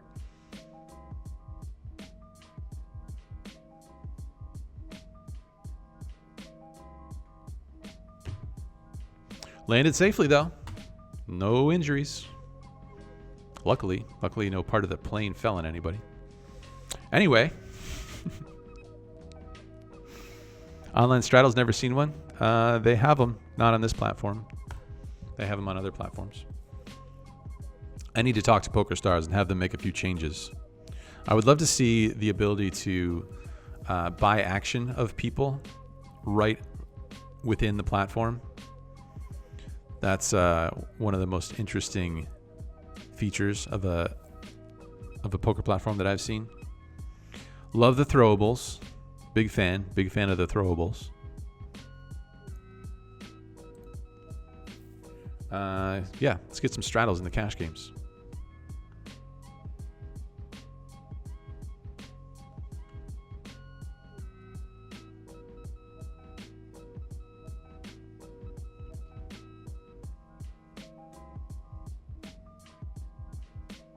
Ben Adler, feel free to tell us about your worst airline experience. I also have another question for you guys. You can tell me about the turbulence. Also, if there's any headphones experts, I need to get a new pair of headphones.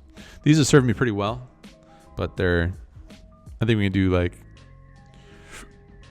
top end. Well, maybe not top end, but I've heard like Sony, they're pretty good. I've heard Sony is better than Bose. I had a pair of Bose noise canceling headphones, and actually like really enjoyed them. But if we can do even better than Bose, that would be something. So let me know if anyone knows. Just made the money in the 100 no limit. Trying to play like you. That's exactly what you don't want to do, 7-figure hustler. You want to play like you.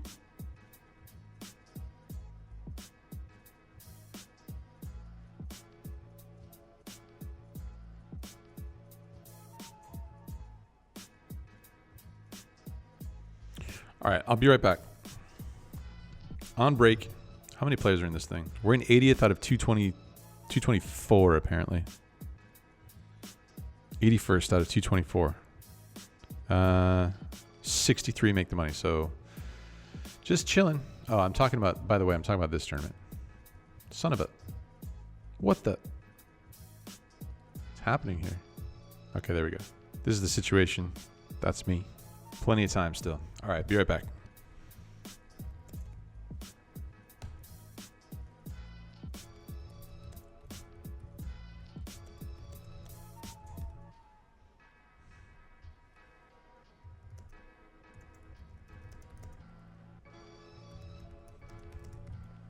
Four minutes of silence for you guys. 4 minutes of idiocy for me. Welcome back to the Andrew Neeme Show, ladies and gentlemen. It is not muted now. Double gutter.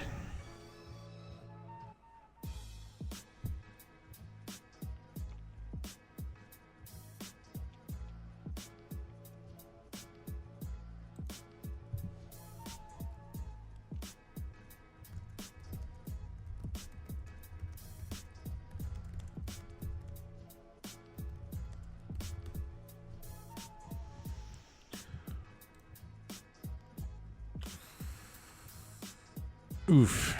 King Jack. Good effort. We actually had the best hand on the turn. No way of knowing, though.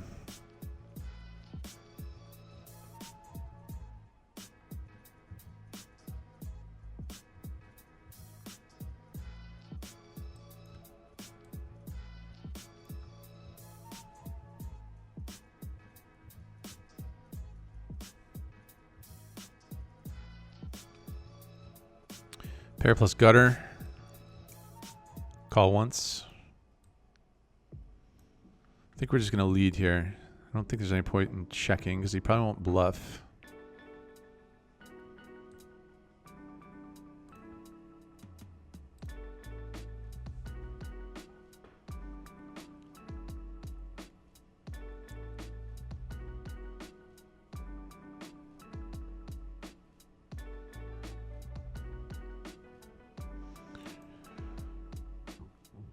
I'm all in.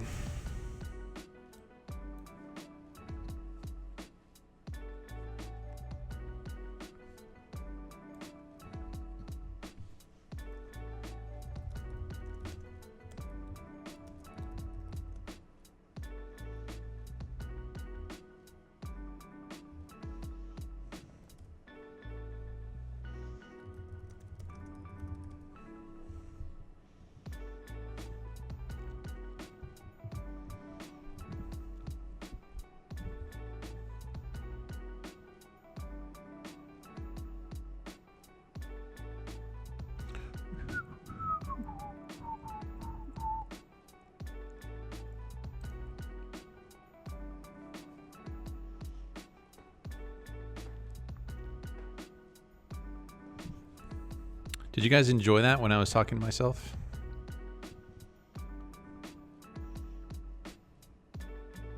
I was reading all the headphones messages. I saw the message about the brother-in-law who works as an airplane mechanic and can't wire a ceiling fan. And I said, we don't need to know these things. At least I don't need to know these things. Please keep them to yourself. I think somebody got a shout out. The Borgata guy. I gave the Borgata guy a shout out.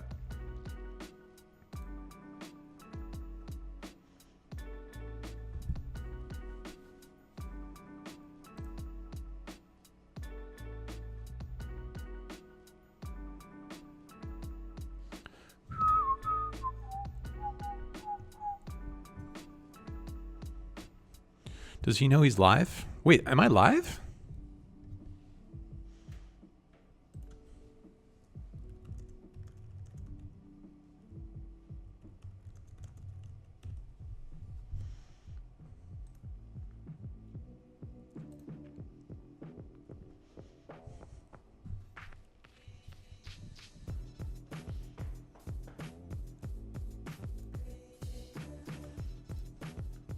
Does he know he's live?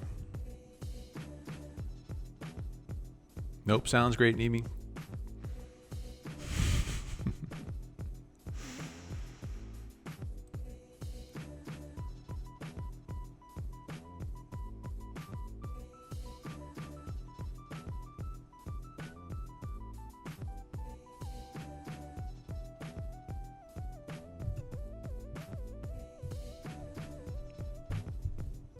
Where the hell is Benjamin Adler when you need him? Look at that, Benjamin Adler. Hey, Will Butcher in the chat. Hello.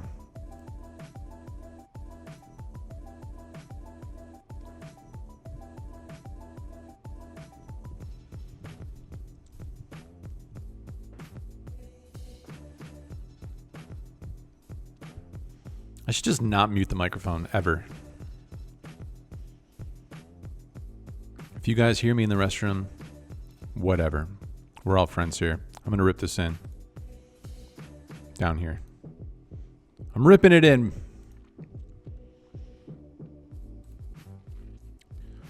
Call if you want to see me make a royal flush. I wouldn't want to either if I were you.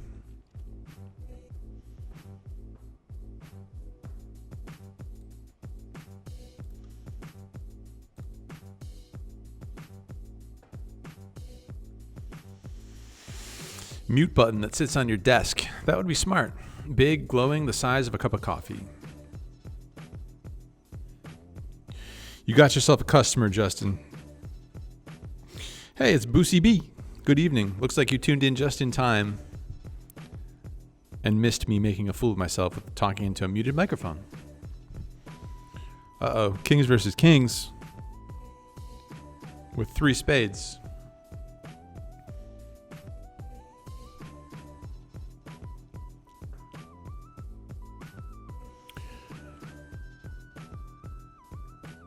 All right, who wants to try me?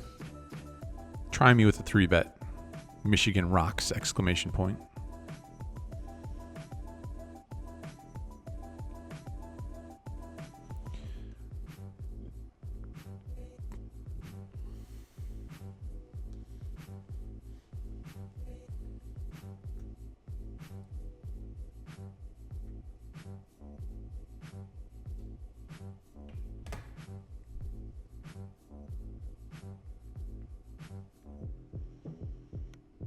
How do they know? How do they know?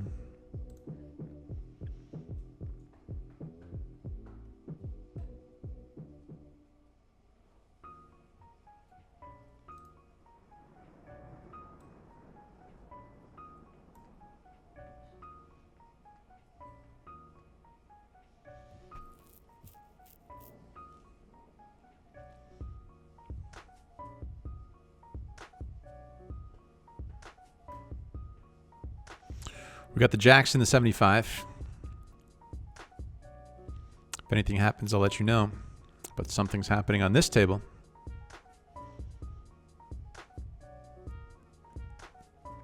All right, we are going to squeeze the jacks. I have the ace of hearts, so I feel like I don't need to protect too much.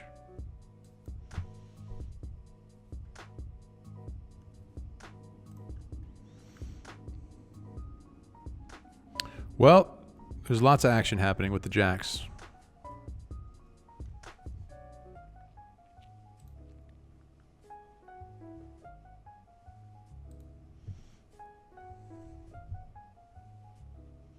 Oh my goodness. Well, I don't think we can call.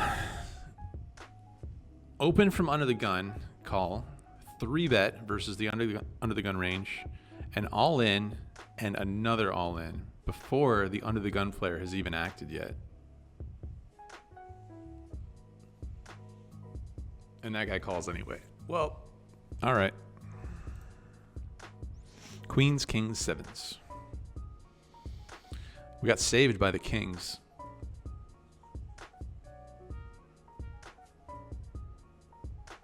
If the guy in between me and the under-the-gun player didn't call, I was just going to flat. But with that guy in there, felt like squeezing was extra valuable.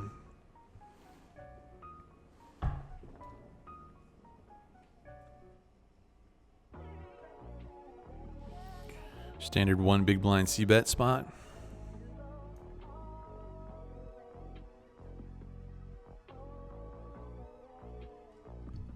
Good turn card.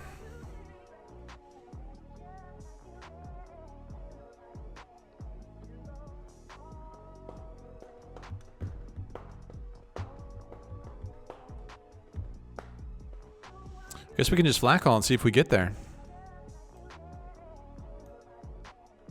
We kind of get there. We don't get there versus a 4. But we can't fold.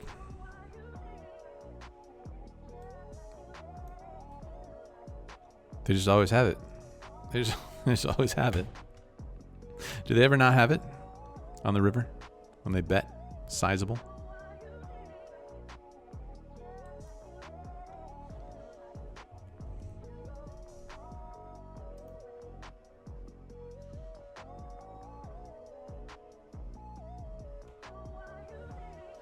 Answer is no, by the way.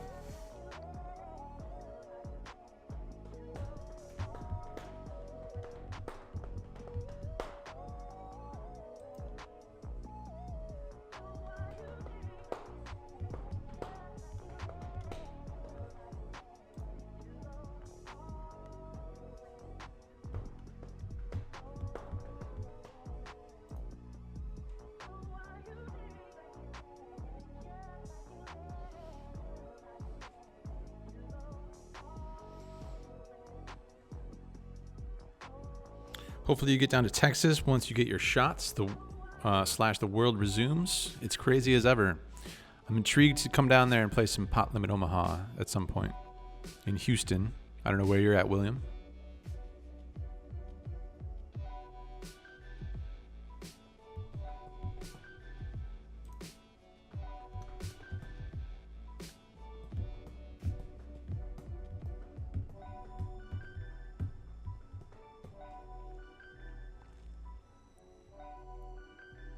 Raise it up to the tens.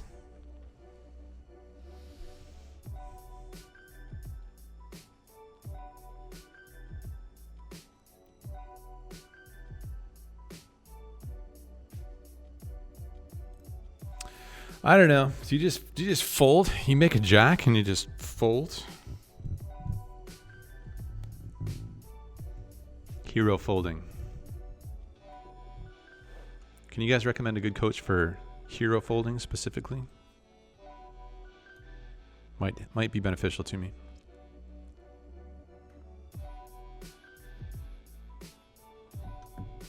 Why aren't you ripping in 18 big blinds on the button with tens?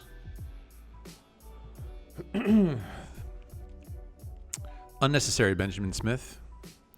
What we'd like to do is induce worse to rip. I mean, it's profitable to just rip it in there with 18 big blinds.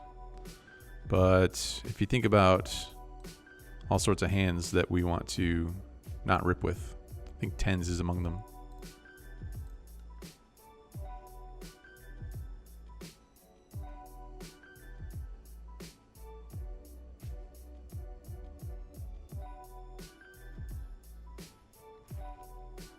Speaking of, we will rip them if someone opens here.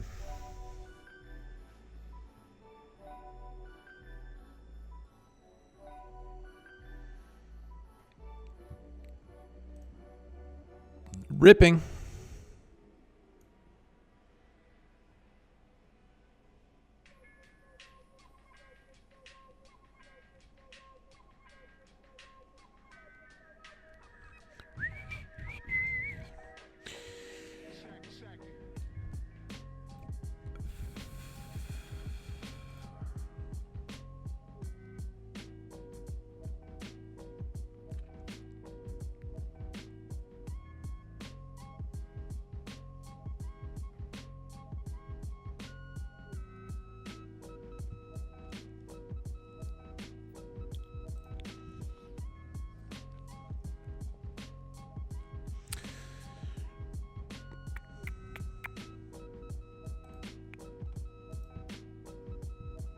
What room do you like the most in Detroit?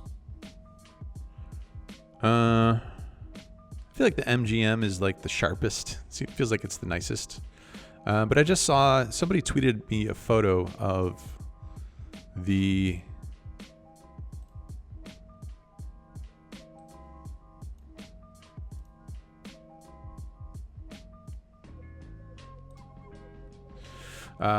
they called it the new room at the Motor City Casino. So I don't know if that means like they redid the space that it was in, or if it's in a new space at Motor City. I'm sure someone here knows. Maybe you can fill me in. But it looks like they might have moved to a different location at Motor City. In which case, I can't really comment because I haven't been there yet. The location of the Greektown Casino is the best out of the three.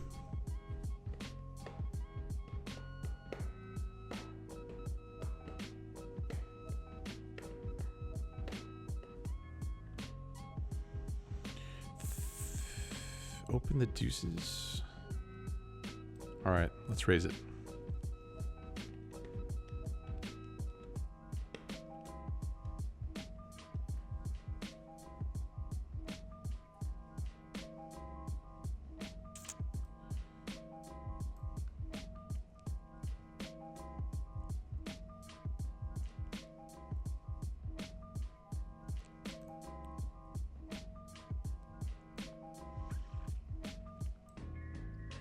I check.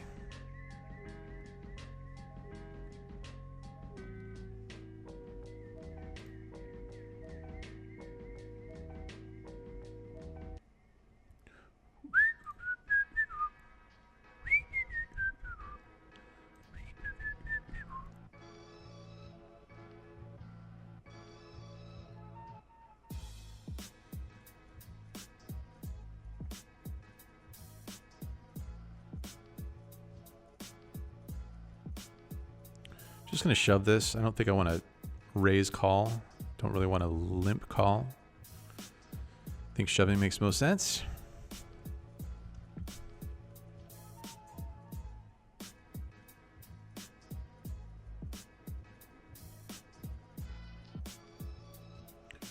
Interesting spot where we can actually maybe consider a limp here on the button. Something that I almost never ever do. But this big blind amount seems like it's getting down towards the amount where it seems fine. Pokerface Ash in the chat. Yo, I'm so happy to see you in the tournament streets. Yeah, I'm sure you tournament players are happy to see me in the tournament streets. Just donating. Pokerface Ash, I rebought 11 times into a tournament earlier.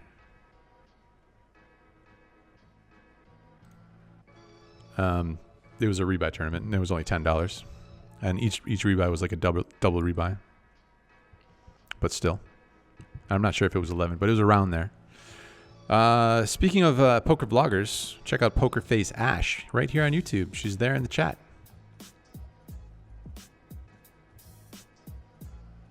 New on the poker vlogging streets. If this guy rips, I rip.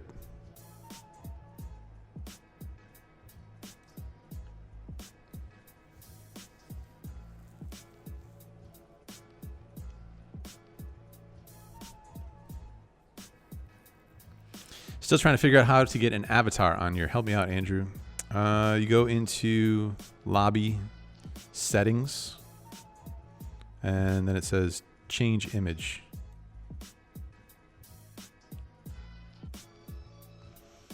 It'll give you, it'll allow you to change image in there.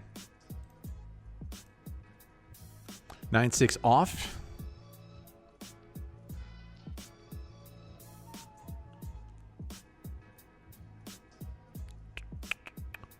Constantine says, uh-oh, he's all in.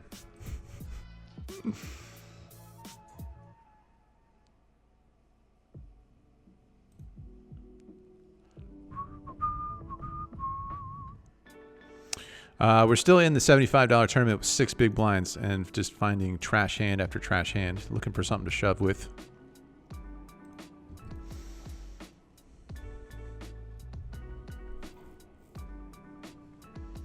I'm going to pass on the queen deuce.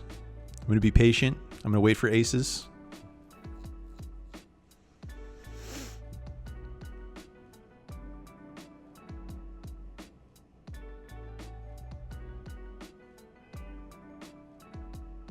The 4 guy was the same that had the 3s last night. I don't remember. I mean, the line definitely looked familiar. I don't remember if it was like kind of like a replica situation.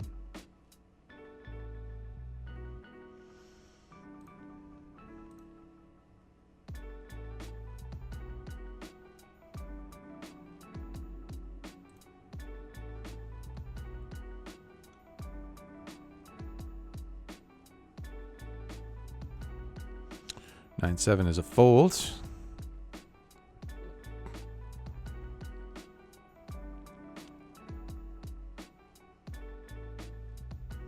All right, we got ace jack up here, and the shorty is shoving, which gives us a nice spot to go ahead and reshove. Well, I guess he was not that short. He's 8. He must have doubled up. But ace jack doesn't seem too bad. He's going to be in the big blind next hand. So maybe, I don't know. Okay, we're flipping at least.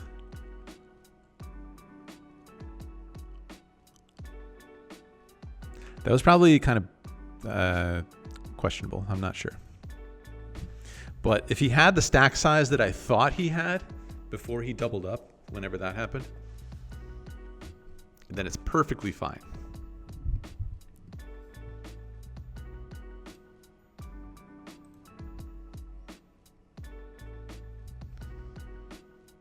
We're getting it in with the 3s versus him this time. Don't worry, dude. It's not as bad as you think. Happy to see a fold, though.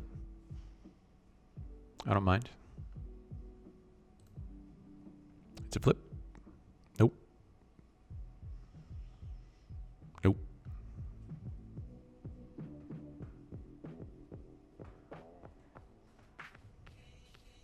I stayed at Greektown several years ago, and the room was incredible.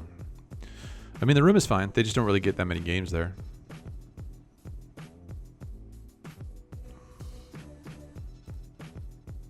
Chris Simpson says, never open limp. Haha. It's actually not true. You can, in fact, have a limping range when you start to get kind of not super short, but kind of extend your stack size and playability with those suited connector type hands. It's GTO approved, believe it or not.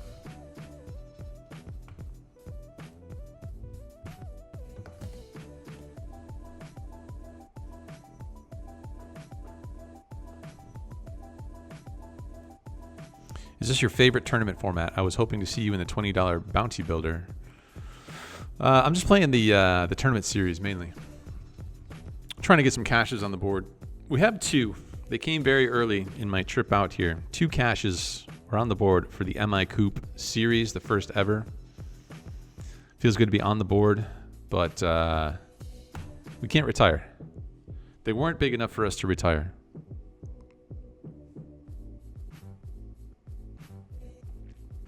Ronnie Coffee says, I need those money bands. I don't know. I can't remember if you ordered the money bands. Did you order the money bands? If so, they're on their way. If not, favorableapparel.com. That's where you get those money bands. Best way to band your money with favorable apparel money bands. Pokerface Ash, LFG, welcome to the Max Payne of MTTs. LOL. I love it. I love it. Probably going to call this Jack 9. Jack 9 jam. 6 bigs. Never mind.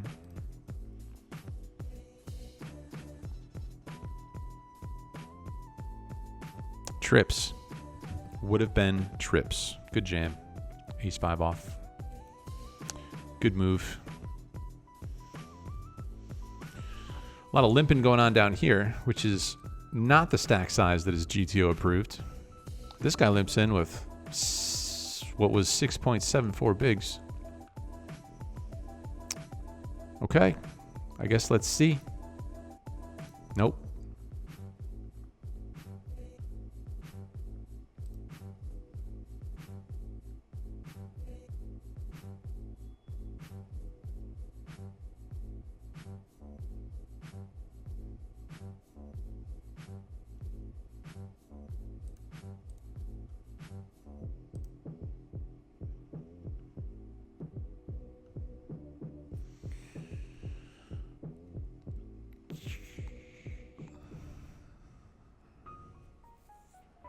Gonna flat the 8s.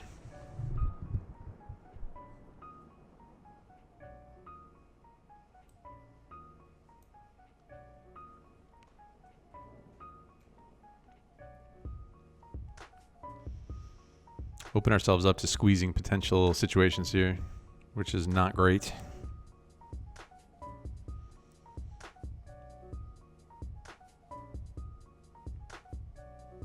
Eight 3 offsuits down here with this many big blinds. Well, we made it through the blinds. We can see another few hands.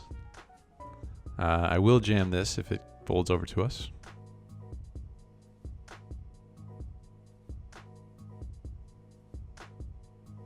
All right. Good luck, Jack 8.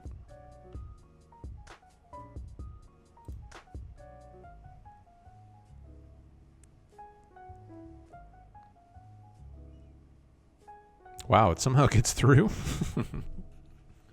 Come on, guys.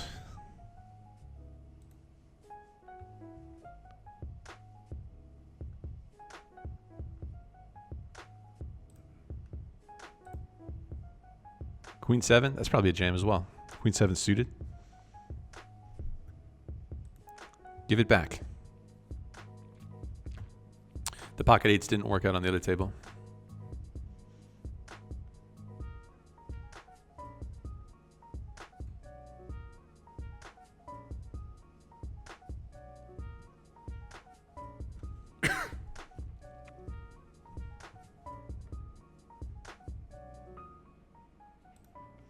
Fold the 10-7.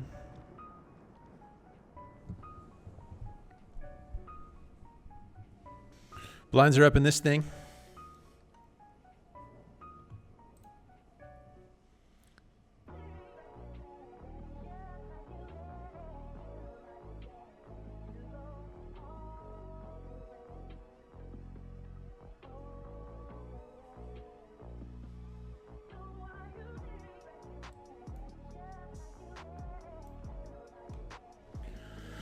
We're all in. Royal flush draw. Gonna have to make a royal flush to win.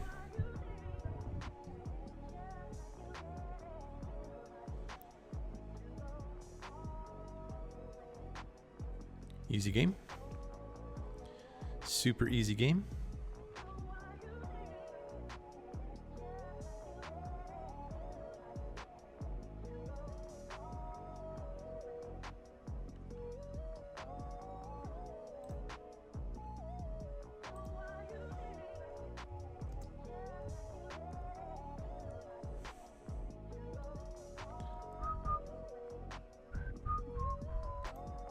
Tilt for that guy, no doubt.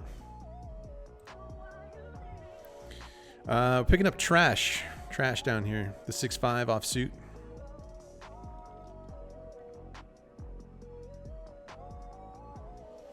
When will you be doing the live table content again?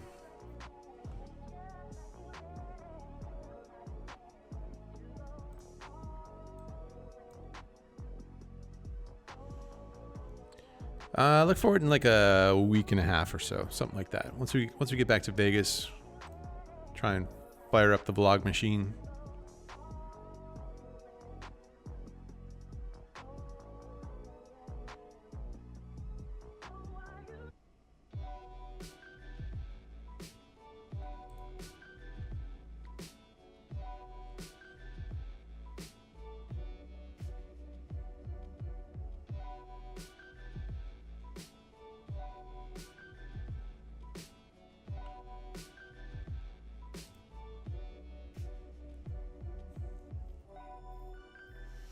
Yo, Andrew, I'm over in the Hot 50 as tourney leader at the moment. Wish me luck. Good luck, James.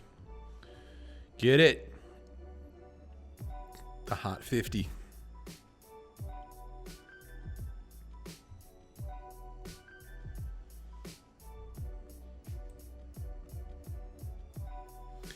The Jack 6 offsuit. So stupid of a hand, it doesn't even have a nickname, does it?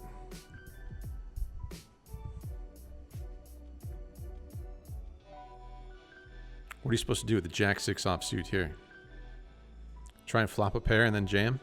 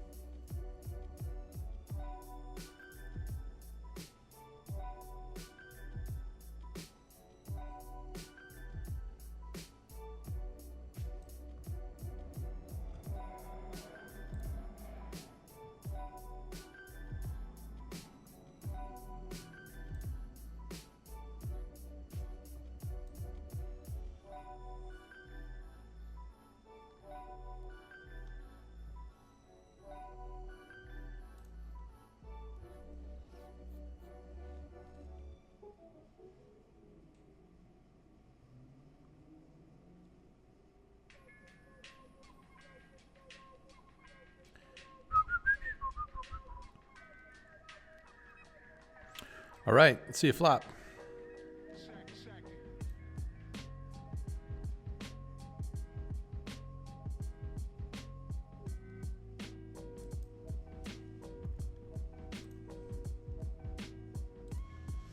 Lovely.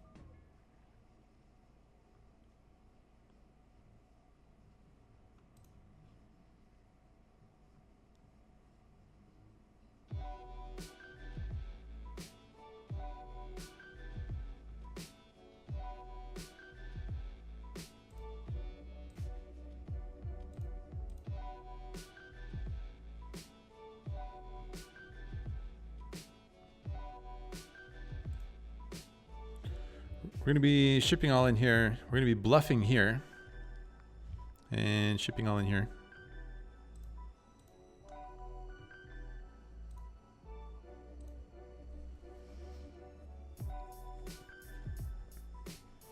Ship gets through. The small bluff may or may not get through. It does. Trying to fold out the king high.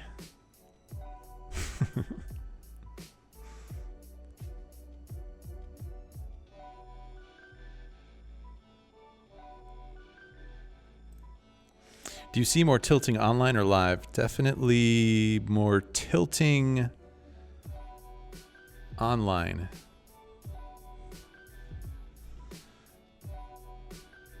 All right. We need to make a straight. Thank you.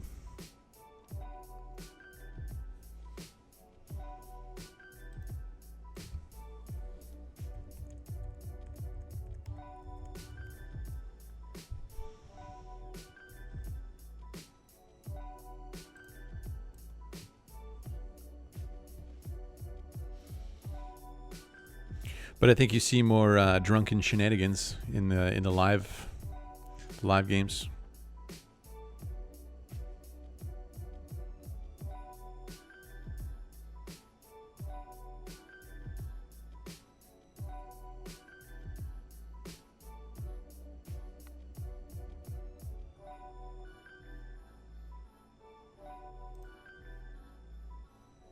Hit my second ever Royal tonight and got paid by a boat. Lovely. Nice, Kenneth. That is lovely. I hope you took a photo. If you did, tweet it at me and then come back here into the chat and say that you did. Hopefully you took a photo of it.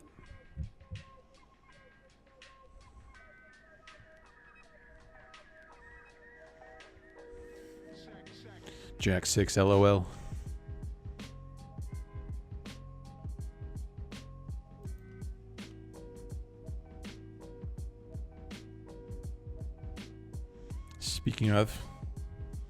Speaking of, I don't think we'll be playing it though.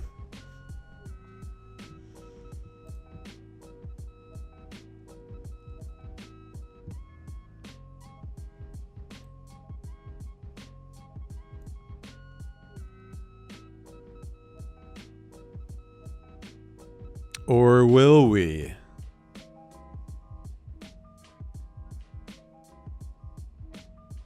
I mean, there's no way that the Jack 6 is gonna work for us twice in a row. There's just no way.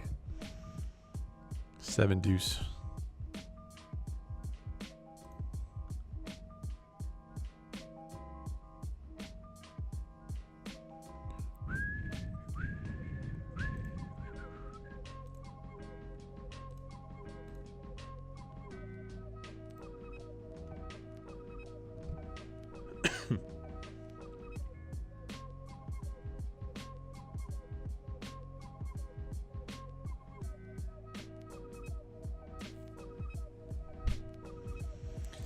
Just what I wanted. 5-3.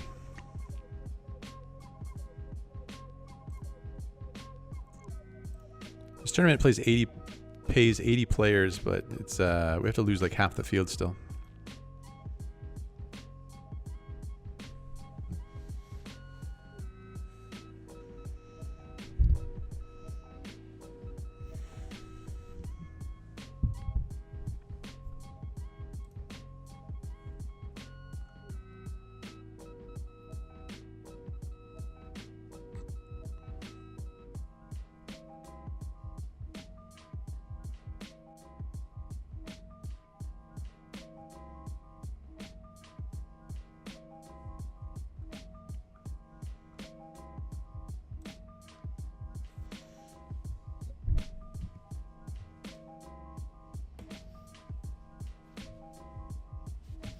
Shout out to Brendan C.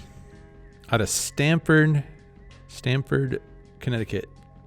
Picking himself up the favorable pullover hoodie and the beanie, which I thought was right next to me and I could show it off, but it is not.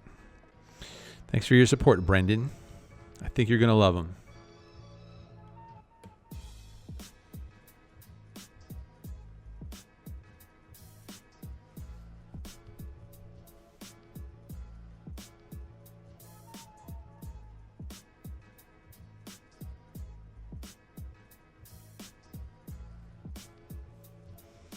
Looky here.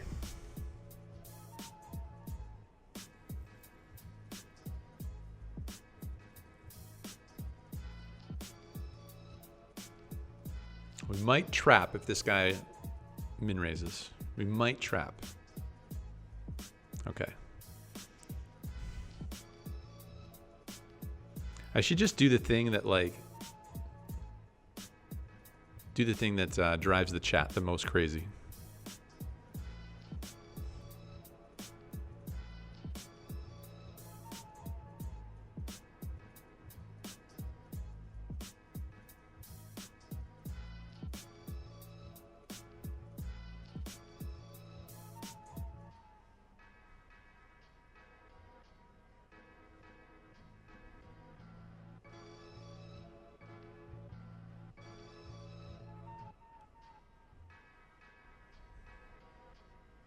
We're all in. If he has threes or pocket eights, good hand.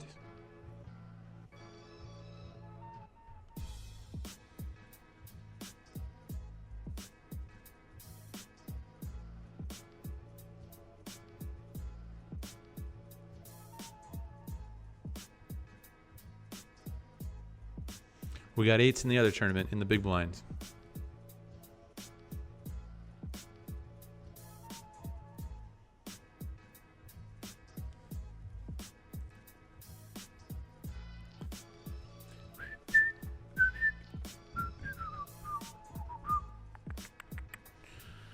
Love to see this fold over. But we don't really have too much choice here. We're all in no matter what.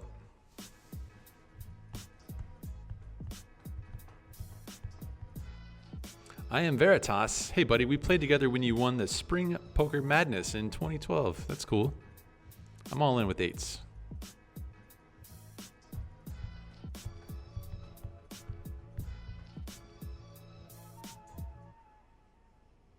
It's a flip. It's a full house.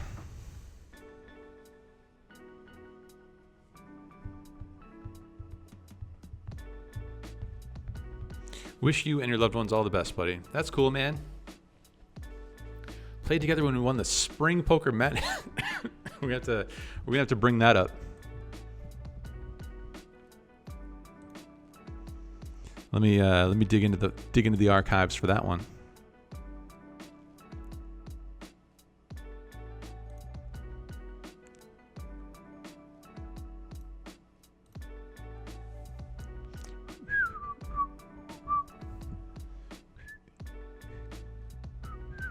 We're going to be ISOing this guy here. We just have to hope that Michigan Rocks doesn't show up with a big hand. But coming after it.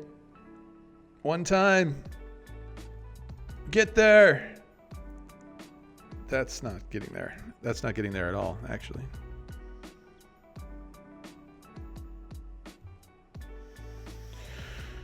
Ace Jack.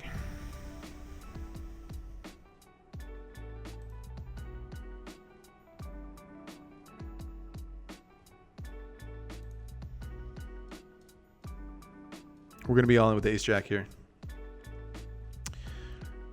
If you guys think about it, our range is so wide here on the button that this guy can push us around a little bit, but Ace Jack is a pretty good hand on the button. Just always have it. They just always have it, you know?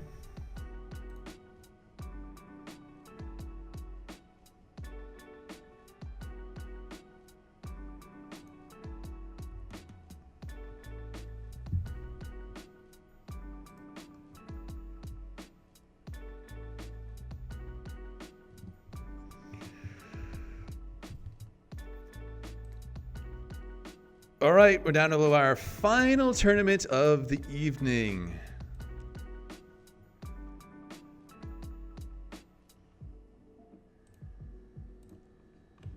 All right, we're digging back into the Andrew Neeme archives and the Hendon Mob. The 2012.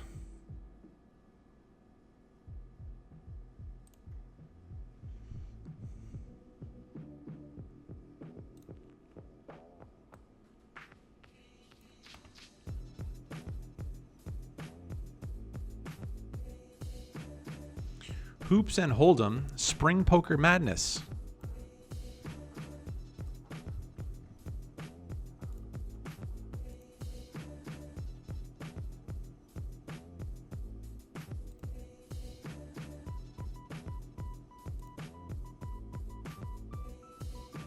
Ten's way good. Check it out. Andrew Neeme, first place. 100 plus 30. $130. No limit. No limit hold'em. Heads up. 64 person tournament. Prize pool of 6,208. For whatever reason, Caesars never sent over the results. They got up to 5th place in terms of the results that they sent to the Hendon Mob, and then they just disregarded the top 4 people for some reason. So there should be like an additional couple $1,000s on my lifetime caches on the Hendon Mob. But there it is.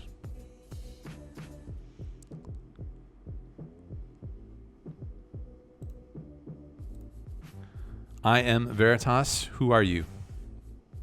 Are you amongst this field somewhere? But thanks for your message. Appreciate it. I'm sure you guys saw that Joe Ingram won a heads-up tournament recently. You think Joe Ingram's the only one who knows heads-up? You guys think Doug Polk is the only one who knows heads up? Come on, man. Not only that, but I also won the 2011 Winter Poker Classic 120 No Limit Hold'em Heads Up Tournament. Hey, look at this guy, Andrew Neeme, first place. $2,732. You guys think I've never won a tournament? I've won 2. There you go. First place. Heads up master. Where you at, Doug Polk? Come get some. Another 64 entries. 63 more bodies left in a trail of death. Because they entered the same tournament that I did. Fools!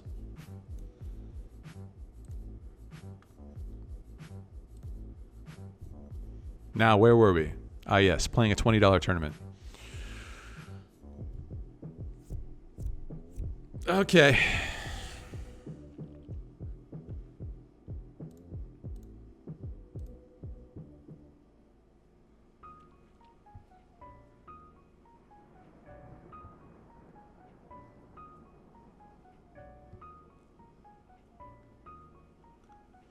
All right, we're on break. I'm going to leave, let's bring this back up.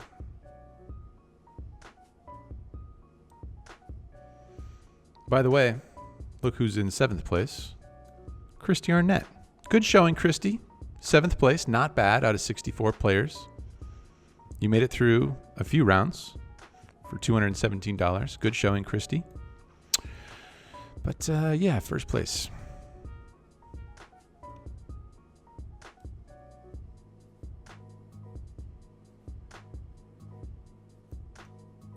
Mm-hmm.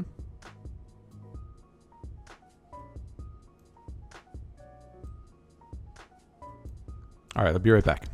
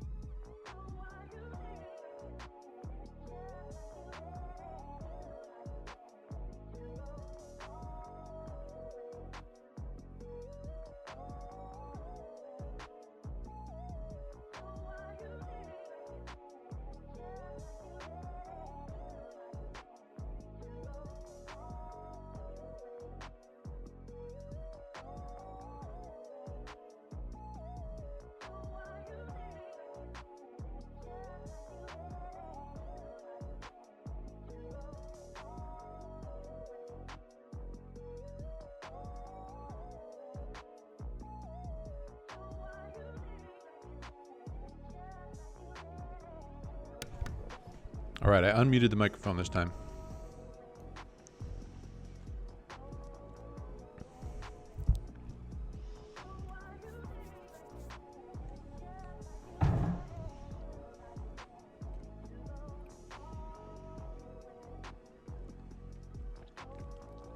The Kevin Man 5. I'm on the final table at the $30 horse on PokerStars, Michigan. Can I get some run good? Yes, sir, you can. You came to the right place. My job here is to give run good to everybody else.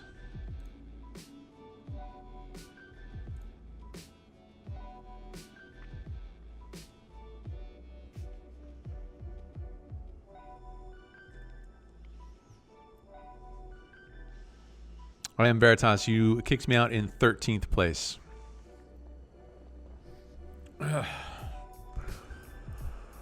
Memories. That was in the original Caesar's Palace poker room that used to be next to Pure Nightclub. And they had a huge tournament space in there as well.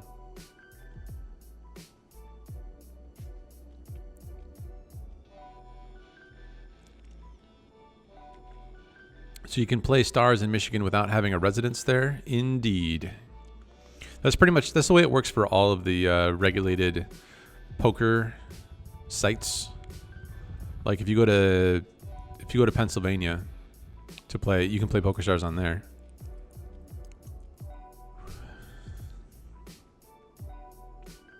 Same as in like if you come to Vegas, WSOP.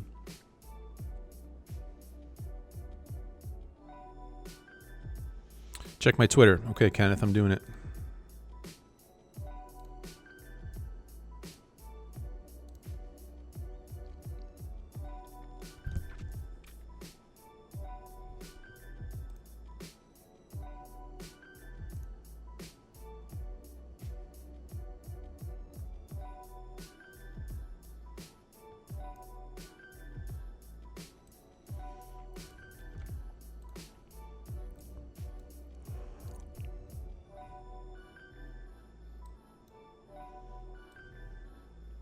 That's a full house. That's a royal flush. From the check. Nice work, Ken. Royal flush. Stacked him.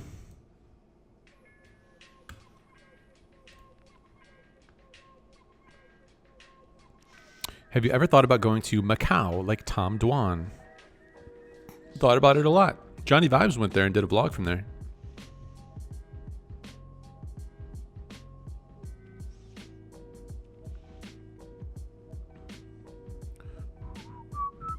Andrew, why did you call my 19 big blind shove with king queen?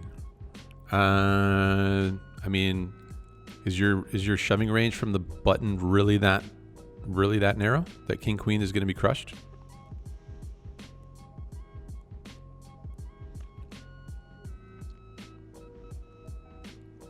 Samuel Abdul. Hey Andrew, love from Bloomfield Hills, Michigan. Keep up the great content. Love to hear about your best times in our great state. So many good times in our great state.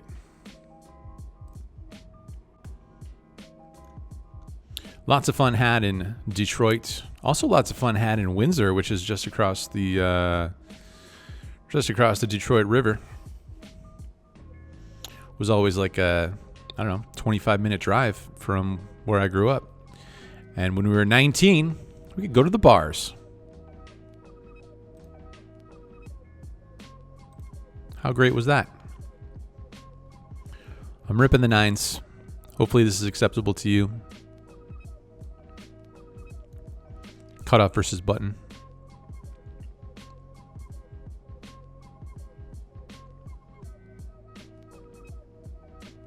Thanks, Samuel, for the $5. Bloomfield Hills is a lovely part of the state.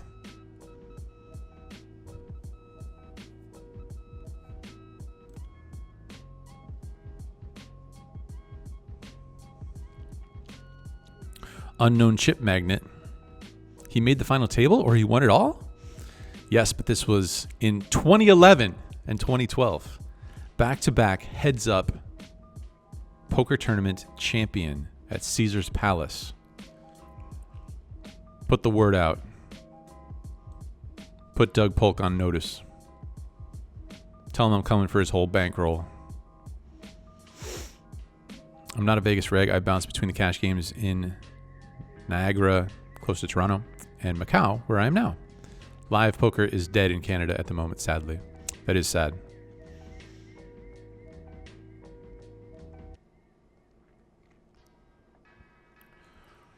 Right on.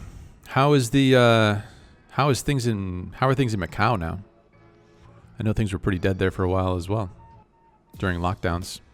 Has it picked back up?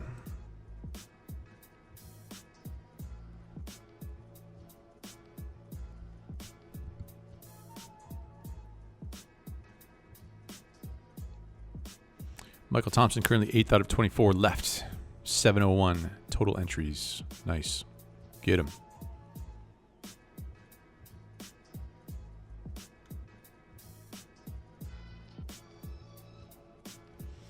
Yeah, the old room next to the club.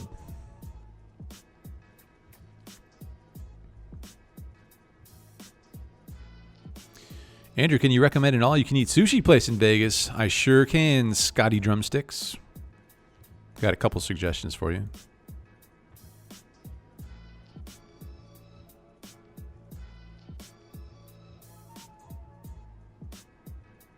I'm going to bet this. Could have a variety of things on this board. he folds that 6, that's great.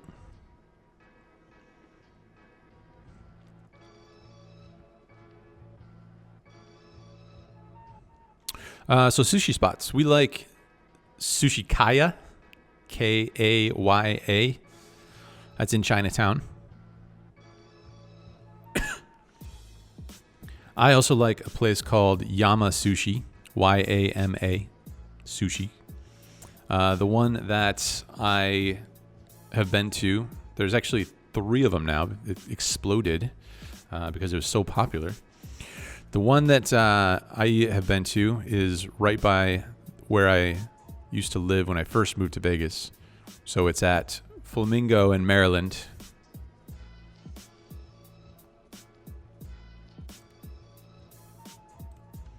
But yeah, those are 2 really good ones. There's another one that we went to that I'll have to remember the name.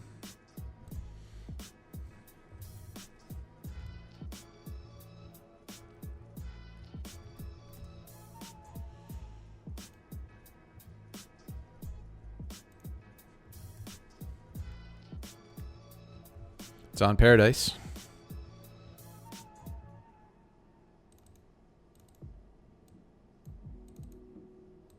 Sushi Way. Right next to Tacos and Beer, and right next to Cleaver is a place called Sushi Way. 9-7 suited.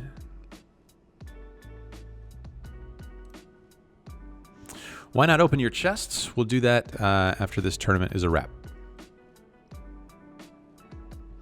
Thanks for interacting, Huge Turbine. Ha! I see what you did there.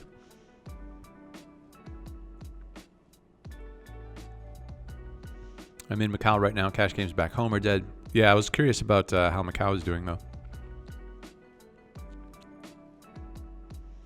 You're making me hungry talking about these sushi spots. So you've got Sushi Kaya, Yama Sushi, and Sushi Way. Any of those 3 should serve you pretty well. I think our favorite is probably Sushi Kaya. But it's going to be tough to go wrong. Something that's slightly higher end is Kabuto. Boosie took me there for my birthday once. Fantastic. All right, come on. Who wants to get all in? You? You, Mr. Limper? You, Mr. ISOer? ISO him. ISO him. Do it. Ah.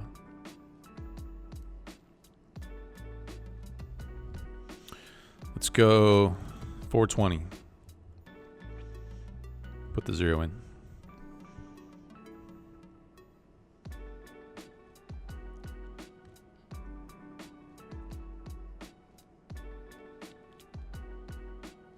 Action here in Macau is great. Why does it have to come ace high? Huh? Why does it have to come ace high? Any reason for that?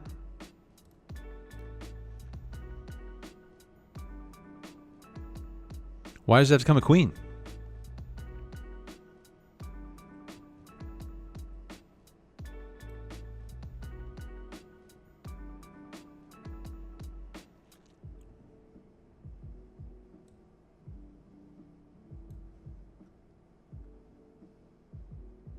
Hooray!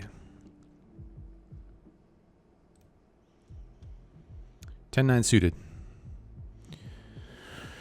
I like the limp. I like the call, and I like the fact that he did not bluff me off the hand.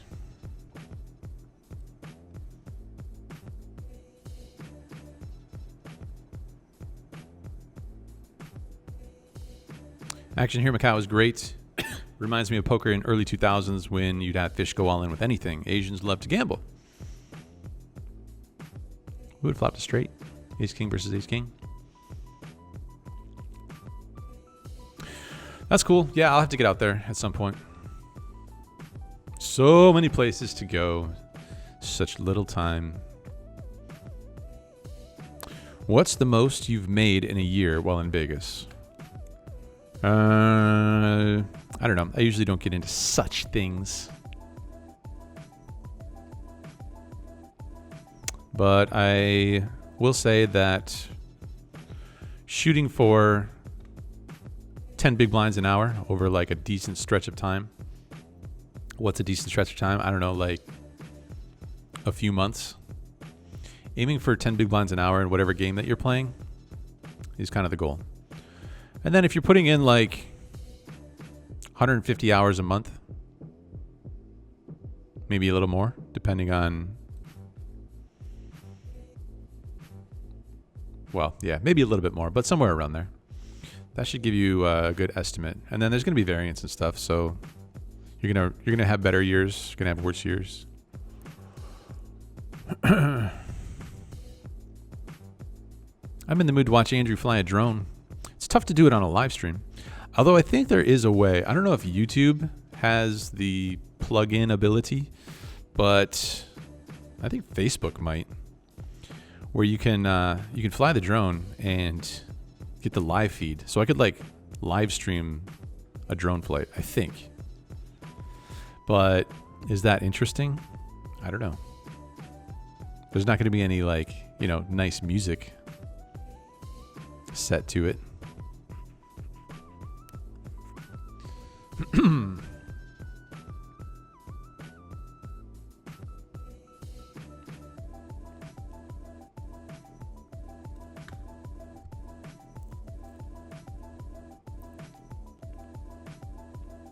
Thanks for the run good, bro. I went from 8th on the final table to out in 7th through the man.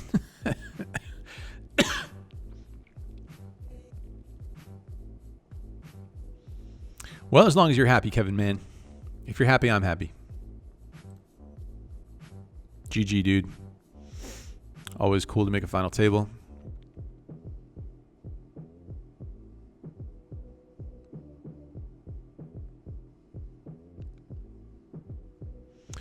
In Macau, it's almost like COVID isn't a thing. Feels like 2019, LOL. However, if I take the hour ferry over to Hong Kong, it's so different. Total lockdown. Well, I know that they didn't they basically like quarantine the island? Didn't they stop accepting people from Hong Kong? And did they not? I could be wrong, but did they not clear up all of the cases that were in Macau? I don't know. I could be wrong. But I know they cut off all of the travel from the mainland. I think. Maybe I have no idea what I'm talking about. Happy to call a shove from either of you.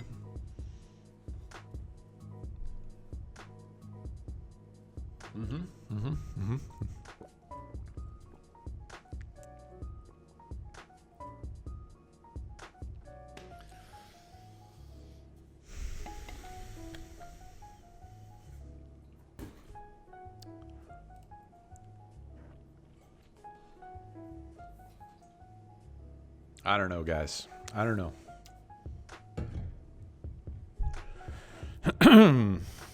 King, queen suited.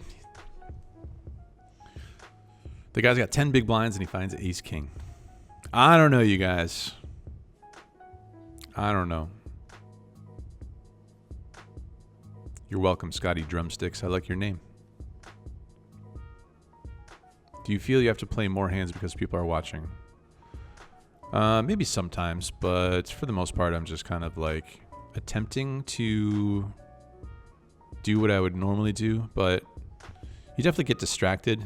And I don't think, for me, I don't think my thought process is quite as on point while, you know, there's various other things going on. So I'm sure my game suffers to some degree. To what degree? Couldn't really say. My 8-year-old daughter, Layla, says hi and wants to know if you like ramen noodles. Yes, I do. I do like ramen noodles, Layla. Thanks for your question. I think they're really good.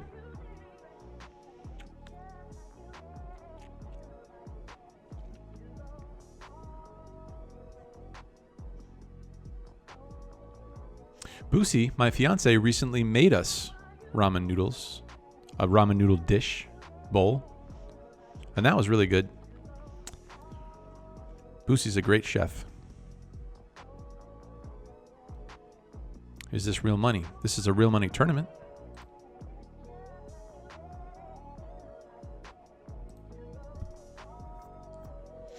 So everyone buys in for 20 bucks. And then you get paid out based on what position you finish, how many players are left at the time you run out of chips. Ideally, you win everyone else's chips and you win first place. We're all in here. I'm sure he has ace king. 14 bigs.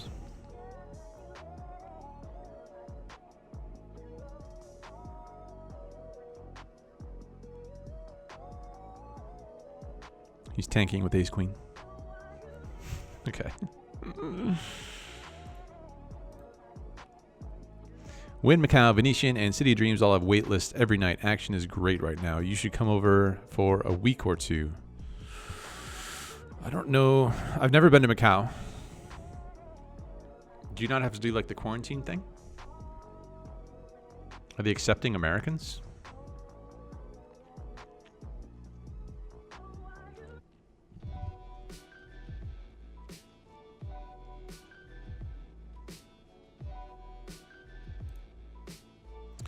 So 89 players are going to make the money in this tournament. There's currently 142. If we were to pause the tournament now and knock out everyone else who is outside of the money positions, we would not be included in that group. So we're going to have to find some more chips along the way.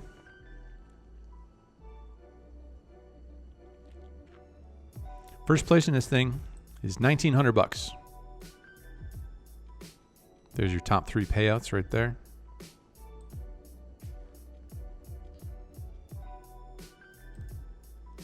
After this tournament is a wrap, we'll click these chests. I recently got upgraded because I've been grinding. I was grinding into the beyond the wee hours of last night / this morning. I went to bed at like 6:30 in the morning, playing both No Limit and PLO. Action was aplenty in the cash games on here. And so we got 2 chests now. I think the way it works is that basically it gets incrementally difficult to reach new chests, to receive new chests, but they become more and more valuable. I think that's basically the way it works.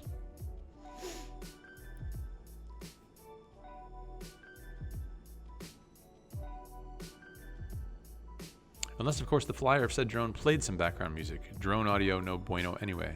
Yeah, I don't know how it works. I don't know if I could play background music through the live stream somehow.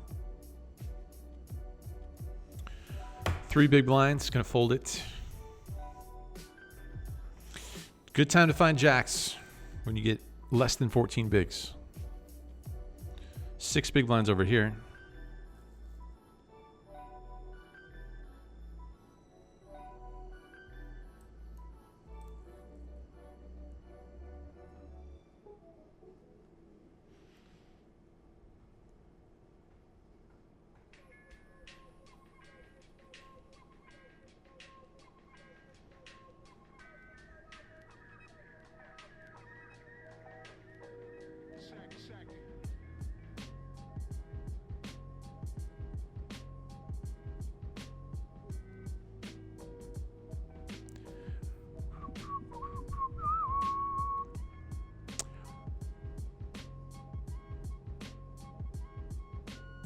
Raise fold? Is that a thing with this stack size?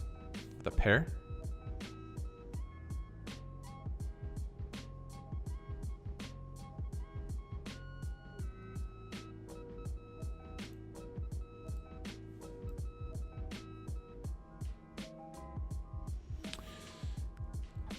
That works. Have you had any top finishes yet? Been watching on and off for a few days. I've had a couple finishes where I finished inside the money. Does that count as top finishes? But no major scores here during this tournament series. Not yet.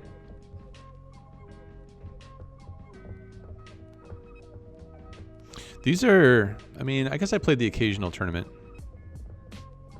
This is definitely the most heavily I've grinded tournaments since the WSOP over the summertime when we were in Mexico.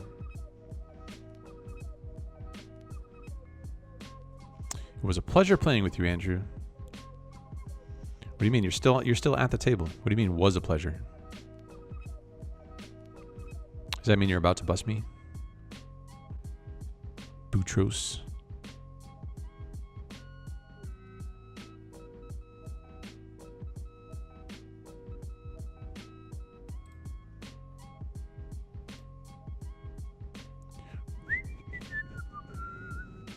I am happy. Final table is good for me, better than out on the bubble.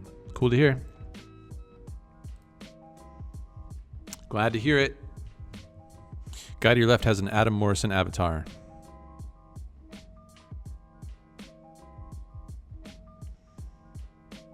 His location says Valparaiso.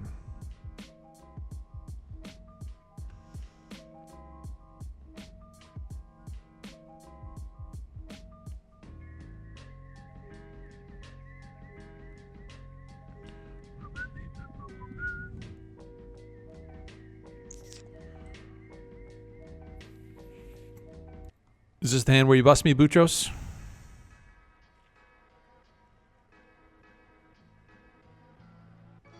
You want action? Go to MGM DC.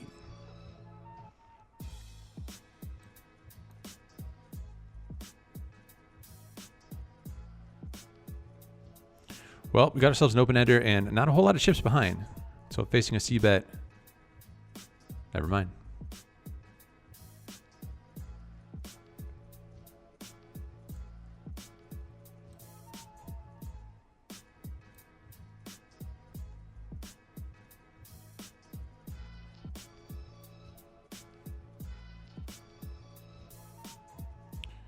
Don't love it.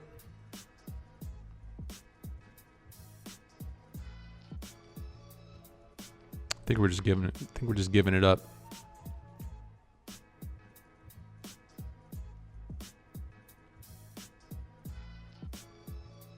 There's no flush draw out there on the turn. No love.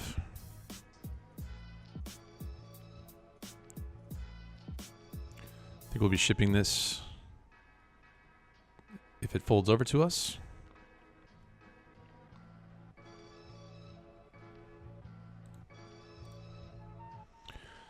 This guy's pretty short. He should be calling it off with a pretty wide variety. Somehow has ace 3 suited and it flops 2 pair. Man, every time these shorties just seem to find it. We're going to be all in with deuces no matter what.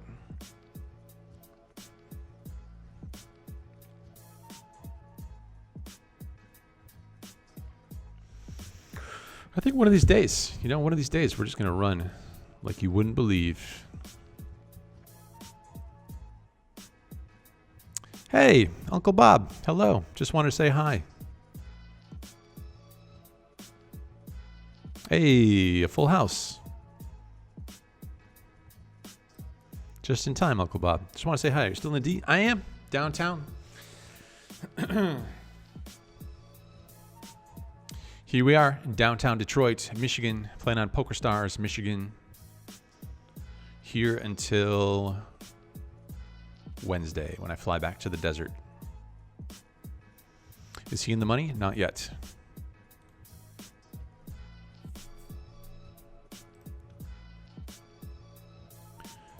There will be 89 players who make the money, and there are currently 101 players left.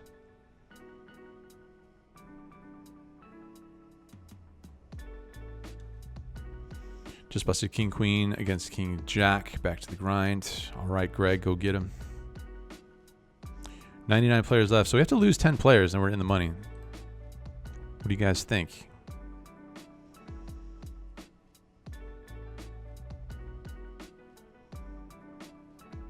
Call it off with the Doyle?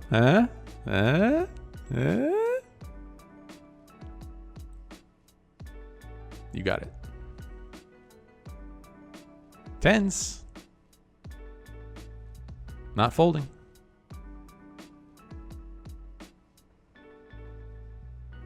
The maximum. Call with nines. Call with eights. Call with nothing. Just go ahead and fold. That's fine too. 98 players left.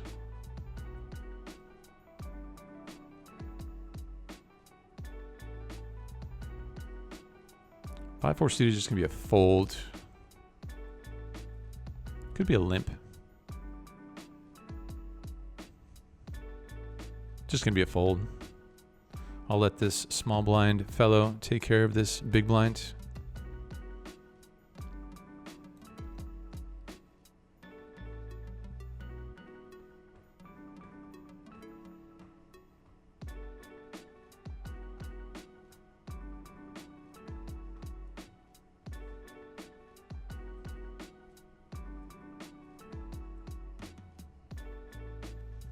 I can't believe Michigan got online poker. I might have to move back home. It's pretty cool. Ace deuce probably just gonna fold.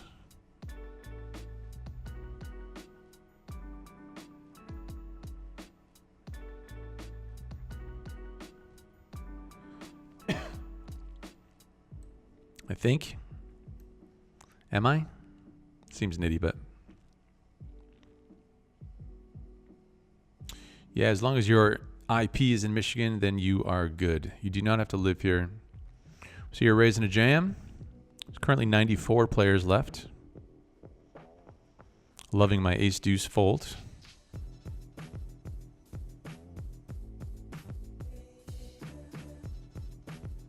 It's a flip. This was still 50-50 on the turn.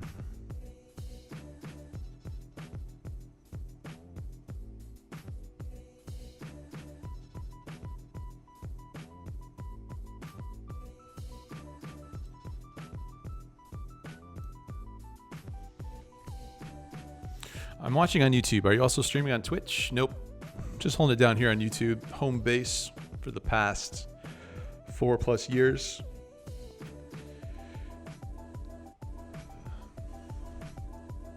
Just managing the one channel, the one chat room. Don't have to compete against all those other Twitch pros. There's 93 players left. I would guess that we lose a few kind of quickly, but I guess you never know. I'm just looking at the player list to see what kind of stack sizes the shortest guys have. There's somebody who's sitting out that has less than 4 big blinds.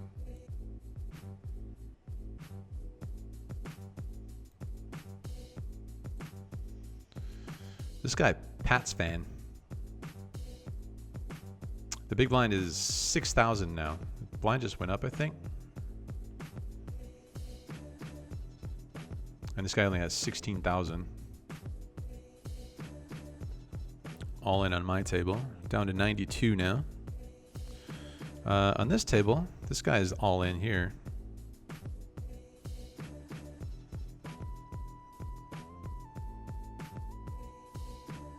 And he has busted. We're folding this hand. Hand for hand now on the bubble. So this guy's going to be all in pretty soon. He just went through the big blind and the small blind. So he's got 6,200 left, and the big blind is 6,000. The ante is 750. So he's on the button now, sitting out.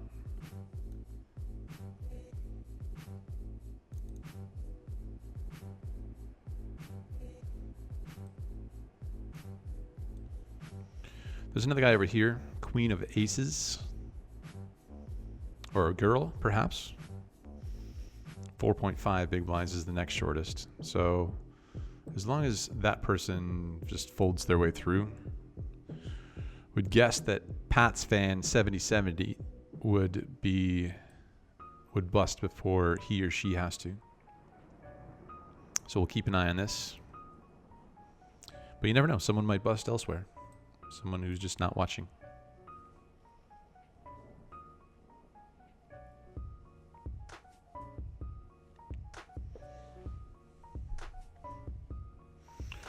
We get to play the bubble game, which is always fun, as a less than 10 big blind stack. Basically just have to fold everything. according to ICM. Not that I'm sweating min cash in a $20 tournament, but still going to do what I'm supposed to do, I guess. What I'm supposed to do is play super tight when there's these very short stacks. Mainly just this Pats fan guy everyone's going to be waiting on him to fold. How can I get my IP in Michigan? You just have to, there's no real process. You just have to be here with a laptop, or you can play on the mobile version even, which I haven't checked out yet, but there's no real trick to it. We have an all-in over here. We're going to lose Queen of Aces 21. So we're going to be in the money, and Pat's fan, who is sitting out with like, how much now? Less than one big blind. This person with $47.99 is going to make the money.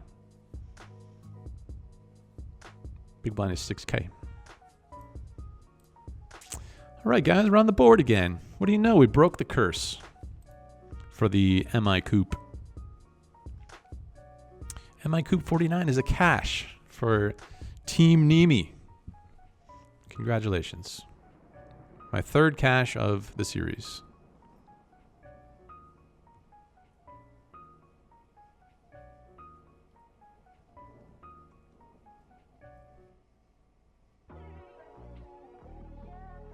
Wow, is this real money in the USA? It sure is, Douglas.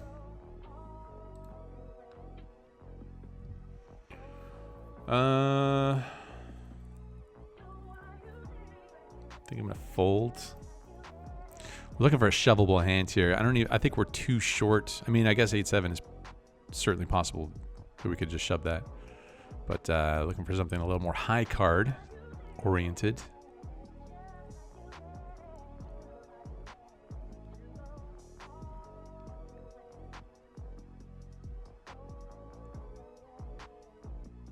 All right, we'll wait. I mean, if we're on the button, obvious shove, cutoff, reasonable shove, hijack, possibly still a shove.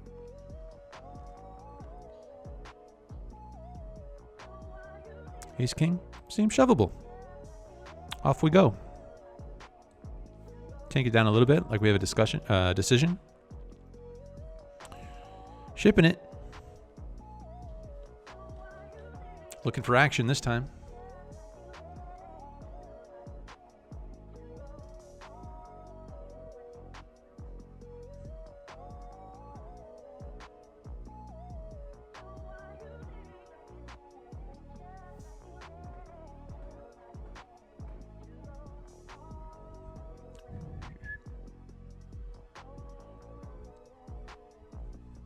It's a flip.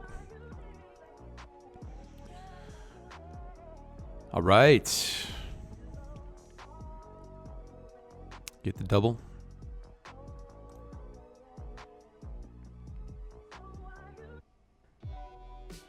Versus our friend who was in the chat. Fair fight.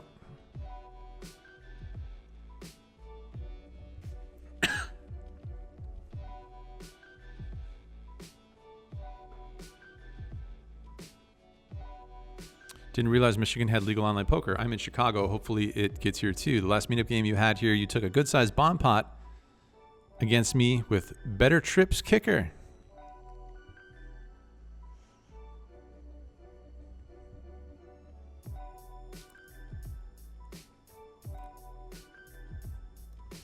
Sounds like something I would do.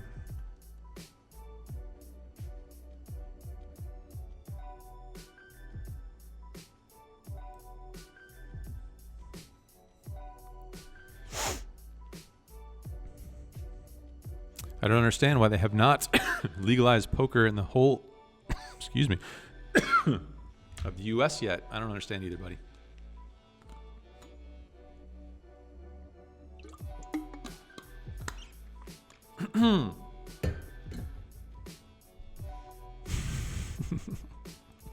Andy should seriously consider doing a swimsuit photo op with him holding up poker cards and pumping iron on the beach. What, you don't think I've seriously considered that already?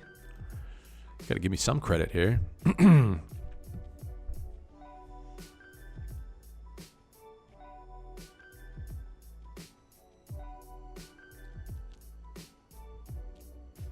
80 players left.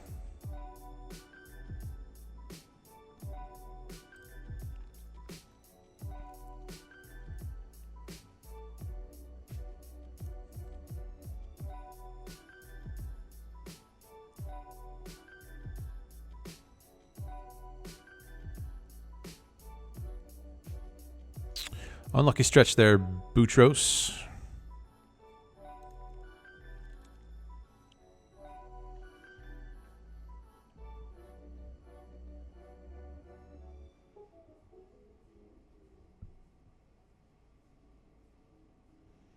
It's a flip. Still a flip. GG Boutros.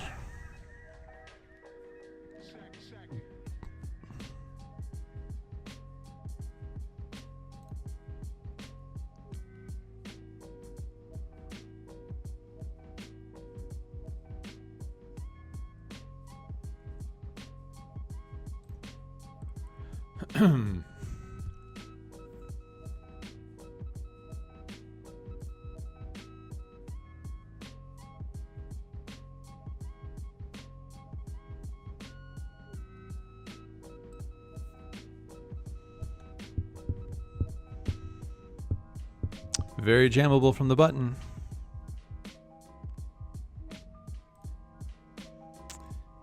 $13.44 bigs. Ace-9 suited.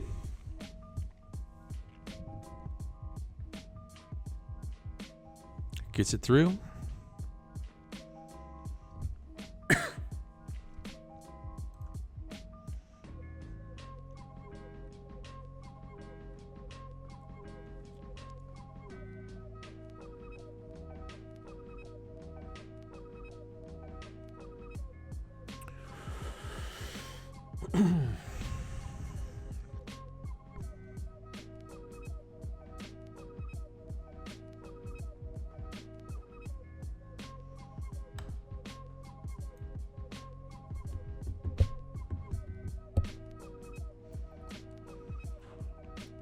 $73 players, $72 players. This is a turbo, so there's going to be a lot of short stacks now.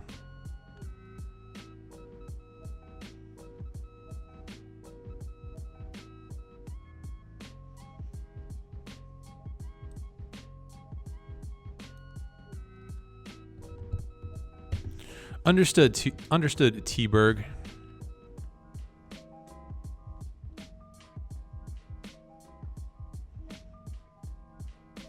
Deuces versus aces. Aces FTW. Boutros rocks. You do rock, man. Someone said you had 1.5 big blinds an hour ago and you managed to cash this thing.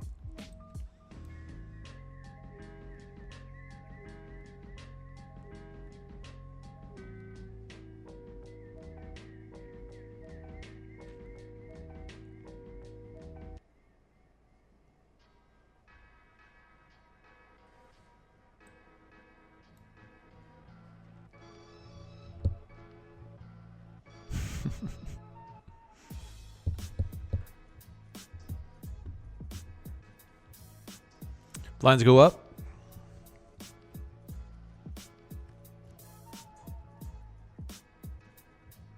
Would love to see a fold. No.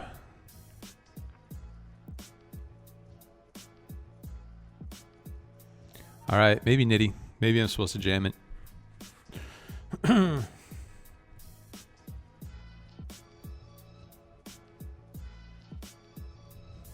Not sure how much fold equity we have there. Ace jack behind us. Ace jack good.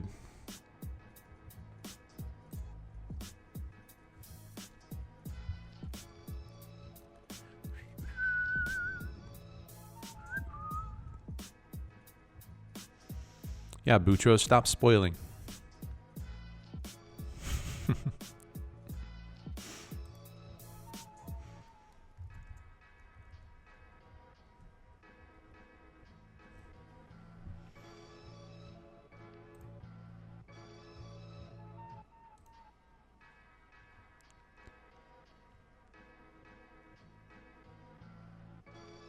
Eights for the maximum amount of big blinds, 11.39 to be exact.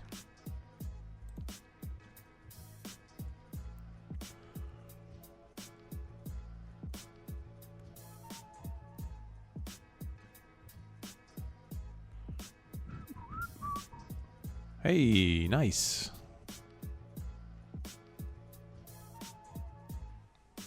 The double. About 23 bigs now.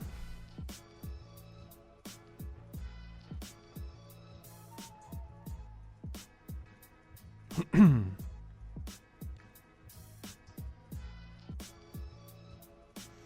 you defend the 10-9? Never mind.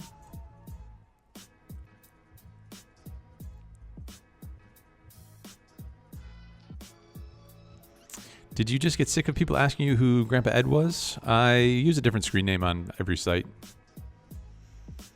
Some people, I guess, use the same screen name across multiple sites.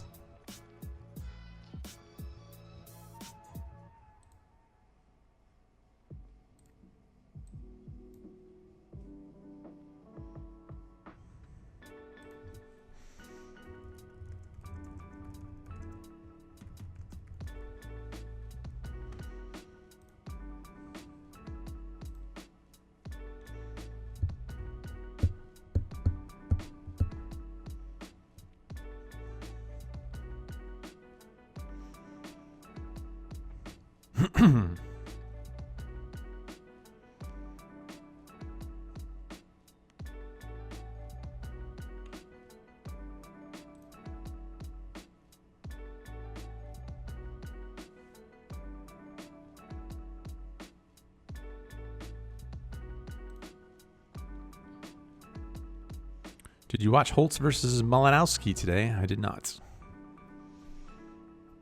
Who won? Who's up? Who's up in the early going?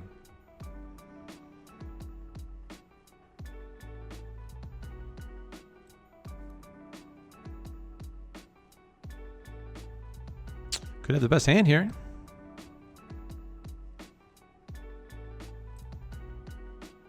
We do. And we have ace jack.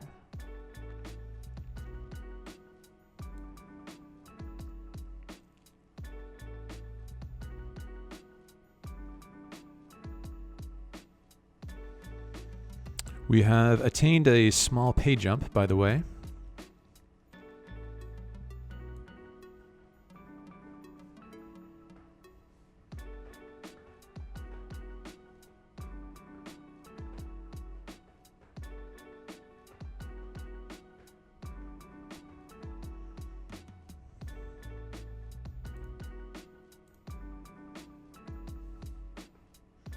Snap called by the small blind.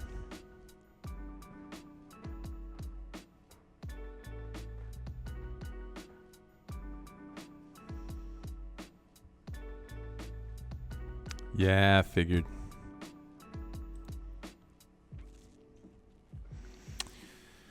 Small pay jump. Not any sort of dollar amounts that will get you guys too excited.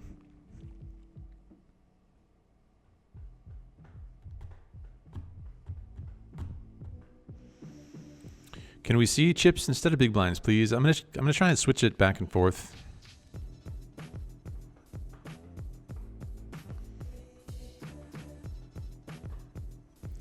Chips is pretty useless to me, but I know it's like makes for a better presentation when it's in chips. We like seeing number go up. The big blind number keeps getting whacked back down by every time the blinds increase, but this number, in a perfect world, just infinitely goes up.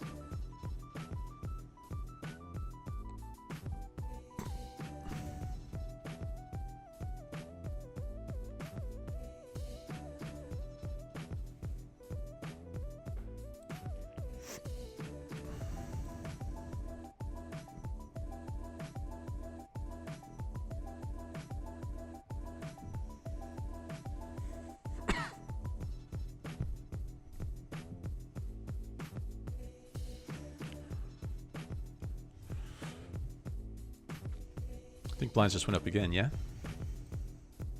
18.4 bigs.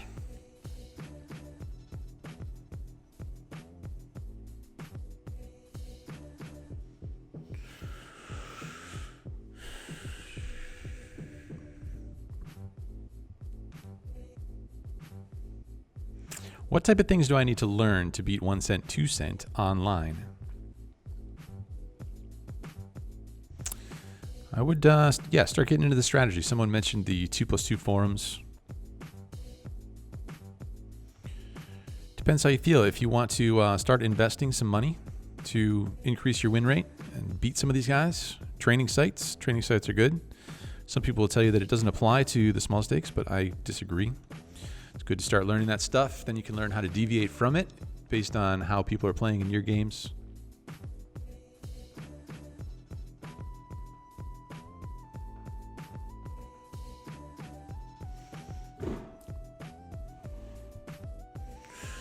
Who flops bottom set with this number of big blinds, really?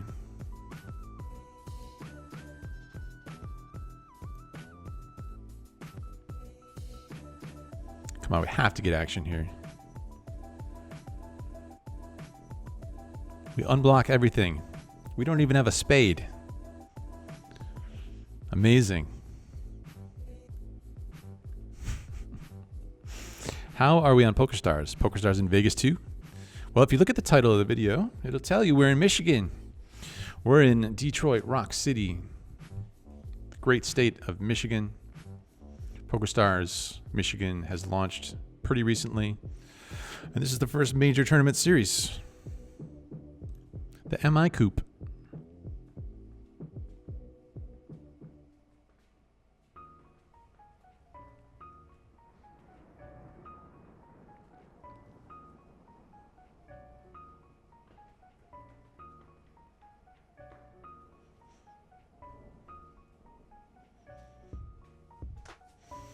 Michigan State guy sitting out.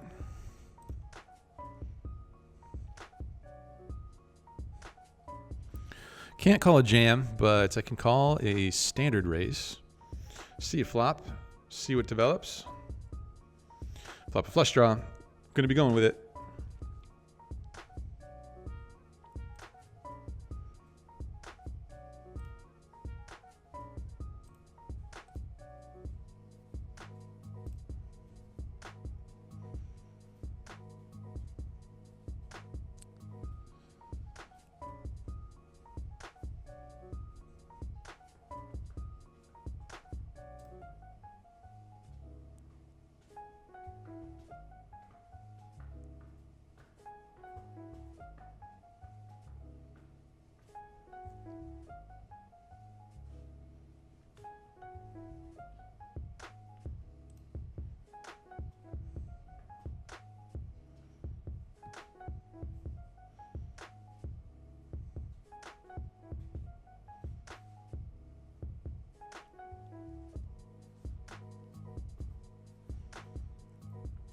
Gonna fold versus anything he does.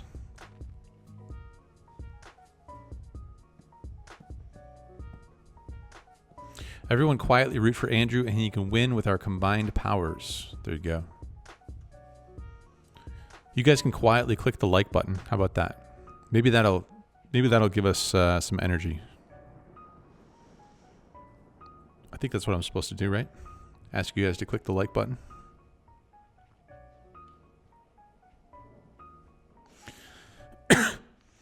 I'm loving all this tournament grinding. Welcome to the dark side, Andrew. Thanks for having me, Adam.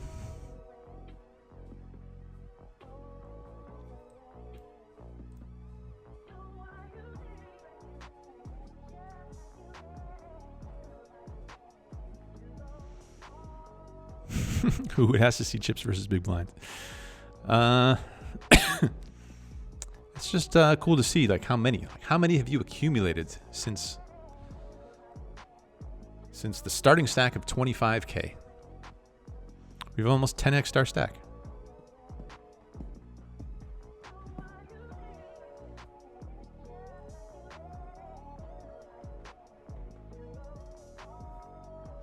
I like the big blind view better as a watcher, honestly. How much does first pay? First is $1,900. Cold, hard cash.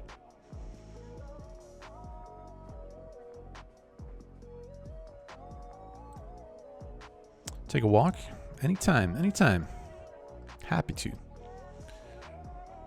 Unless I have aces or kings or queens.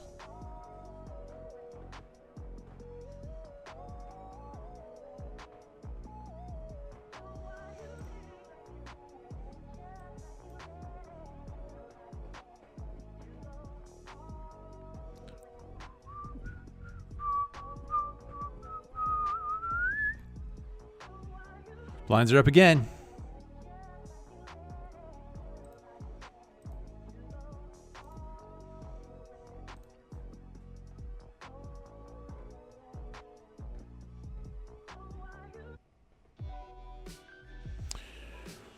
Seven, eight, usually a pretty standard open, yeah?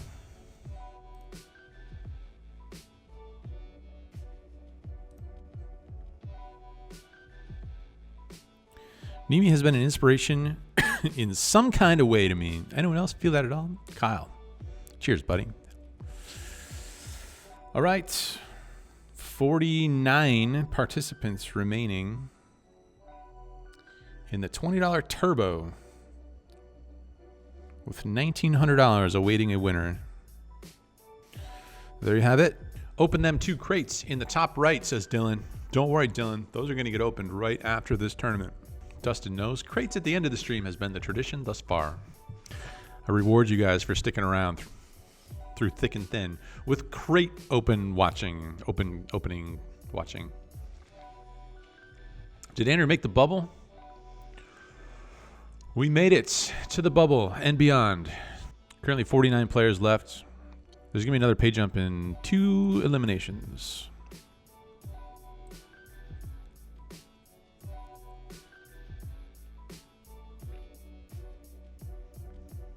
Any word on when you'll be going back to playing live?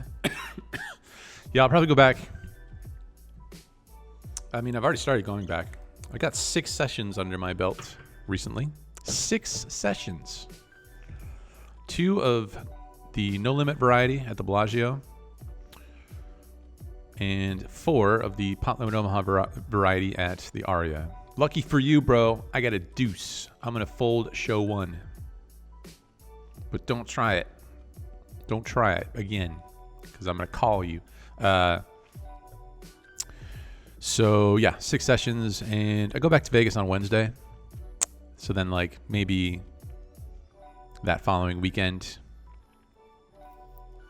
make it on down back to the Aria.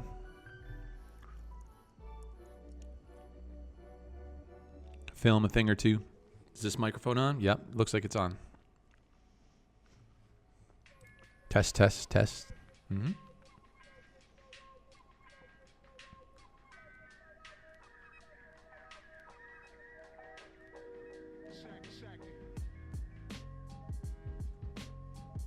What is this music? This music is on SoundCloud. If you search for my name on soundcloud.com, you should be able to find a lot of tunes that I've used in the vlogs. It's all copyright free for the most part. There might be the occasional track in there that is not acceptable to the powers that be at YouTube, but most of it is vloggable, vlog-usable.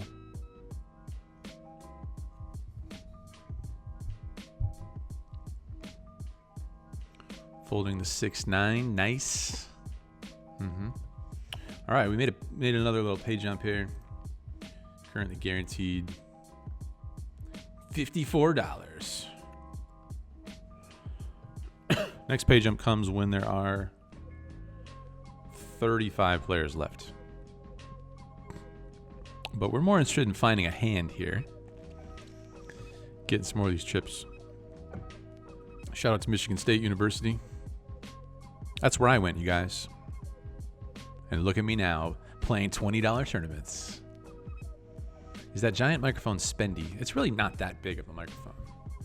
I mean, it's sitting on this stand. The stand is like makes up half of this situation. It's probably only like $100.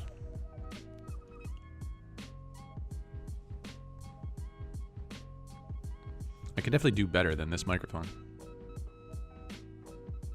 Jason Somerville couldn't believe it when I told him this is the kind of microphone I have. He's like, no. You're not going to use that. And here we are, still using it, Jason. Broadcasting to 764 friendly faces. It's interesting. Some people drop off pretty quick when there's a break. We had about 900 people in here, and we lost like 140 people when we went on break.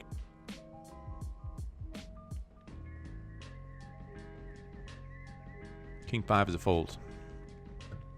You're welcome. You're welcome for that information, guys.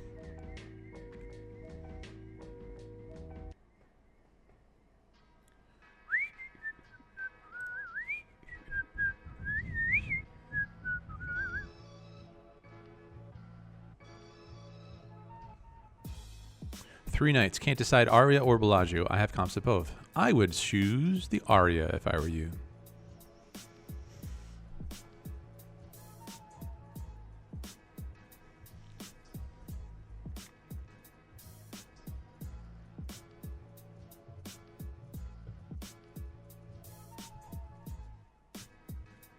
You get a walk with 5-7.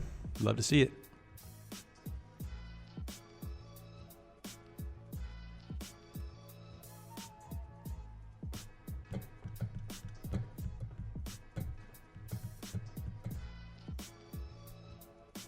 Fours.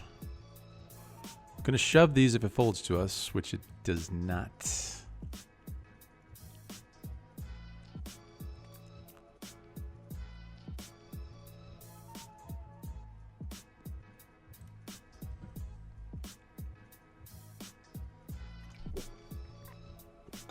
What is the current total player pool on PokerStars Michigan across all the games?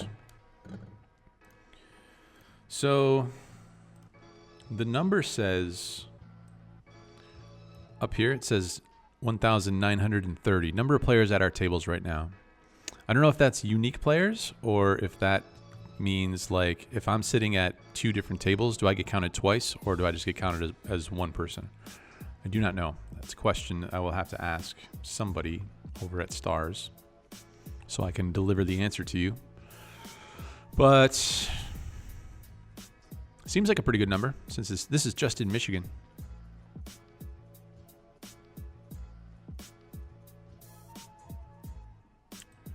Gonna fold ace-8 off from under the gun.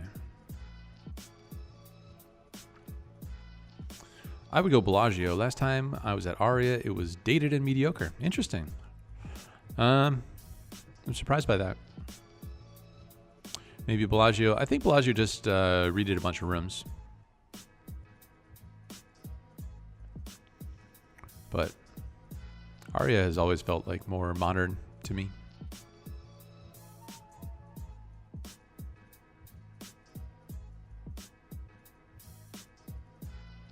Love getting to live vicariously through you and Brad from here in Kentucky. Keep grinding, my dude. Happy to hear it, Adam. 740.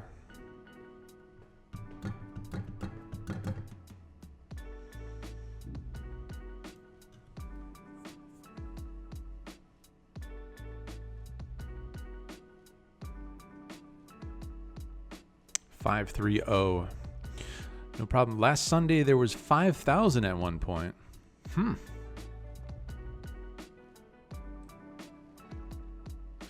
Well, this Sunday will be the main event.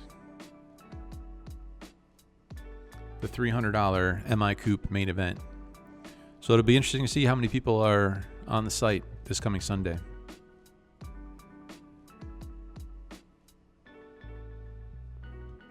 Deuce. This guy seems like he's playing mostly good. He's got a lot of big blinds, pushing people around, using his stack.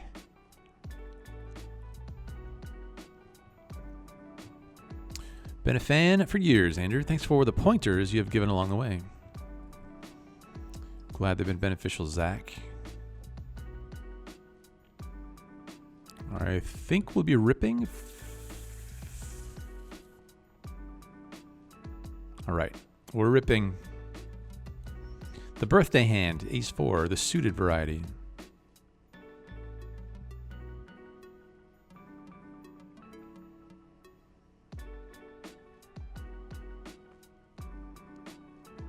Gets it through.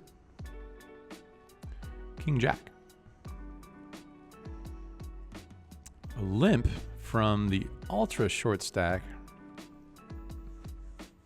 I mean, there's no way he's trapping. I don't know. I don't know what's going on here. Well, see a raise behind us. Another raise. I mean, I think we're actually on a pay jump. No, we're not. 35 is the next. The 10-8, the limp call. Interesting. King gets there in the river.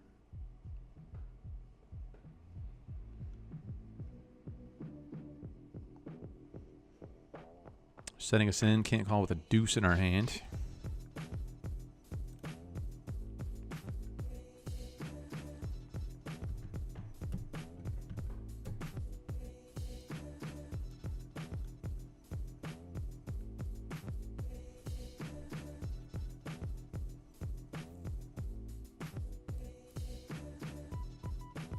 Stabbing.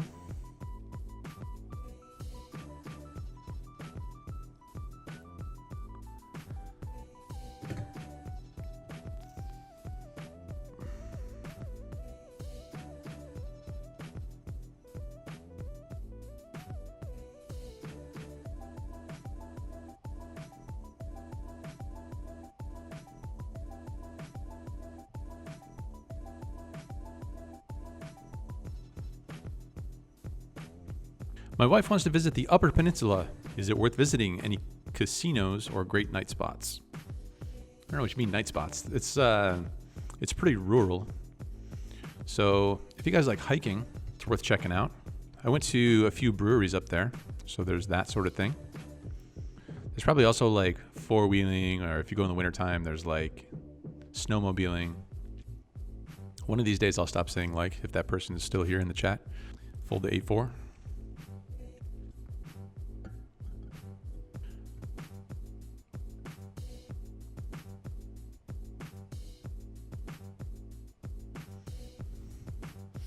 There's a couple of breweries that I went to that I really enjoyed in the Upper Peninsula.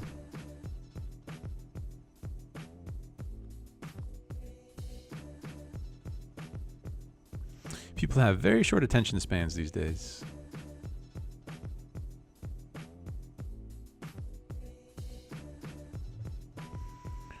King 10.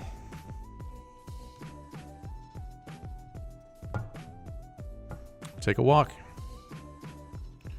A6 versus button will be getting it in. Versus big blind will be getting it in. All right. Come on, A6. You can do it.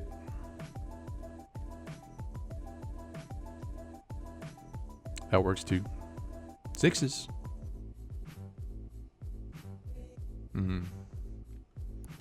Interesting spot. Not sure what is most GTO here. Versus an under the gun raise. But it's somebody who's been getting after it pretty frequently.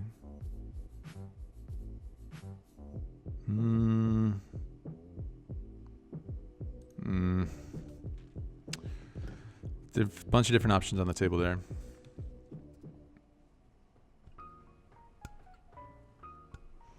They all quitters. We're here for the long haul. King Deuce. You have any hands pre-flop you know you will always bluff with? Absolutely not, Mason Pierce. Doesn't work that way. There's hands that make for good 3-bet bluffs.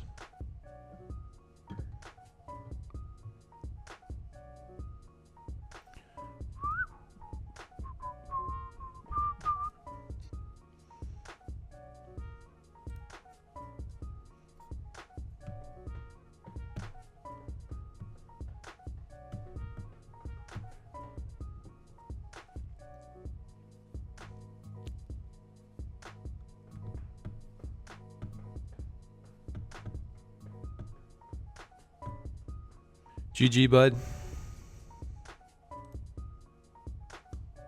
Young Harold collects some more chips.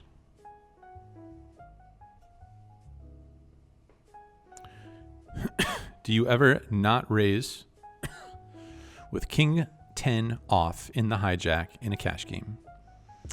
No, I would probably open that.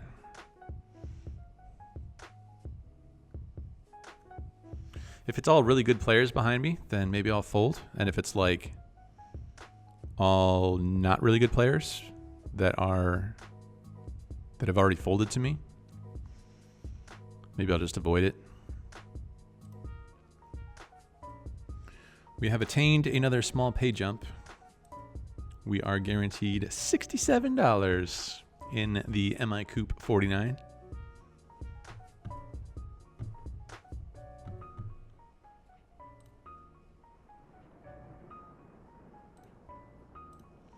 Next pay jump comes when there are 23 players remaining.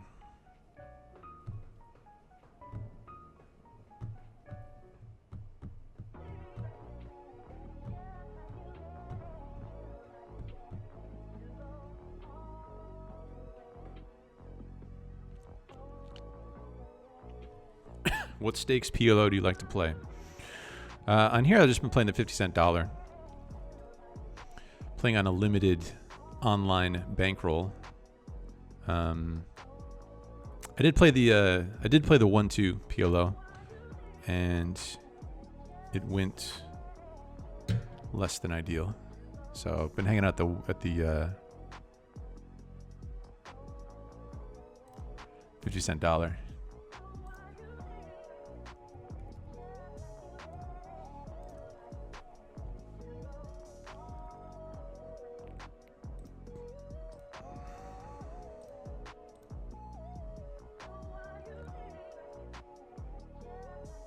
We're going with this, you guys. You would expect him to jam his like strongest aces. Could have ace-6. Sometimes he should raise that. Could have pocket sixes, but we don't have any spades in our hand. I don't know. We only have 10 big blinds. There's already 12 in there, so it kind of is what it is. Okay. Feels like Poker Out Loud, that show, where I did all that talking and then folded before looking at my hand.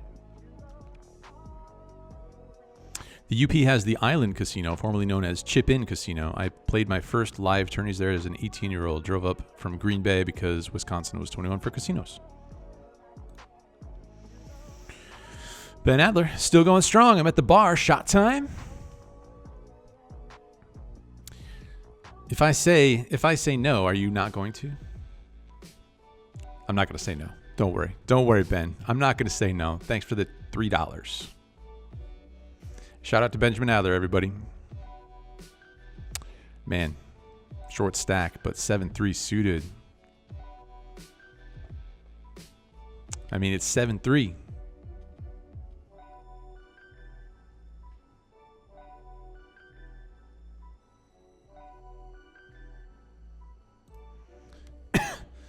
Pretty sure Gun Lake Casino in UP has comp alcohol. I didn't think Gun Lake was in the UP, was it?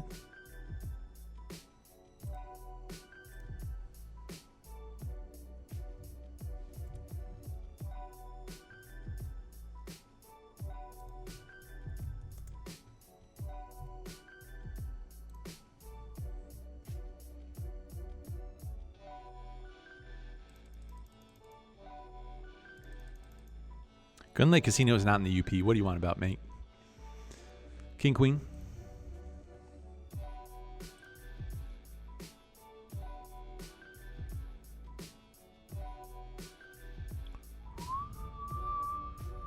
Aces.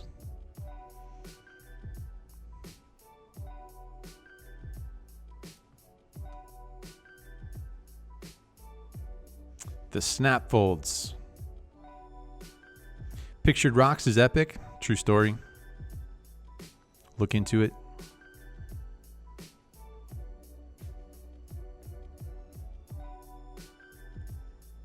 We're going to be jamming this over a raise.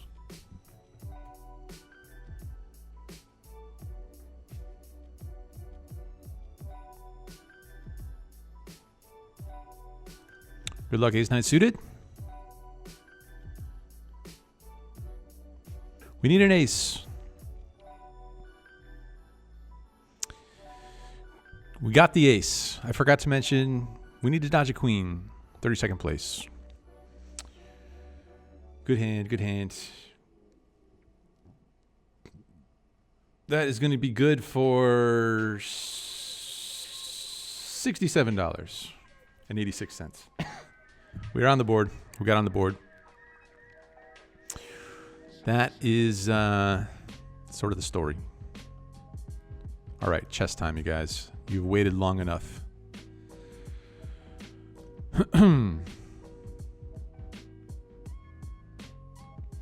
is time for chess. We got two chests to open. Let me pause the music.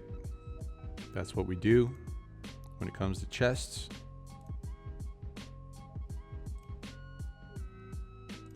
All right, here we go. Chest number 1. That's not very valuable. That is $5 cash and some chest juice. All right. Chest number 2. Looks diamondy. Is that good?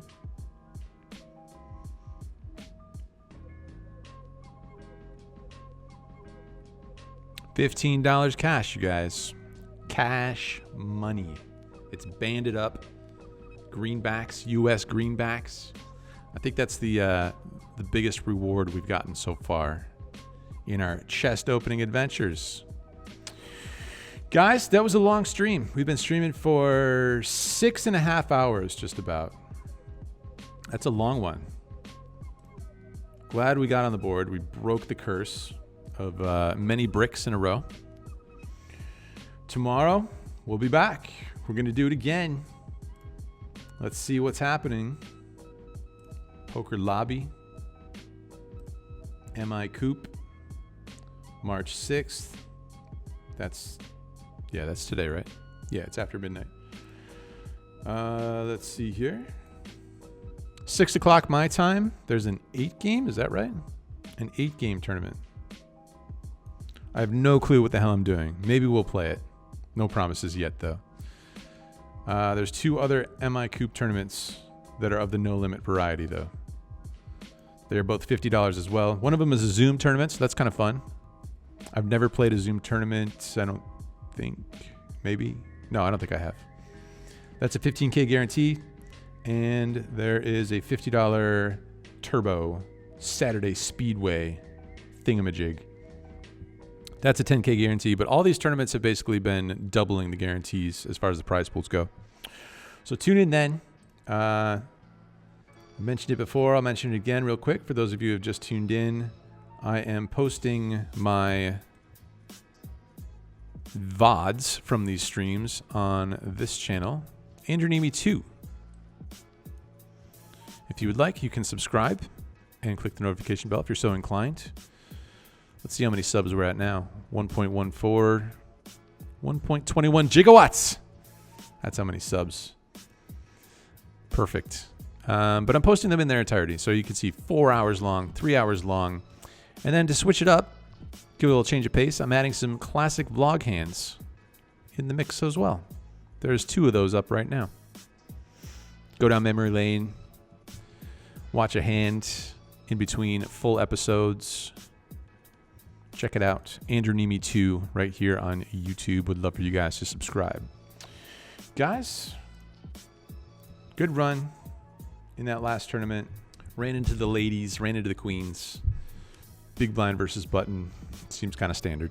Thanks for tuning in, guys. We'll be back tomorrow. More MICOOP on PokerStars, Michigan, broadcasting from downtown Detroit in lovely Michigan, my home state. All right, guys, take it easy. Thanks for all your chats, your super chats, your messages, and just hanging out. Stay well. Love you guys. Adios.